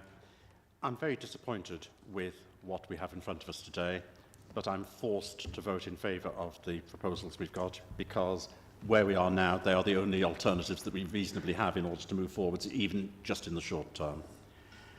My disappointment lies with the fact that we are failing to look comprehensively and fundamentally at the services which exist and to look for a more rational series of services, potentially involving rather a different model from the one we've got at the moment. Instead, we're basing all the work, or almost all the work that we're doing, on a status quo plus basis. And I find that to be unambitious, to be quite honest. Having said that, the decision has already been made by the combined authority to move in this way, and given that we've started moving in this way, we're not going to be able to change horses midstream. I do hope that we manage to get the most appropriate and helpful bus network and bus services taking place between now and March 2025 as a result of what we have in front of us today. I know that there are opportunities which exist out there which we are not properly looking at.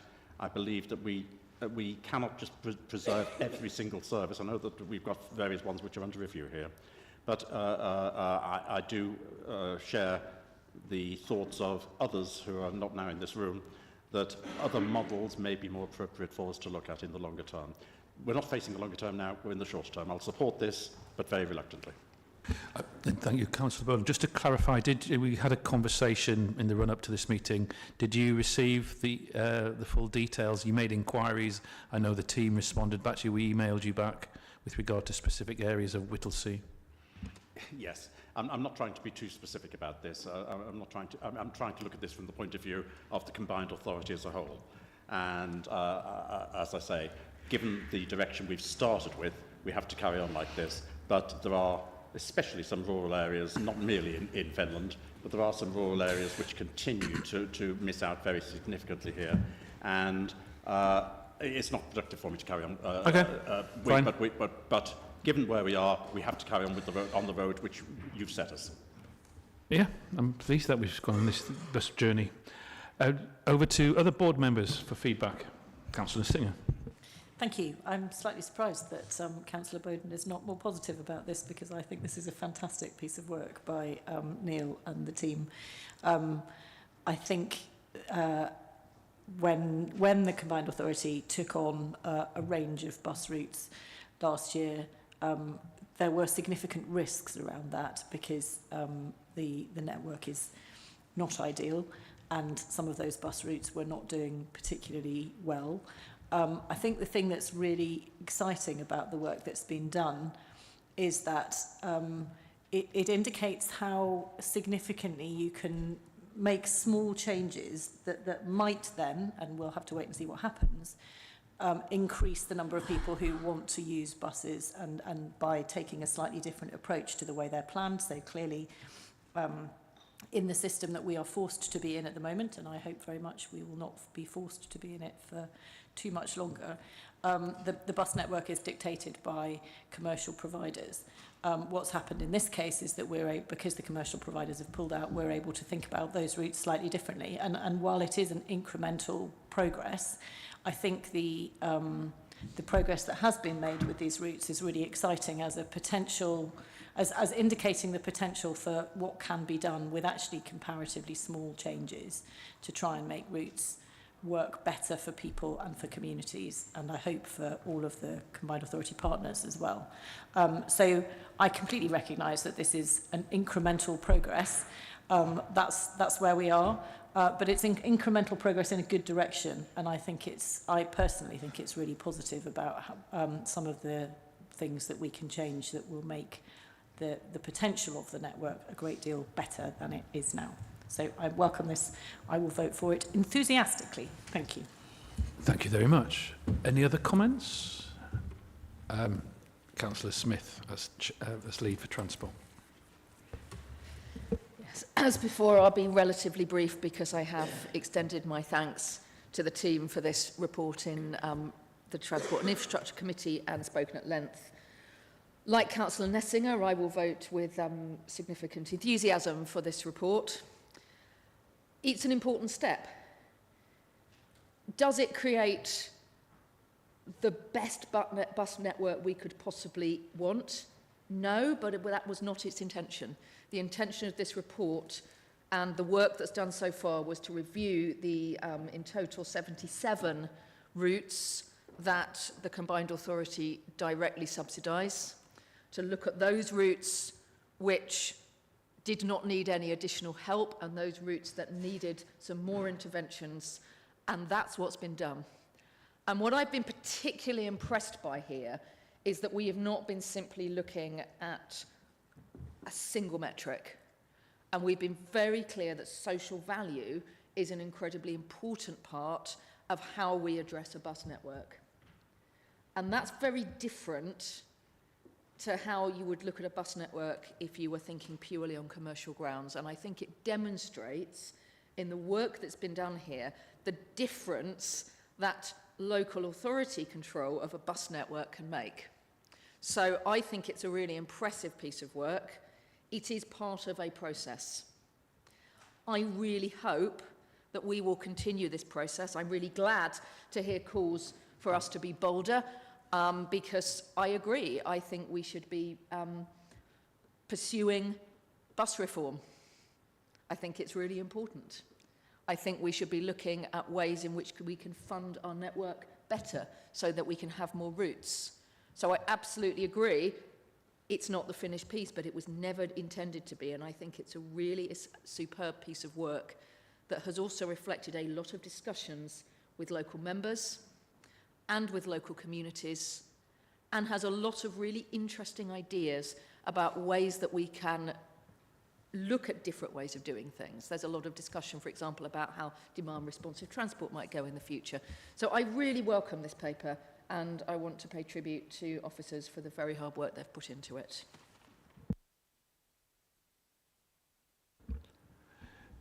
No one else, excuse me.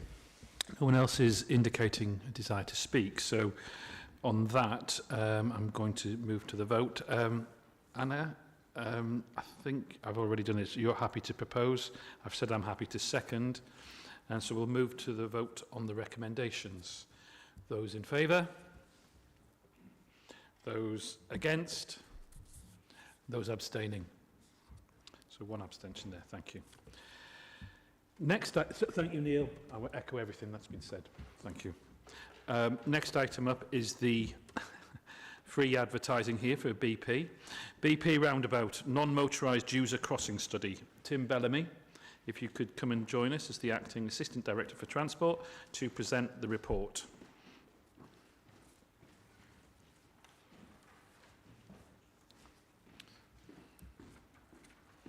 And again, just to say that all of these have been to Transport TIC Committee, so they've already had, I think this one was unanimous when it was, yeah. Over to you, Tim. Afternoon, members.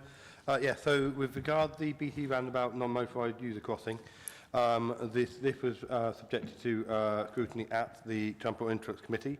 The recommendation is to have a £450,000 drawdown to enable the next stage of the project.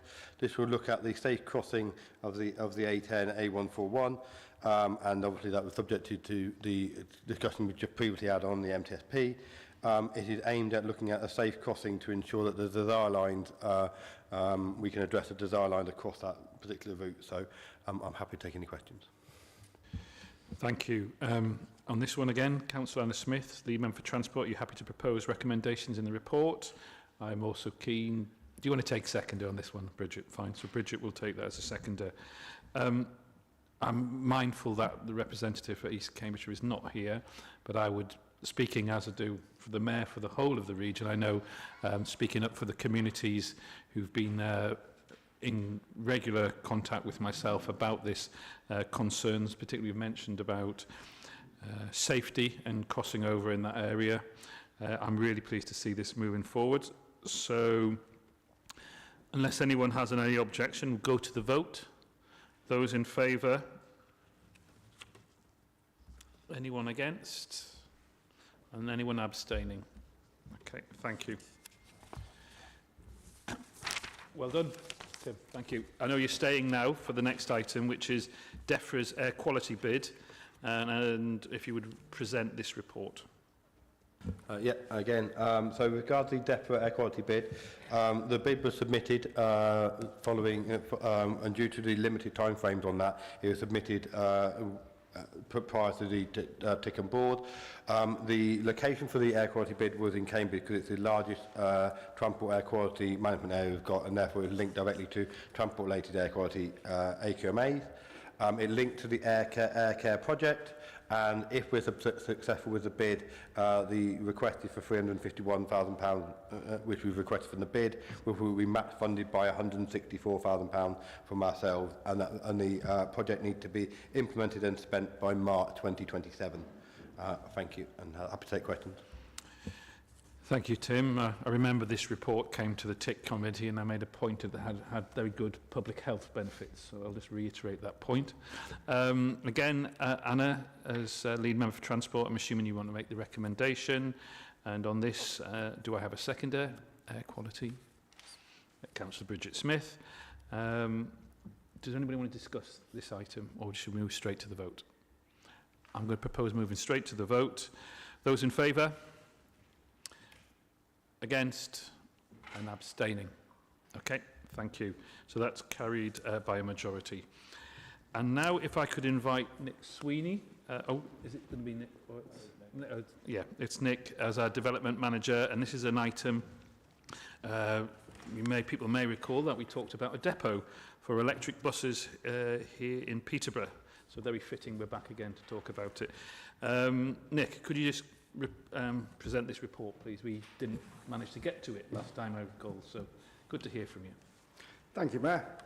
My name's Nick Sweeney. I'm Residential Development Manager for the Combined Authority, and today I'm joined by Mr John Sawyer, who's a Project Management Consultant appointed by Peterborough City Council, in case members have any question on this proposal.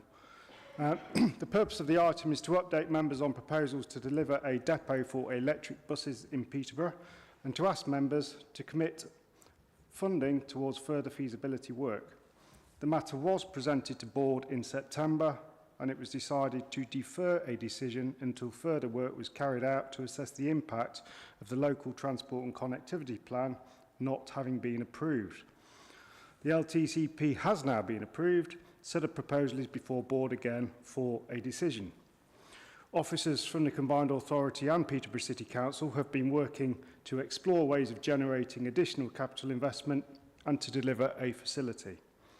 It's important to note that electric vehicle charging infrastructure is a critical component of the project, and Peterborough City Council are developing the Peterborough Integrated Renewables Infrastructure Scheme, known as PIRI, to distribute low-carbon heat and electricity across the Fengate area.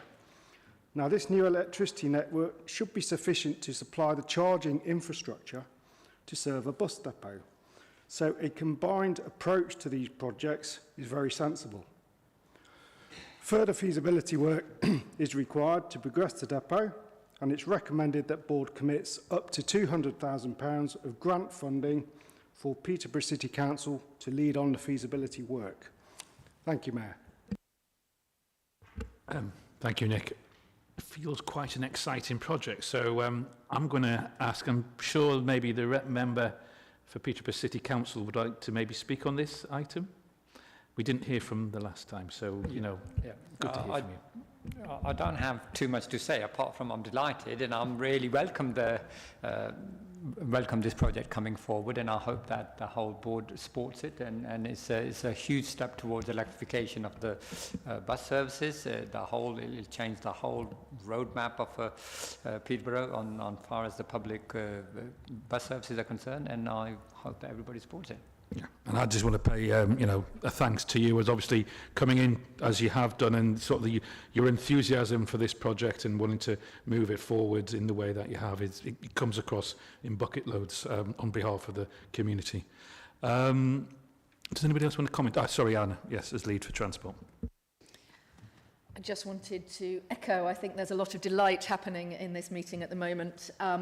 But I'm delighted to see that we are able to have this tabled and discussed today.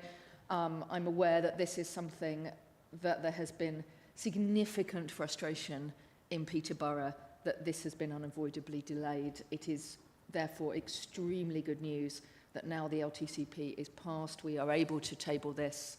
And yeah, it's excellent news for the people of Peterborough, and I look forward, hopefully in due course, to riding on some of the zero-emission buses that may be operating from that bus station. Very optimistic thought. Councillor Listinger. Thank you. I'll be very brief because I know we've got a lot to get through, but I'm also really pleased to see this, and I do just want to say just how much difference having electric buses makes to those of us who are able to enjoy them while walking and cycling and moving around Cambridge. It does make a very significant difference to the quality that I notice on my street, the fact that the buses, more of the buses in that area are now electric, and it's really good to see the progress on that potentially happening in Peterborough. I know it won't be quick because these things take a lot of time, but actually it's a really important first step, and electrifying our transport system is definitely a benefit for not only for the planet but also for the residents. Thank you. Thank you. Anna, you happy to propose the recommendations? Mohammed, do you want to be the seconder on this one? Yeah, I thought you might be. Unless anyone has an objection, we'll now move to the vote on the recommendations here. Those in favour? Those against? Sorry, that was unanimous, wasn't it? Yeah. Okay. And now we can move on. Thank you for that. Thank you for the transport team. A lot of positivity there. We're going to move on to hopefully another very positive report from our Combined Authority Chief Executive. Rob Bridge is going to introduce the report and update us on the relevant issues since the agenda was published. Rob. Thank you, Mayor.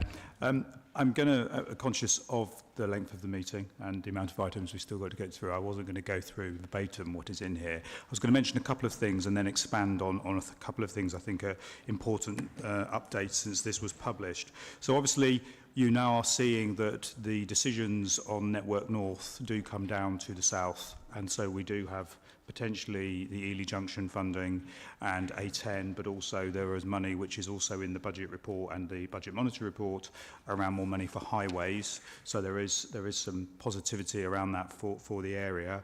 You'll also see we had a successful climate summit only a few weeks ago with over 100 delegates, which went really, really well. Some real good work and pledges to what we need to do. I know it was referenced a few times earlier in terms of the commitment to addressing climate challenges. The two bits I wanted to really draw attention to was in picking up sections 3.4 and 3.5 within the highlight report. Some of you may well have seen the Harvard University report on devolution, which set out interviewing quite a number of academics, but also politicians who are currently still in role, some that were a long time ago in role, and talking about the importance of devolution across the whole of the country and how it has progressed or not progressed. And I think the hook to that is that you will have seen that in the autumn statement last week, the devolution framework level 4 was published finally, which gives access to all mayoral combined authorities to further devolution opportunity. And it's a sort of pick and mix list, if that's the best way of putting it, because there's a set of frameworks across all of the areas that will be important to all of us. So finance, some fiscal devolution, though that may be more challenging in current financial climates, looking at skills and employment, housing and land, transport, and looking at whether you can have single pots of money for that, wider points around single pots of money for combined authority areas in line with the comprehensive spending review, and when the spending review happens, which moves combined authorities more into a space like government departments rather than just having a pot of money for, like your gain share, actually moving to a point where you get all of these things together and it gives the combined authority in the region the opportunity within certain rules to move money around based on what is a priority in an area. And obviously other things around net zero and climate. This is a real opportunity for all mayoral combined authorities to catch up and sort of level out with the trailblazers of Manchester and West Midlands. And you'll have seen other announcements that happened last week about new devolution deals, investment zones. And for us now, there's a lot of work through the summer that officers did, and board members, that we had a discussion with the Improvement Board in whenever it was, September, around devolution. We now want to overlay the work that's been done against that framework to have a much more detailed discussion with you as board members to really understand what it can mean for Cambridgeshire and Peterborough at the time we are ready then to access that.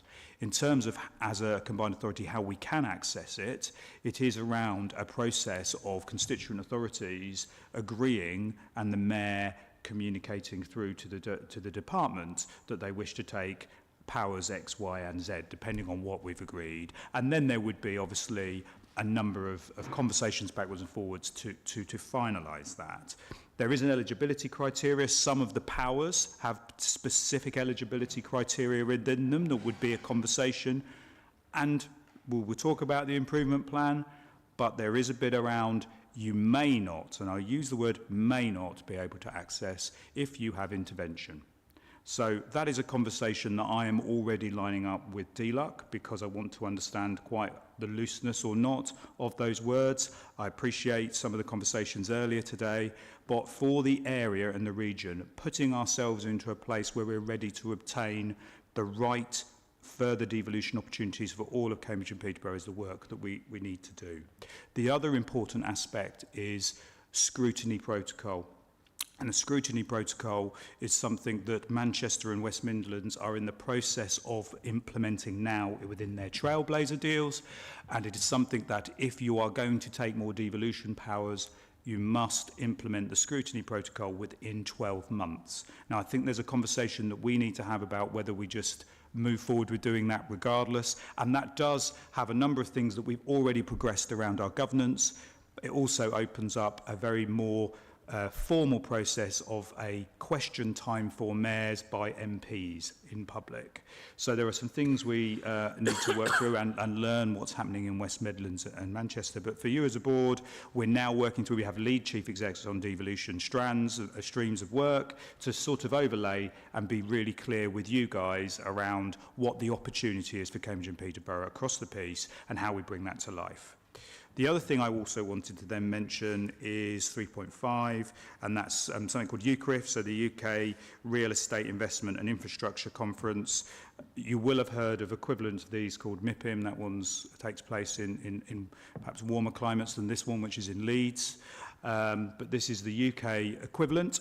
And it's really important, again, for our inward investment, our prospectus and our future, that we present Cambridgeshire and Peterborough as a region.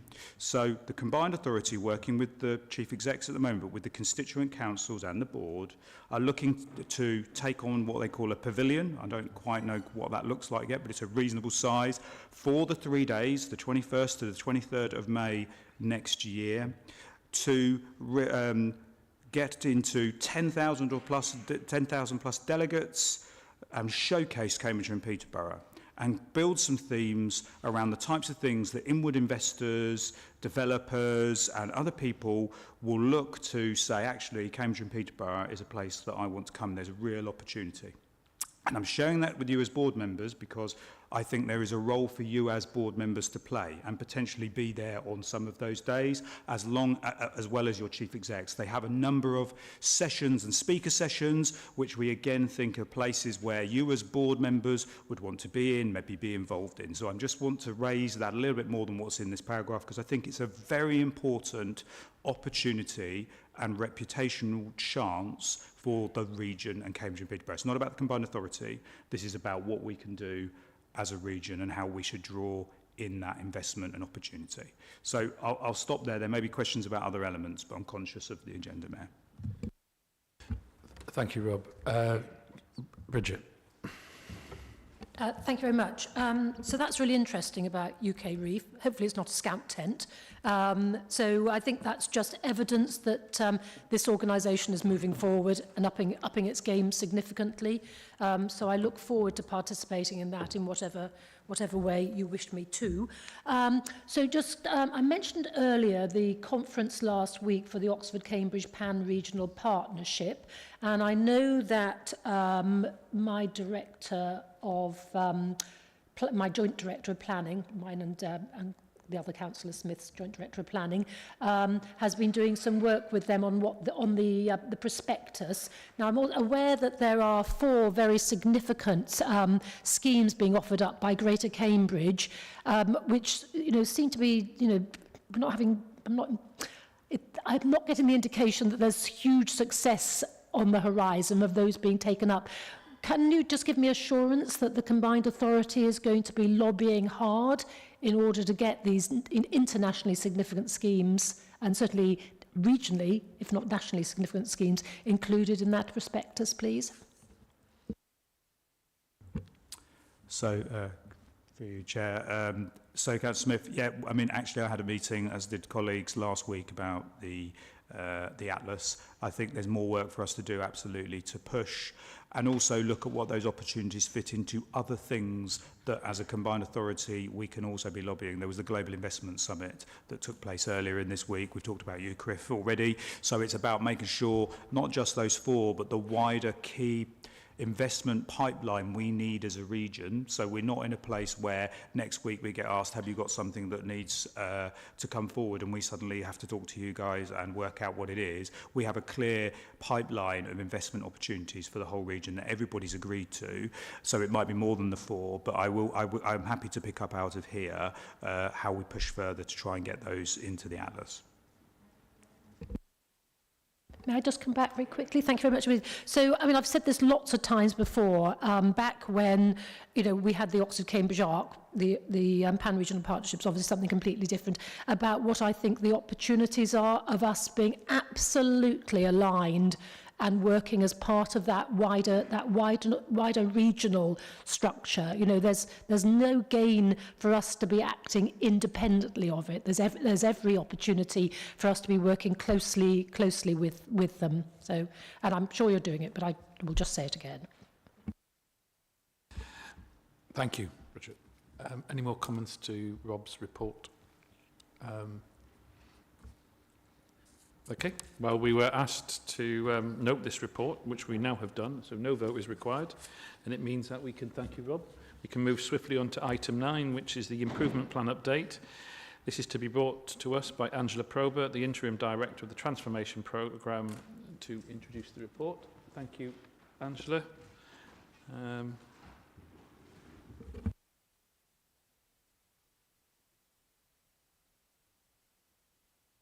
John, do you need to go at some point, or?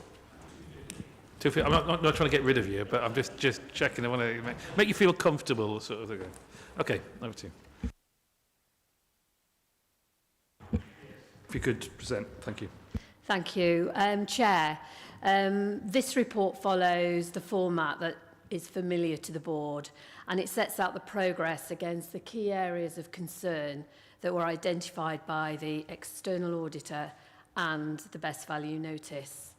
Overall, the improvement programme is rated as green at the end of October, and paragraphs 2.3 to 2.10 of the report set out delivered activity against the improvement plan that was agreed by this board back in May. This period, significant milestones have been reached. For example, the sign-off of the single assurance framework, and that report is on the agenda today.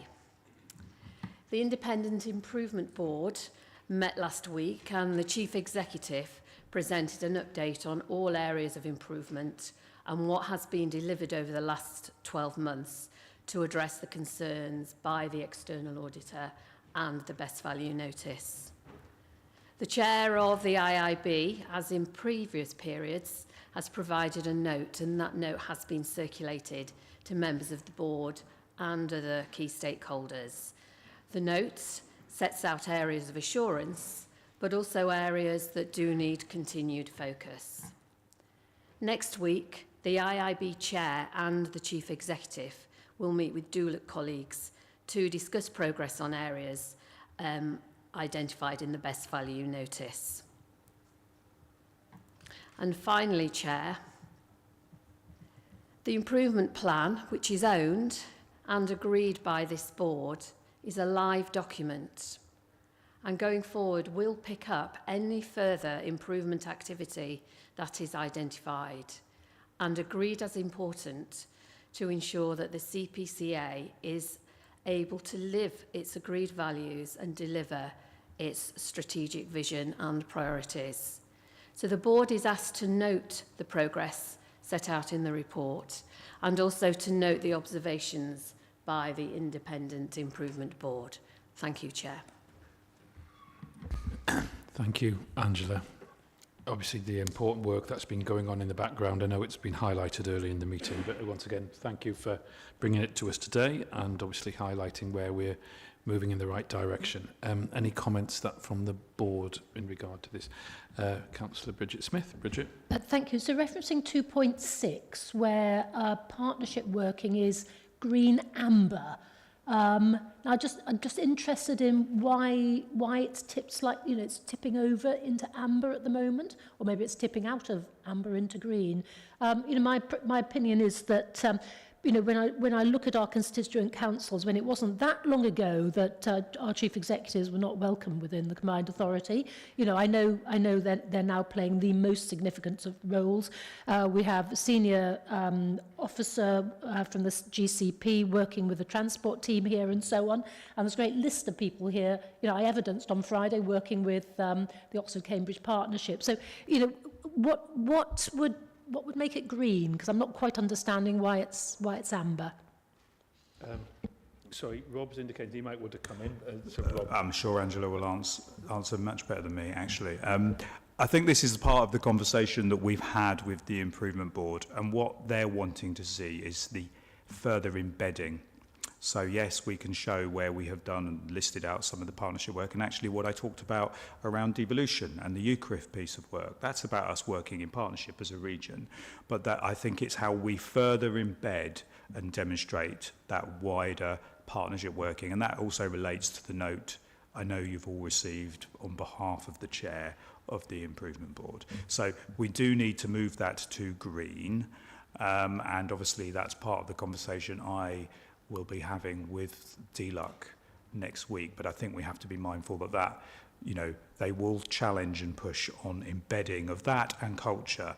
And while I have the the opportunity. The one bit I would want to add to what Angela said earlier, to be the organisation I know you want us to be, and I know I want us to be, we need to be a learning organisation. So continuous improvement is the point around the living document. We should always be striving to improve, be better and change and be, you know, flexible to do that. And I think that's really important about being the right organisation for the area.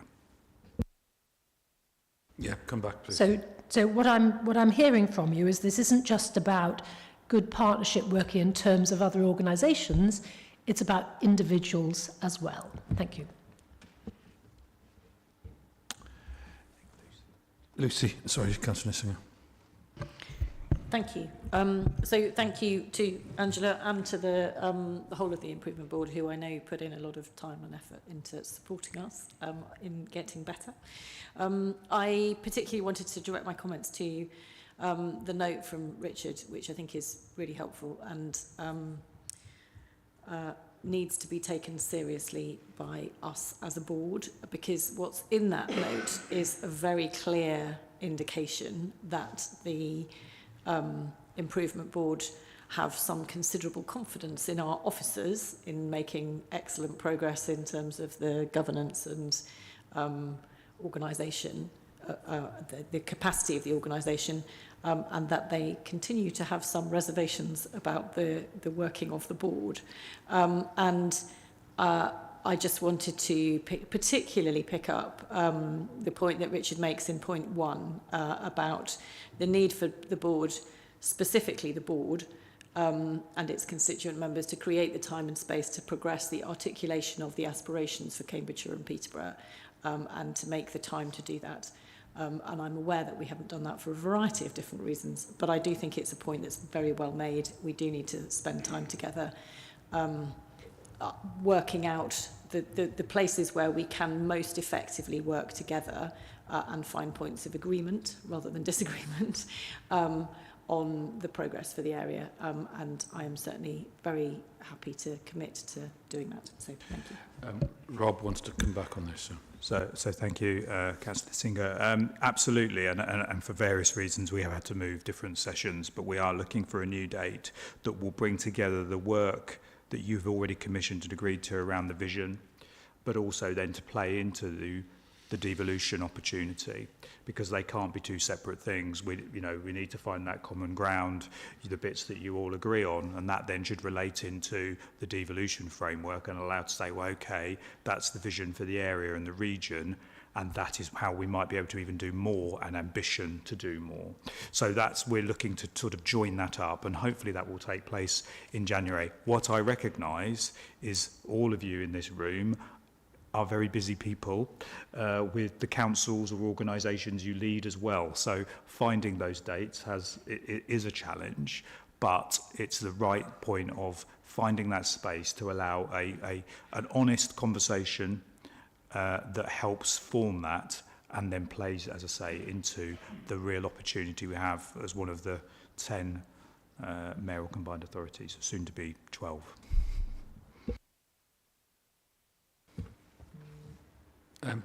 Anna.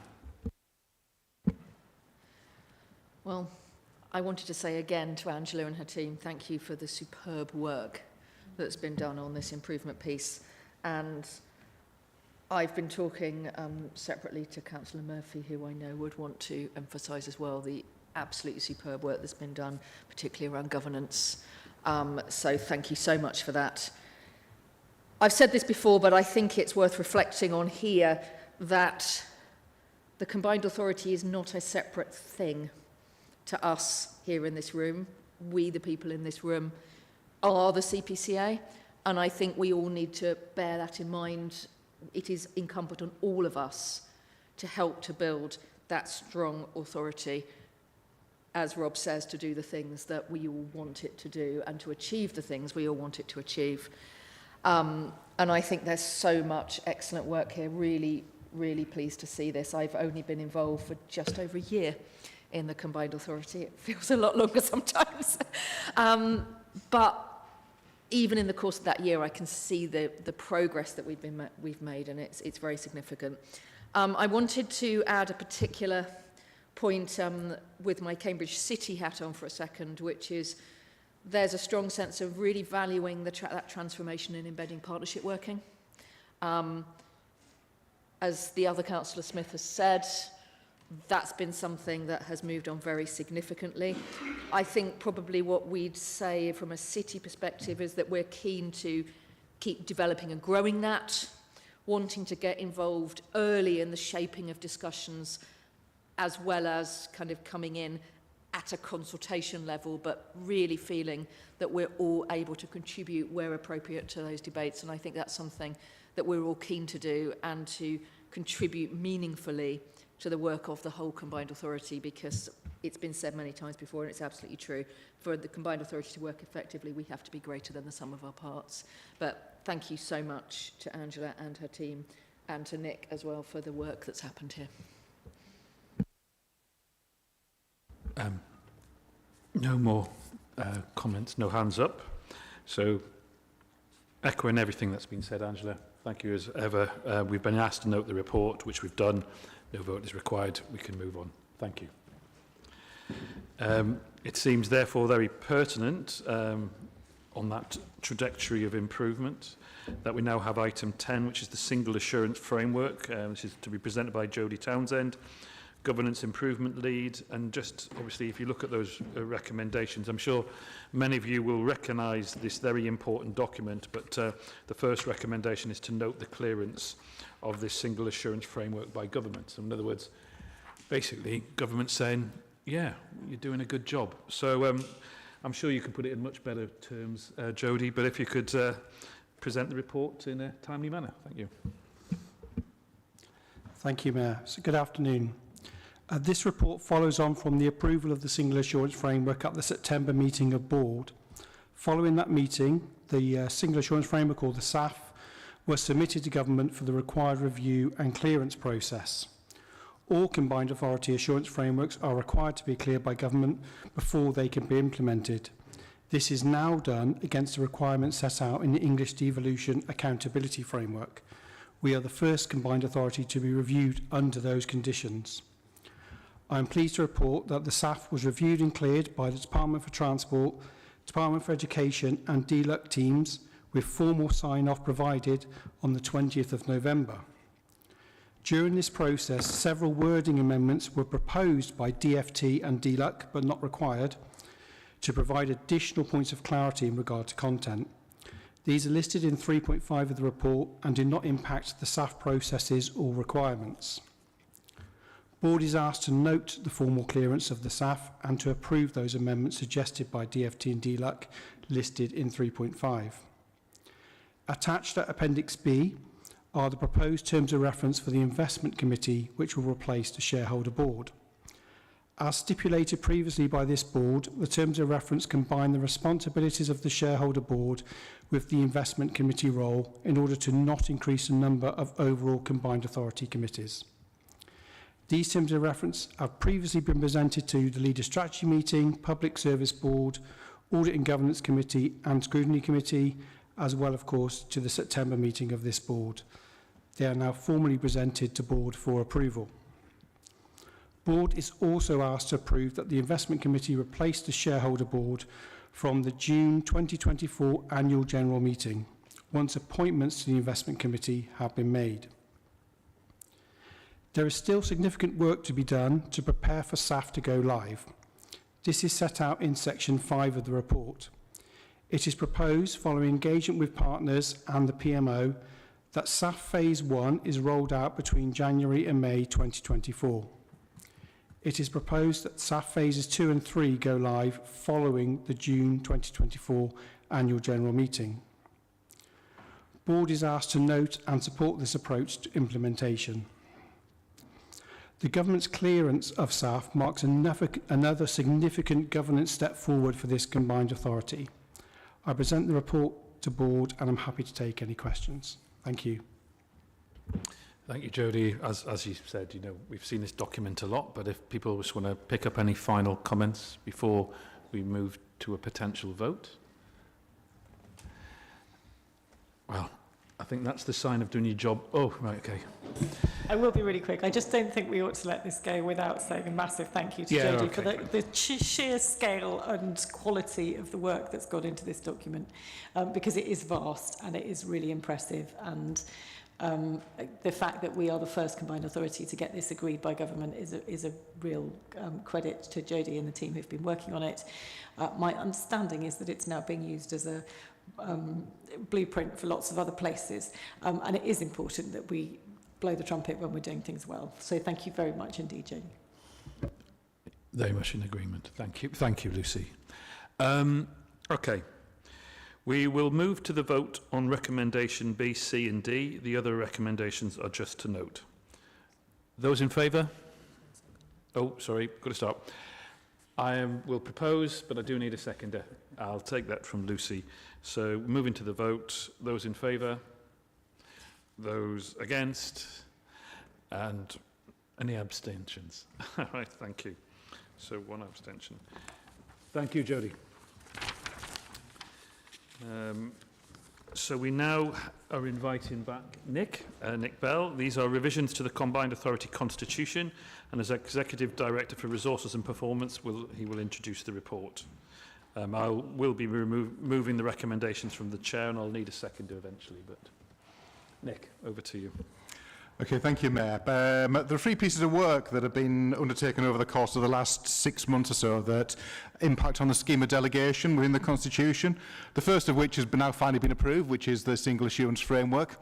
The second of which is a procurement review that was approved back in July and September at this board, and the third is the improvement work stream on governance, which was alluded to by Angela Probert in her improvement programme report about 5 or 10 minutes ago.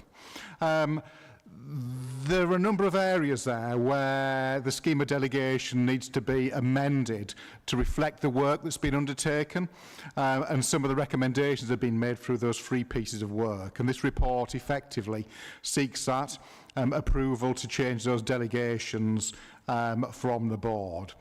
The various delegations, you will see, seek to strike a balance between delegations to officers to improve speed of decision making and flexibility, whilst maintaining strong board and board member oversight of the activities and transparency as well for us as an organisation, such as by the issuing of officer decision notices where those delegations are utilised.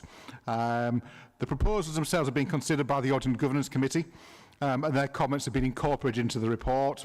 It's further been sent to all the monitoring officers from the constituent councils, and again their comments have been similarly included within the proposals. So the report, happy to take any questions in relation to it on any of the individual delegations that you might want to ask about. Thank you. Thank you, Nick. Comments on this report?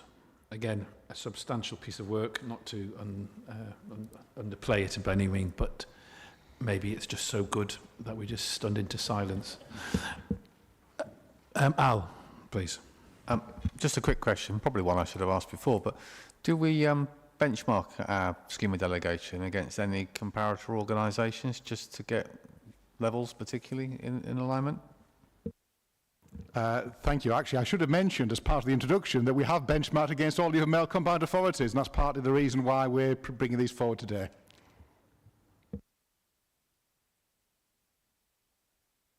Hey, no other comments or hands raised. So, as I said, I will be moving the recommendations from the Chair. Do you want to be a seconder? No, that's right. I'll leave that without fight. A seconder from Lucy. So, Lucy Ness. Okay. Okay, so moving to the vote on this recommendation. Those in favour? Those against? And those abstaining? Thank you. Now we have the pleasure of going to item 12, moving along nicely. This is the corporate performance report. Hopefully you're getting into the groove with this, getting used to it. This is to be presented by Jules Lent, our acting policy manager, to present quarter 2 of 2023 to 2024. Jules, the floor is yours. Thank you, Chair. This is the second quarterly performance report for the Combined Authority in the new format set out in the Performance Management Framework. It presents information up to the end of quarter 2 of this financial year and includes a summary report, a balanced scorecard, a dashboard for each KPI, a dashboard for our most complex programmes and projects, and an update on headline priority activities. A change to the report is the inclusion of 2 different RAG ratings for performance against direction of travel and performance against target. This has been introduced to give a more nuanced understanding of the Combined Authority's performance. An example of how the different RAG ratings can be used together to interpret the data is metric 23, number of apprenticeships created by Combined Authority funded investment. You can see from the balanced scorecard on page 184 that this metric is RAG rated red for performance against target, but green for direction of travel. This tells you that even though it is more than 10% off target, it is going in the right direction. And if you then look at the dashboard for this metric on page 215, you can see that performance has significantly improved since quarter 1. The most complex programmes and projects update starts on page 220, and there have been no changes in the RAG ratings since the quarter 1 performance report. Further work is planned to refine how we measure, manage and communicate performance, and this is described on page 188, and will include development of how we measure inequality and incorporation of the new Office for Local Government metrics. Oflog is developing a useful dashboard for these metrics that will enable us to benchmark our performance against other combined authorities. I'm very happy to take questions.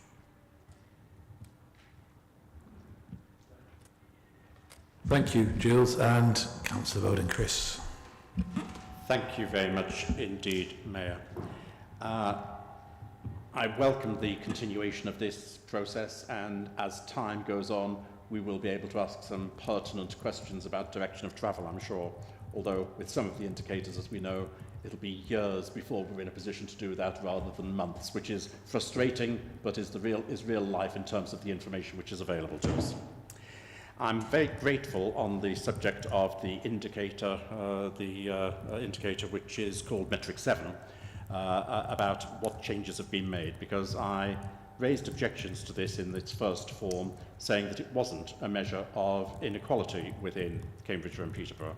And what I requested was that it be changed so that it did become a measure of inequality. What has happened is that it's been changed so that it actually is properly named now. So we haven't actually changed the content of the indicator. What we've done is to say what it really is, which is a measure of deprivation, which is fine, and I think that's extremely useful. I would make a request, Mayor, and I wonder if this could be taken up with me by officers outside this meeting, whether we could have an additional indicator of deprivation, which might be called metric 7A for the sake of argument, which would just show the lower super output areas, the number of lower super output areas we have in our area, which are in the top decile of deprivation using the IMD calculations. And the reason for that is, and it's a very standard way of showing the greatest deprivation which exists in any area, it actually paints a very, very stark picture which we all should be aware of as members of this board. And that is that those areas with the greatest deprivation are actually restricted to just 2 parts of our constituent authority area, and that is Wisbech and Peterborough. And that message needs to be constantly reinforced to show the challenge that we've got, because those areas with the greatest deprivation are, in my view, the areas with the greatest need. And that needs constantly to be in the minds of those of us who are making decisions on all sorts of things. And the reason this is important is because we actually have a slightly contradictory objectives, and these contradictory objectives have never satisfactorily been reconciled, and I don't think they are capable of being satisfactorily reconciled. And that is the objective of improving our area's GVA, but also the objective to reduce inequality within our area. And the Spear report made it quite clear that if we wanted to do the maximum to increase GVA, it would mean increasing the inequality which exists within our area. That's the easiest way to do it. But we took the view, and I believe the view is still taken, that inequality within our area should, for a whole host of reasons, be reduced rather than increased, even at the expense of the area's GVA not being increased by as much as otherwise could be the case. I believe that is the consensus that we have, Cambridgeshire and Peterborough, and using that as a very clear measure of the spread of difference of deprivation. And that probably is the best measure of how much inequality there is within the area if you wanted to bring it down to just one figure or a single simple set of figures. And whether that be the IMD positions that our LSOAs have or the raw scores that the IMDs have is a matter which I think is suitable for discussion outside this particular board meeting. But if it's acceptable to you, Mayor, I'd like your agreement that I may have discussions with officers outside the meeting with a view to looking for an index to be made available to us of actual inequality which exists between the LSOAs that we've got within our area. And I appreciate, before I'm told, I appreciate that this is going to be one of those slow indicators where we may only get an update once every 5 years, but even so, it's valuable to see the direction of travel because, with all due respect, the direction of travel we've seen in the last 10 years has been negative rather than positive.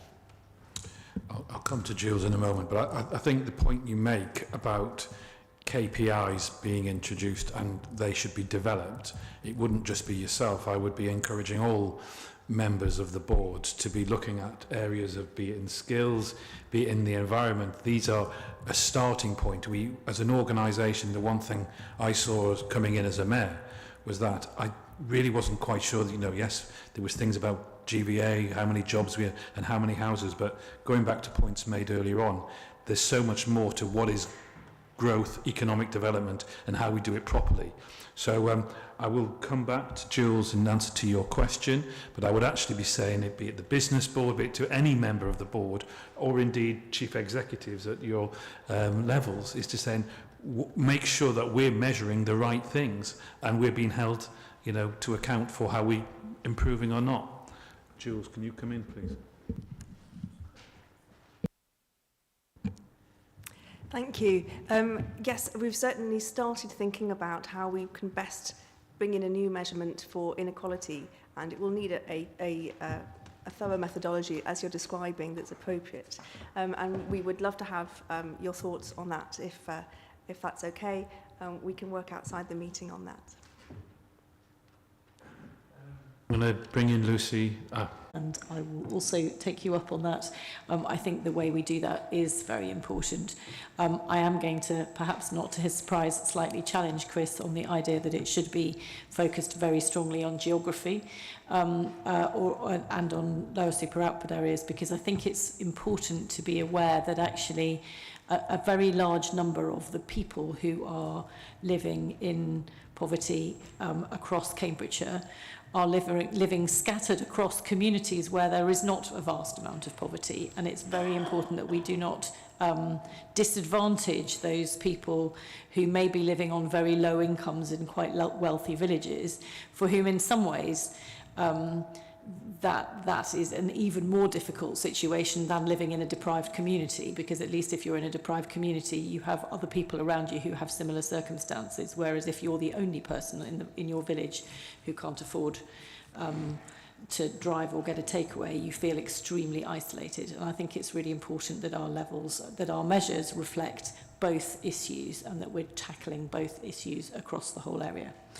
But Jules has already responded that we will pick that up in future discussions.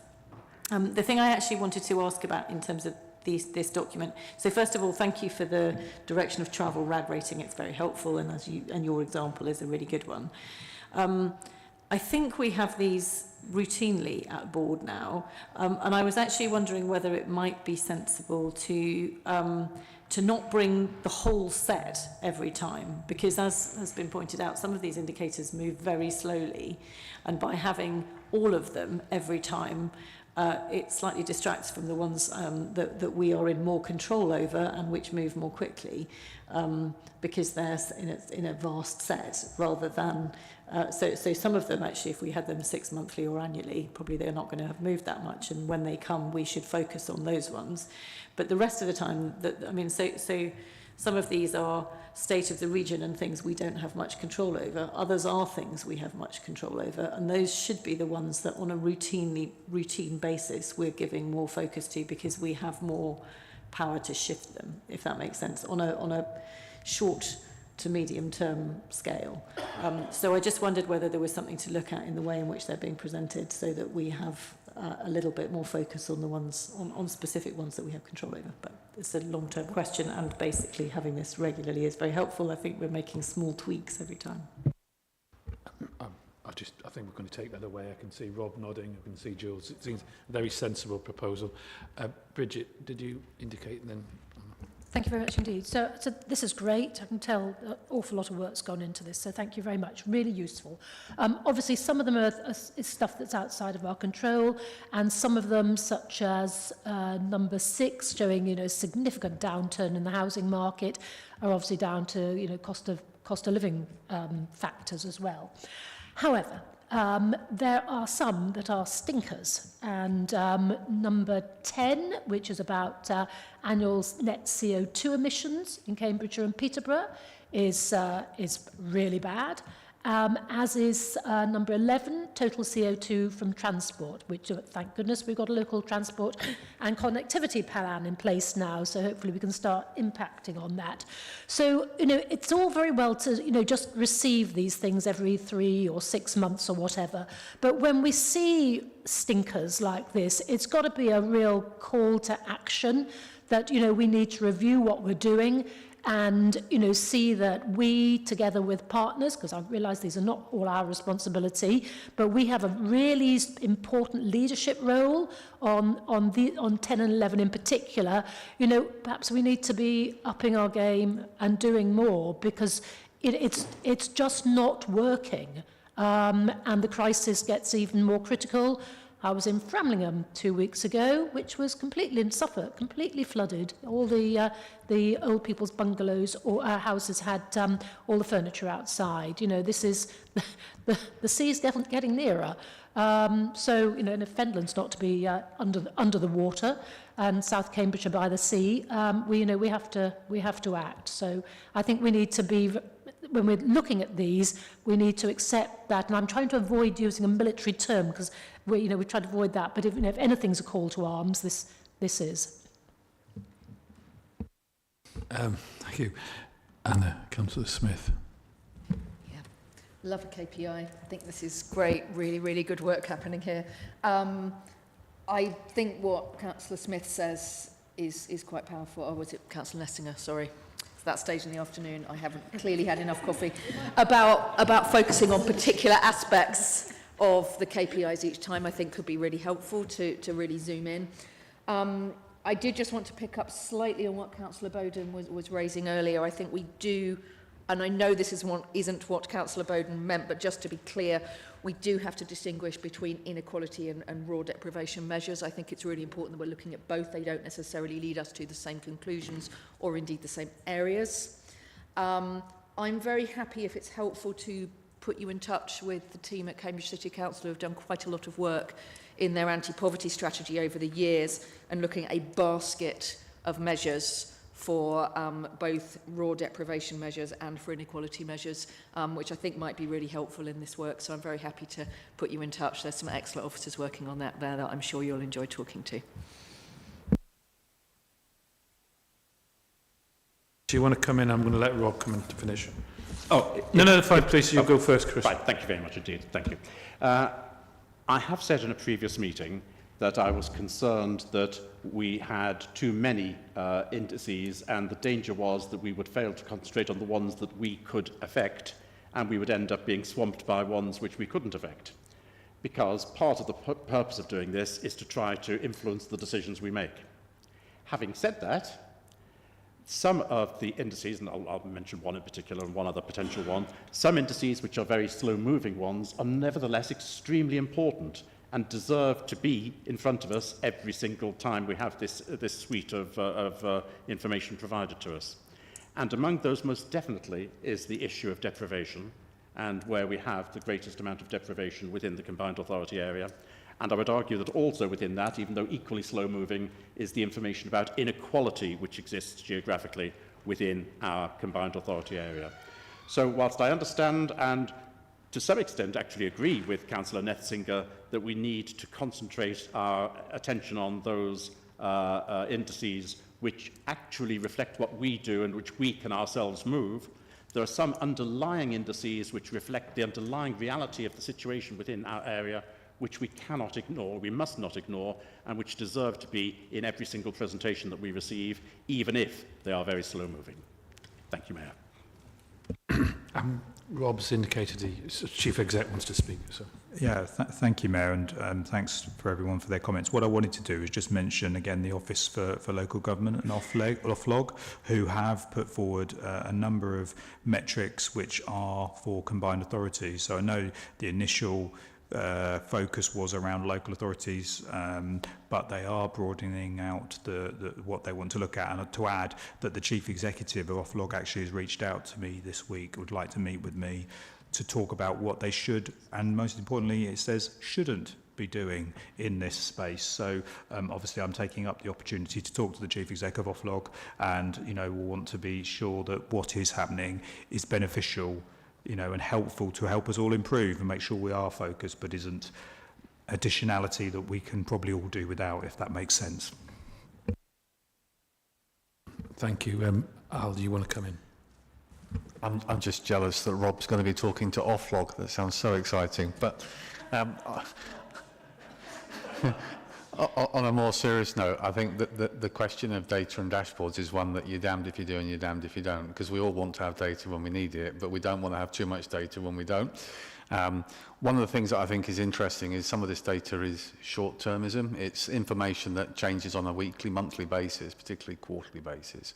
And there's others where we're looking at deprivation, where we've got to be looked for much more of a long-term view.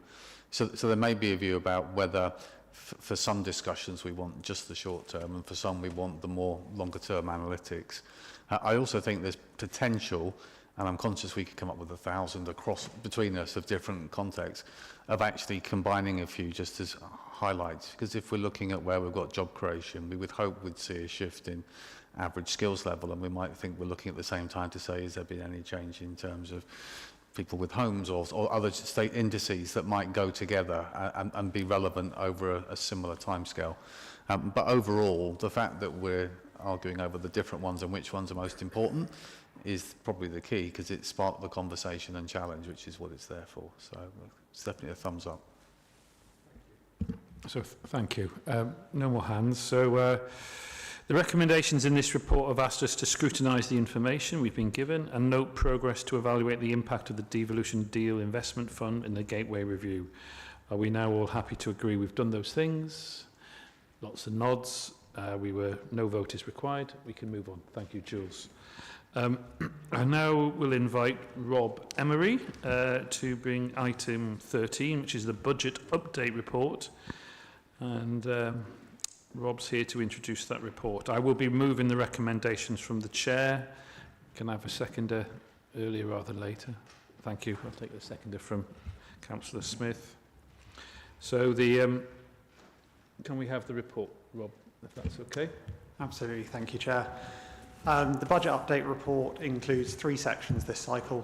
The usual update on the in-year position and forecast expenditure on the Combined Authority's current year budget.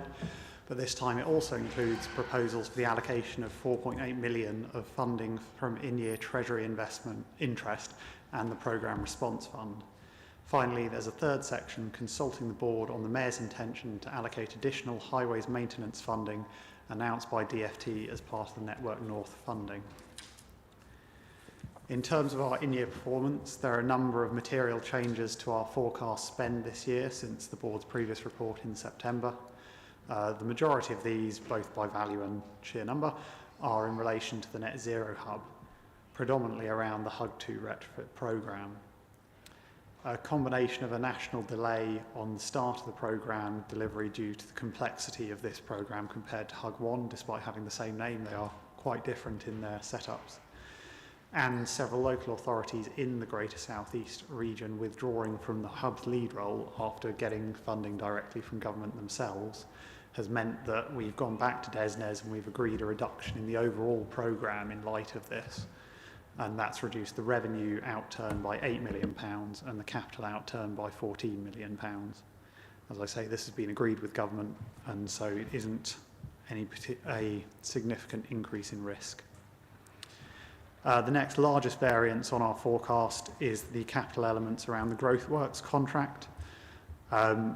Due to the Growth Works contract being somewhat in flux when it was started a couple of years ago, a new funding stream was added into it, which was time limited, and there was a significant focus on spending that time limited funding over the first year and a half of operation. While expenditure on the capital grants element of the Growth Works contract has accelerated towards the end of the programme, which completes in December, this has never caught up with that initial delay, and we're now forecasting a £7.4 million underspend on that capital programme. While underspends of this nature are never ideal, and it means that fewer investments of that nature have been made in our area, that money is part of the Combined Authority's recycled growth funding. It will go back into our reserves, our investment pot, and can be reallocated out by the Combined Authority Board. It's not a time-limited grant fund that is at risk due to not being spent. Finally, there's one more variance which is greater than £1 million, and that's the Skills Bootcamp Wave 4, where we're forecasting just over £1 million of underspend this year. This is simply extending the profile into 2024-25.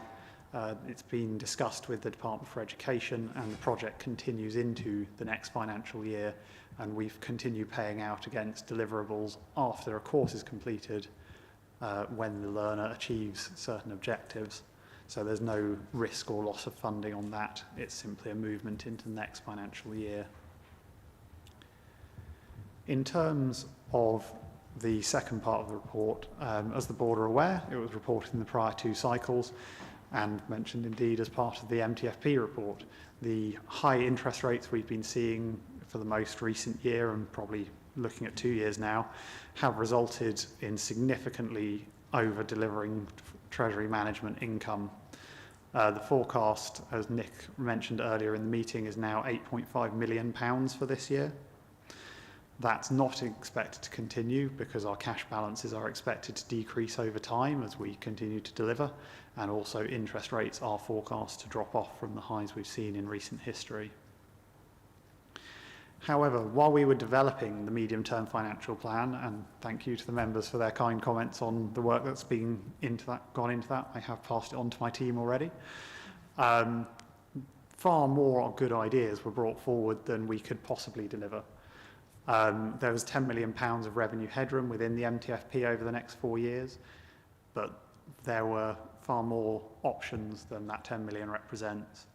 Given, therefore, that we have this in-year available funding, where some of those investments identified throughout that process could be initiated prior to April 2024, at which point the new MTFP will go live once it's approved in January. Those of a specifically one-off nature to match to the one-off nature of this income, or where we can get things kicked off sooner rather than later, get them implemented in year, those have been put forward as part of this paper for in-year investment of our Treasury funds so we can get things moving.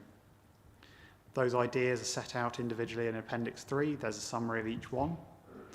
As a whole, they'll contribute to the authority's agreed strategic objectives, from improving connectivity via transport strategies and through enabling resilient communities through lowering the barriers to under 25s getting the buses, and all the way to the Strategic Infrastructure Fund, which we're aiming to replicate an approach taken in the Greater Manchester region to enable our area to benefit from investment of local institutional investors.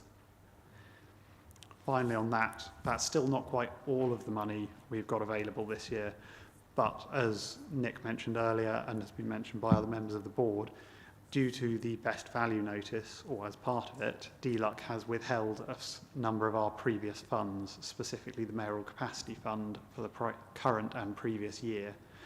While current conversations have indicated that those will be available once we're released from the best value notice, there is a risk that those funds will not be made available.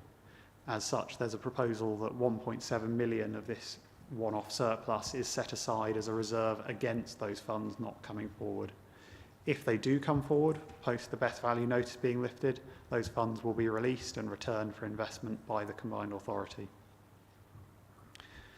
Finally then, again, as Nick mentioned, as part of the Network North announcement, the government has given the area an additional £2.9 million for highways maintenance funding in both this year and next year.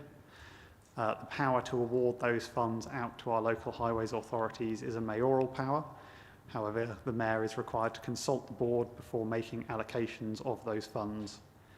DFT were kind enough to tell us the calculation they used. It's the same one used for the National Highways Maintenance Funding, and we have applied that in the split between Cambridgeshire and Peterborough to ensure fairness locally. This paper constitutes the consultation on the proposed allocations of the funding to the two local highways authorities, both for the current year and for 2024-25. I'm happy to take questions on any of those three elements. Thank you, Chair. Okay, I'll take first one from Councillor Bowden. Chris.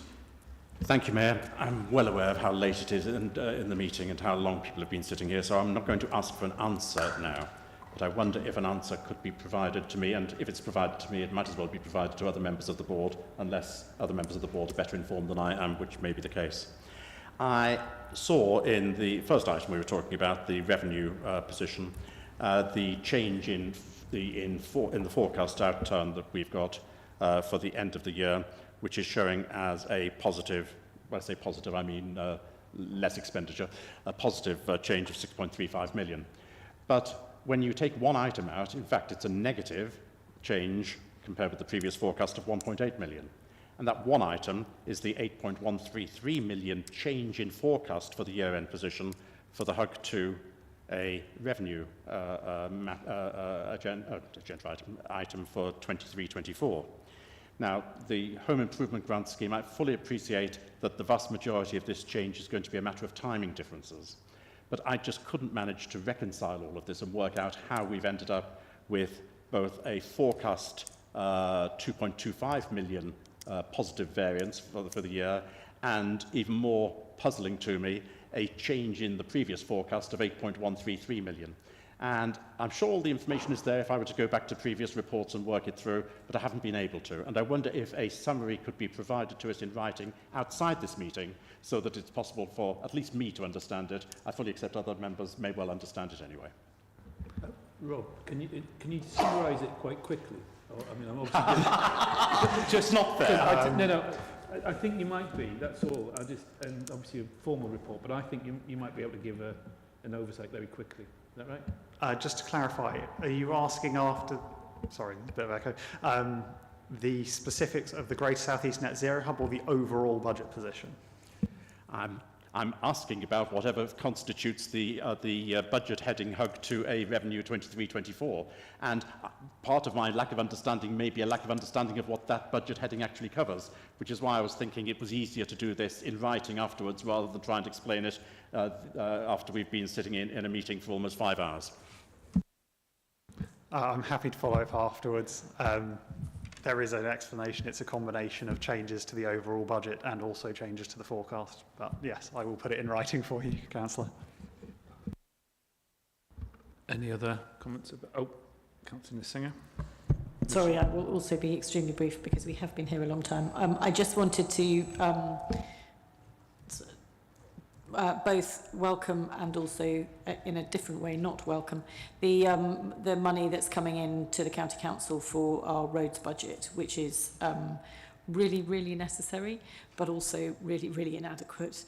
I'm sure that people across Cambridgeshire are very well aware of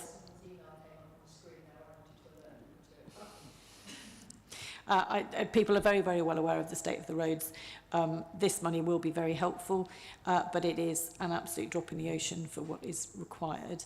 And my slight worry is I think it's come in a bit earlier than it usually does, but it's also a bit less than we sometimes get allocated later in the year. And that's my concern. Well, I don't know whether we know what we're getting later on yet, but anyway, I don't know whether Rob can tell us something about that. Rob, do you just want to clarify the point? So the DFT never assure more funding later in the year. Historically, over the past 4 or 5 years, they have come in with additional funding. I think last year it was closer to 4 or 5 million than this 3 million. So in that historic context, yes, it is less. It is not guaranteed. So on the other hand, it's almost 3 million more than nothing. Very much depends on your position. Okay, Rob so wants to come in. Well, I think, I mean, obviously we can't second guess what might come further down into the winter, but this is specifically the allocations that have come out of the Network North HS2 decisions. So this is specifically one of the elements that was announced by the government when they said they were stopping HS2, and there are a number of things, as we know, that were said would be funded. One of them was more money for highways and potholes. So this is slightly different to what's happened in previous years, because this is the government saying here's some additional money. What we don't know, and this is then does more follow, which would have happened in previous years. So that's the bit we probably need to, between our 2 finance teams and well, 3 finance teams, Peterborough as well, be making the right inquiries back into government to understand whether this is it, or actually this is additionality, because I think it was mentioned when it first came out as additionality, not necessarily this is how we then fund what we normally give you every year. So I think it is important that we'd follow that up. Thank you, that's helpful. I'll keep my fingers crossed. Councillor Bowden. In the interests of political impartiality, may I say how unsatisfactory it is, the comment that has just been made by the Chief Executive, that it's necessary for him to say what he did say and to explain just how much uncertainty that we've got. But it's only a very small part of the overall way in which local government at all its different levels is funded by central government. And it's been getting worse and worse and worse over the years, going back a long time, I have to say. I'm going back even before the Conservatives came to power in 2010. It's been gradually getting worse and worse and worse for decades, and the sooner it stops, the better, because it's becoming unmanageable now. And I felt sorry for the Chief Executive in what he was saying and what he was trying to say, because it's not a message we want to hear, but it's a reflection of the reality of the situation. And I also feel sorry, I have to say, for our finance officers who have to produce information and material to us to make decisions, when we're making decisions before we even know very often what the funding we've got available to us in a year is going to be. It's an increasingly bad situation. I hope it changes eventually.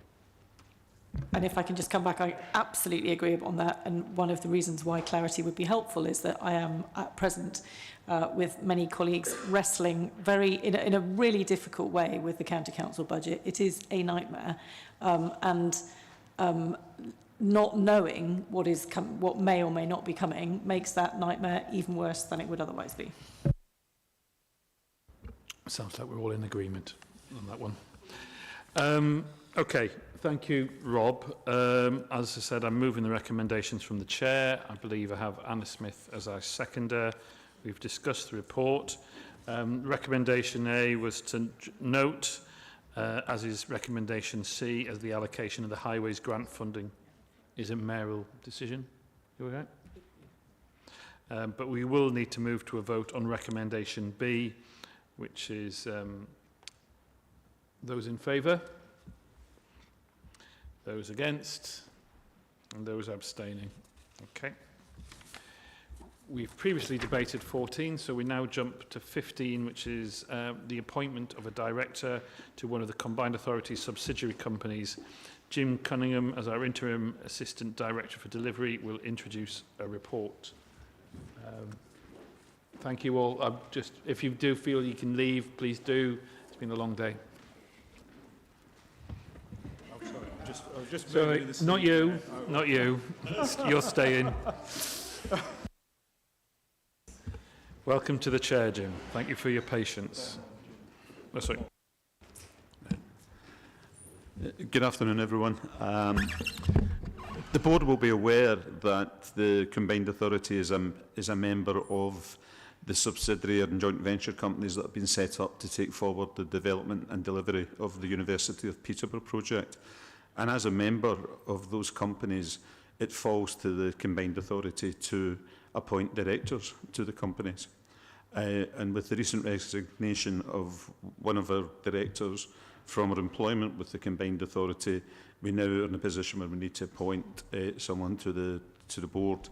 And we are recommending to the board that Claire Paul, our Assistant Director of Skills, is appointed to the Higher Education Property Company Limited, which is one of the two companies that have been set up to take the project forward. I'll open the debate to yourself, Chris. Thank you very much indeed. There is a grave danger when it comes to governance about the appointment of directors to companies in which a local authority, and in this case a combined authority, has a financial interest. There are two elements to this. The first is the danger that members, elected members, may be appointed. And that danger has been avoided here. And I will reiterate, because it can come up in the future, that appointment of elected members to positions such as this is highly undesirable for a number of reasons, not least of which they don't necessarily have the expertise necessary to serve the company they are appointed to the board of in an appropriate way. Because that's what this appointment is about. It's appointing someone with the relevant amount of expertise to act as a board member in the interests of the company, not in the interests of the combined authority. And that's why I welcome the appointment which we've got in front of us today, because we are looking for an individual with the skills necessary to serve the company as a director, but also with the seniority to be able to understand the separation of their duties to the combined authority with their duties, their fiduciary duties to the company once they become a director. So I'm delighted that the decision has been made with the level of seniority which has been made, and we'll be happy to support this. Does anybody else want to speak about the positivity of this appointment? Sorry, Al, very important. That's Yes. right. No, I absolutely support it. I think it's really important that we've got senior voices from all stakeholders, thinking from also from the whole university project there. I just took the opportunity, seeing as Jim's been with us most of today, to share a thanks. Because we had the pleasure of being at the university yesterday, but on an ongoing basis, just sharing that kind of update and longer-term strategic view has been really helpful. And I think it's a very positive move having that change. Well, I'm moving the recommendation myself from the chair. Do you want to be a seconder, Al, on this one?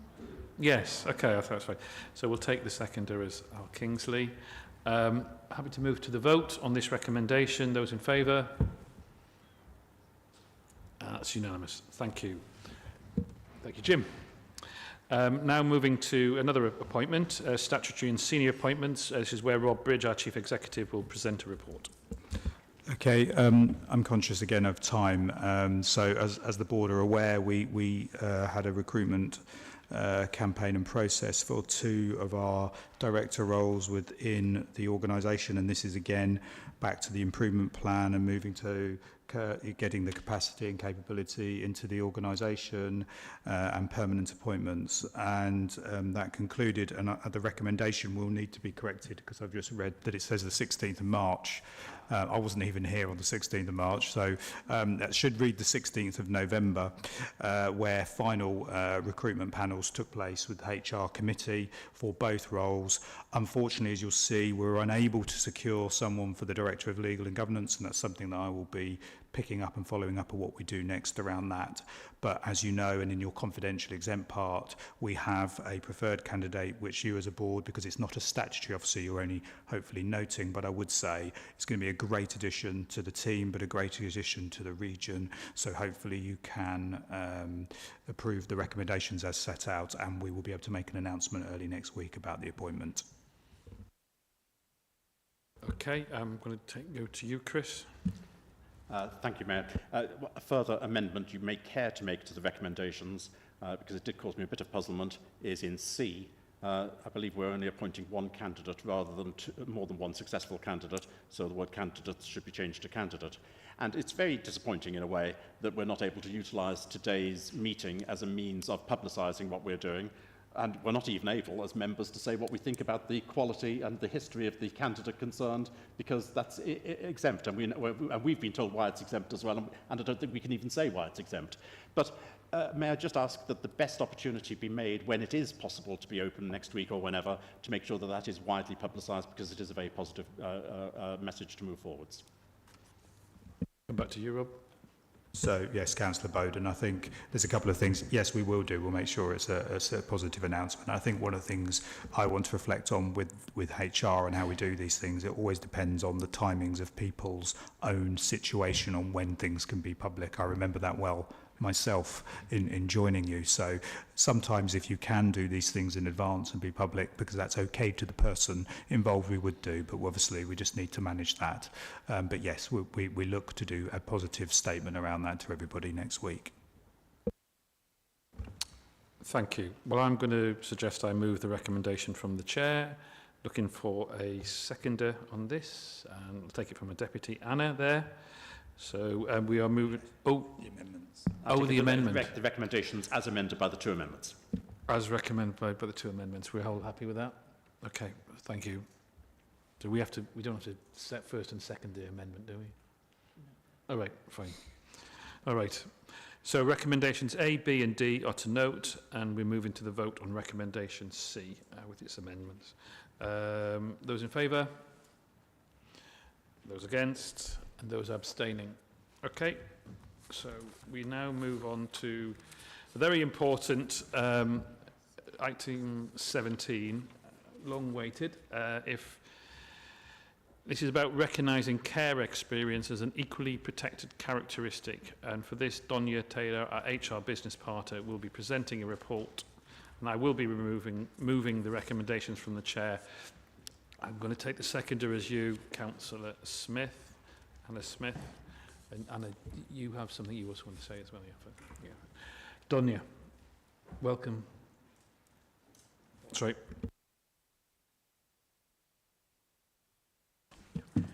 Sorry about that.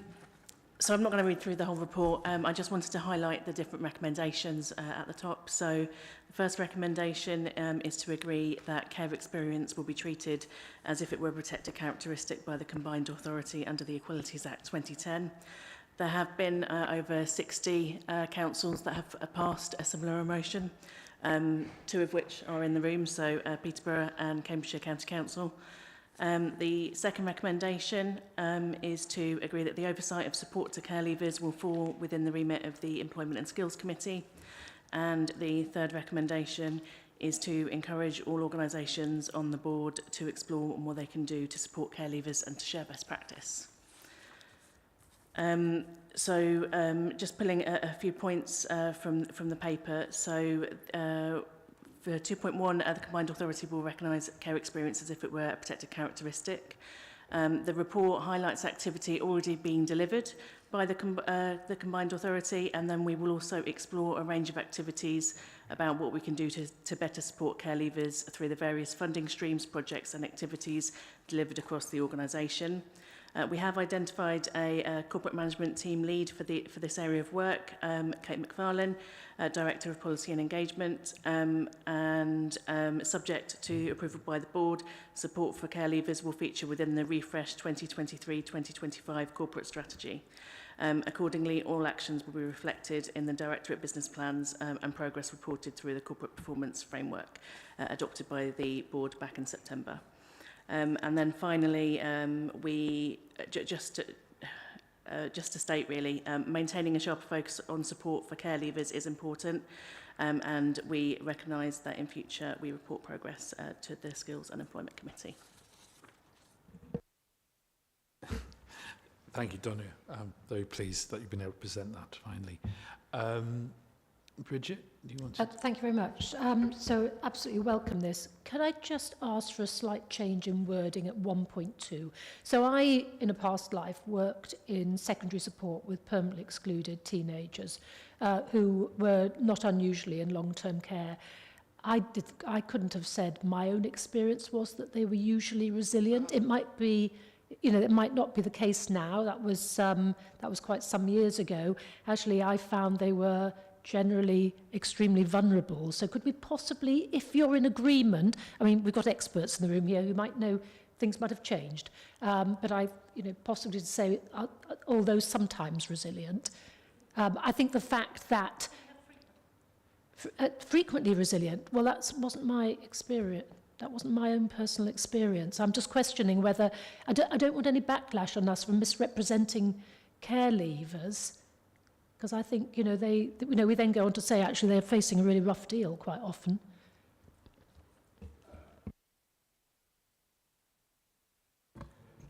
Can I suggest that we ask them to go away and look at this?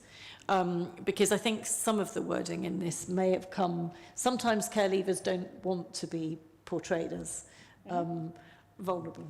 so I think it would be helpful to go away and look at the... So I know that the paper that came to the County Council had an enormous amount of input from care leavers into what came to us, and I think it would be perhaps wise for us to go away and look at how it's phrased in collaboration with them, because kind of the wording is important. While I've got the mic, may I carry on and talk about something else very briefly, which is, and I will try and be brief, there is the piece in here on what we already do to support care leavers and the care leavers bursary, which is for 19 to 22-year-olds who are resident in our area and enrolled on a course funded by us. And I do think that's a really good thing. It says that more than 100, we've passed the milestone of more than 100 care leavers benefiting from those CPCA bursaries. I just wanted to flag what a really good programme that is. As Chris was saying, sometimes this is an opportunity to talk about things and get them publicity that we wouldn't otherwise do. And particularly the kind of 19 to 22 age group for care leavers it's a particularly tough time if you don't have a family to support you and you don't have the financial backup that many young people get from their family. So I'm really pleased that the Combined Authority is doing that, and the more we can flag up, A, that it's there, and B, encourage more people to take it up, the better. Thank you. Councillor Bowden. Thank you. I approached this with some care and some suspicion, because it looked to me initially as though there may be some virtue signalling going on here. And so I read through it extremely carefully, especially bearing in mind that 2 of our constituent authorities have corporate parenting responsibilities which go beyond the age of 18, go well beyond the age of 18.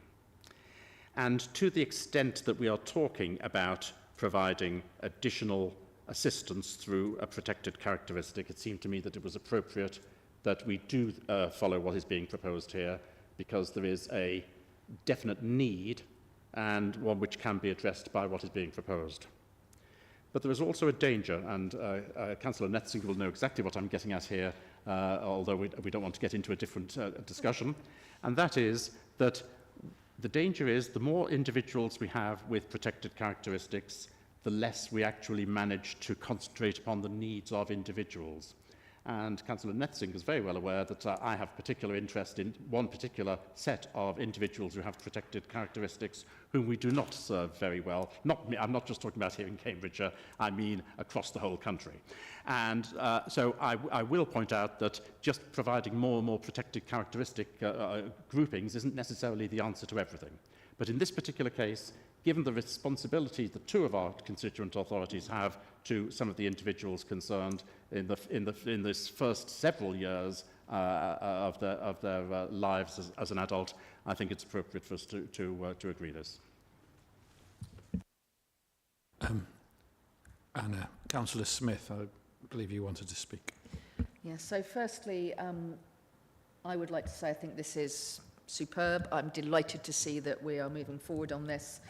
Like some others in the room, I have experience in working with young people, primarily in post-16. This is, as a young person who has been in care, turns 18, it's a particularly difficult time. So, like Councillor Nessing, I'm especially pleased to see the work we are doing for recent care leavers. I think this is just fantastic. I'm just delighted that this has come to board today. Thank you. Mayor Nick, I spoke to you in advance about whether I could share a few words from Councillor Bryony Goodliff, who is Chair of the Children and Young People's Committee at the County Council. She'd hoped to come and address us today, but has another meeting, and so she sent me a short statement that she'd like me to read, if the board's okay with that. And I appreciate time is marching on, but I think it's important that we give this item the time it deserves. So, speaking on behalf of Councillor Goodliff now, I'm delighted that this is being considered here today, and as Chair of Children and Young People at Cambridgeshire County Council, this is a really important moment for those who've experienced care systems in their childhood. When Josh McAllister's report into children's social care was published in 2022, it mentioned the widening the definition of corporate parenting to include many more people who deliver services to both children within the care system and those who have previously been in care. And it recommended that new legislation should be passed which broadened corporate parenting responsibilities. It also recommended that care experience became a nationally recognised protected characteristic. I eagerly awaited this and continue to work both with County and with our value partners at the Combined Authority to deliver better outcomes for our care experienced young people in Cambridgeshire. And I particularly welcome our joint work that has brought bursaries to care experienced young people in education. This year at County, I brought this motion as I'm not great at exercising patience, and I'm delighted to say that it was a unanimous decision to pass this. We've now brought in a new policy officer on board, and every decision made, every new policy and procedure takes account of care experience as a protected characteristic. And the reasons behind all of this are clear and stark. Stigma and discrimination of this group of people is both explicit and implied. It is widespread and leads to refusals in areas including employment, education, housing and parenting. Care experienced people live 20 years fewer than their peers and are far more likely to be homeless or be part of the criminal justice system. I am therefore delighted to see the work the CPCA is doing today and welcome this change for the future of our care experienced across Cambridgeshire and Peterborough. Yeah, thank you for sharing that. Yes, Donia, of course you can. Come in. So I wasn't quite sure the next bit of what I was going to say. I myself am a care leaver. So to me, this has been incredibly important putting this work together. And I'm really proud to work for an organisation that, you know, through the senior management team are really prioritising that. I didn't want to say at the beginning to kind of influence anyone's opinion either way, but I just want to echo that, the fact that I really support this. I take your point about the wording, and we can look to take the wording out and then revisit it with other care leavers to make sure that that we're agreed with that. But I just wanted to come back in on that. So, moving the recommendations from the chair, and I've said I'll have a seconder, is yourself, Anna. Those in favour? I think that's unanimous. Okay, we'll take that. Donia, congratulations. Thank you. Can I also just say thank you, Donia? I think it's really important for us to hear that and for other people to hear that. It's really kind. Thank you. Right, so believe it or not, we're almost there. But as this involves the exclusion of the press and public, we now move to item 18 on the agenda. And we need to consider whether to exclude the press and public from this part of the meeting. I move that we... Oh. So, resolve that the press and public be excluded from the meeting on the grounds that the next report contains exempt information to Part 1 of Schedule 12A, the Local Government Act 1972, as amended, and that it would not be in the public interest for this information to be disclosed. The public interest in maintaining the exemption must be deemed to outweigh the public interest in its publication. Well, I'm moving it. I need a seconder. Take that from Bridget Smith. We will move to the vote. Do you want to... Sorry? May I speak, please? You've made a resolution? Yes. Is it a point of order or something? I can make it a point of order if you wish. All right. But yes, go on. You passed a resolution, right? Okay. I'm a little bit disappointed about this because we are under an obligation, as much as we can, to debate things in public. Now, the way this paper has been produced, I fully accept that we'll have to go into private session. But in future, is it possible for us, where it's possible, for us to redact or put into a confidential appendix the information which is confidential, because the basics behind what's in this paper it isn't controversial, and it isn't really subject to exempt items, other than the fact that specific numbers are mentioned, which I fully accept could be exempt. So it's just a request that we are as open as possible, and that we use exempt appendices in future to try to get things into the public arena where we can. Edwina, do you want Rob? Who's going to do it? I'm fine either way. So, Rob go. I am absolutely, and this is not back to the whole day, I am very clear as an organisation we should be transparent where we can be and within legal bounds. The reason this is exempt is more about we are bound by the government announcements, and that's why we've had to do it. So, Rishi told us. There you go. How very unfortunate. We'll report it back to him. Do I have a seconder?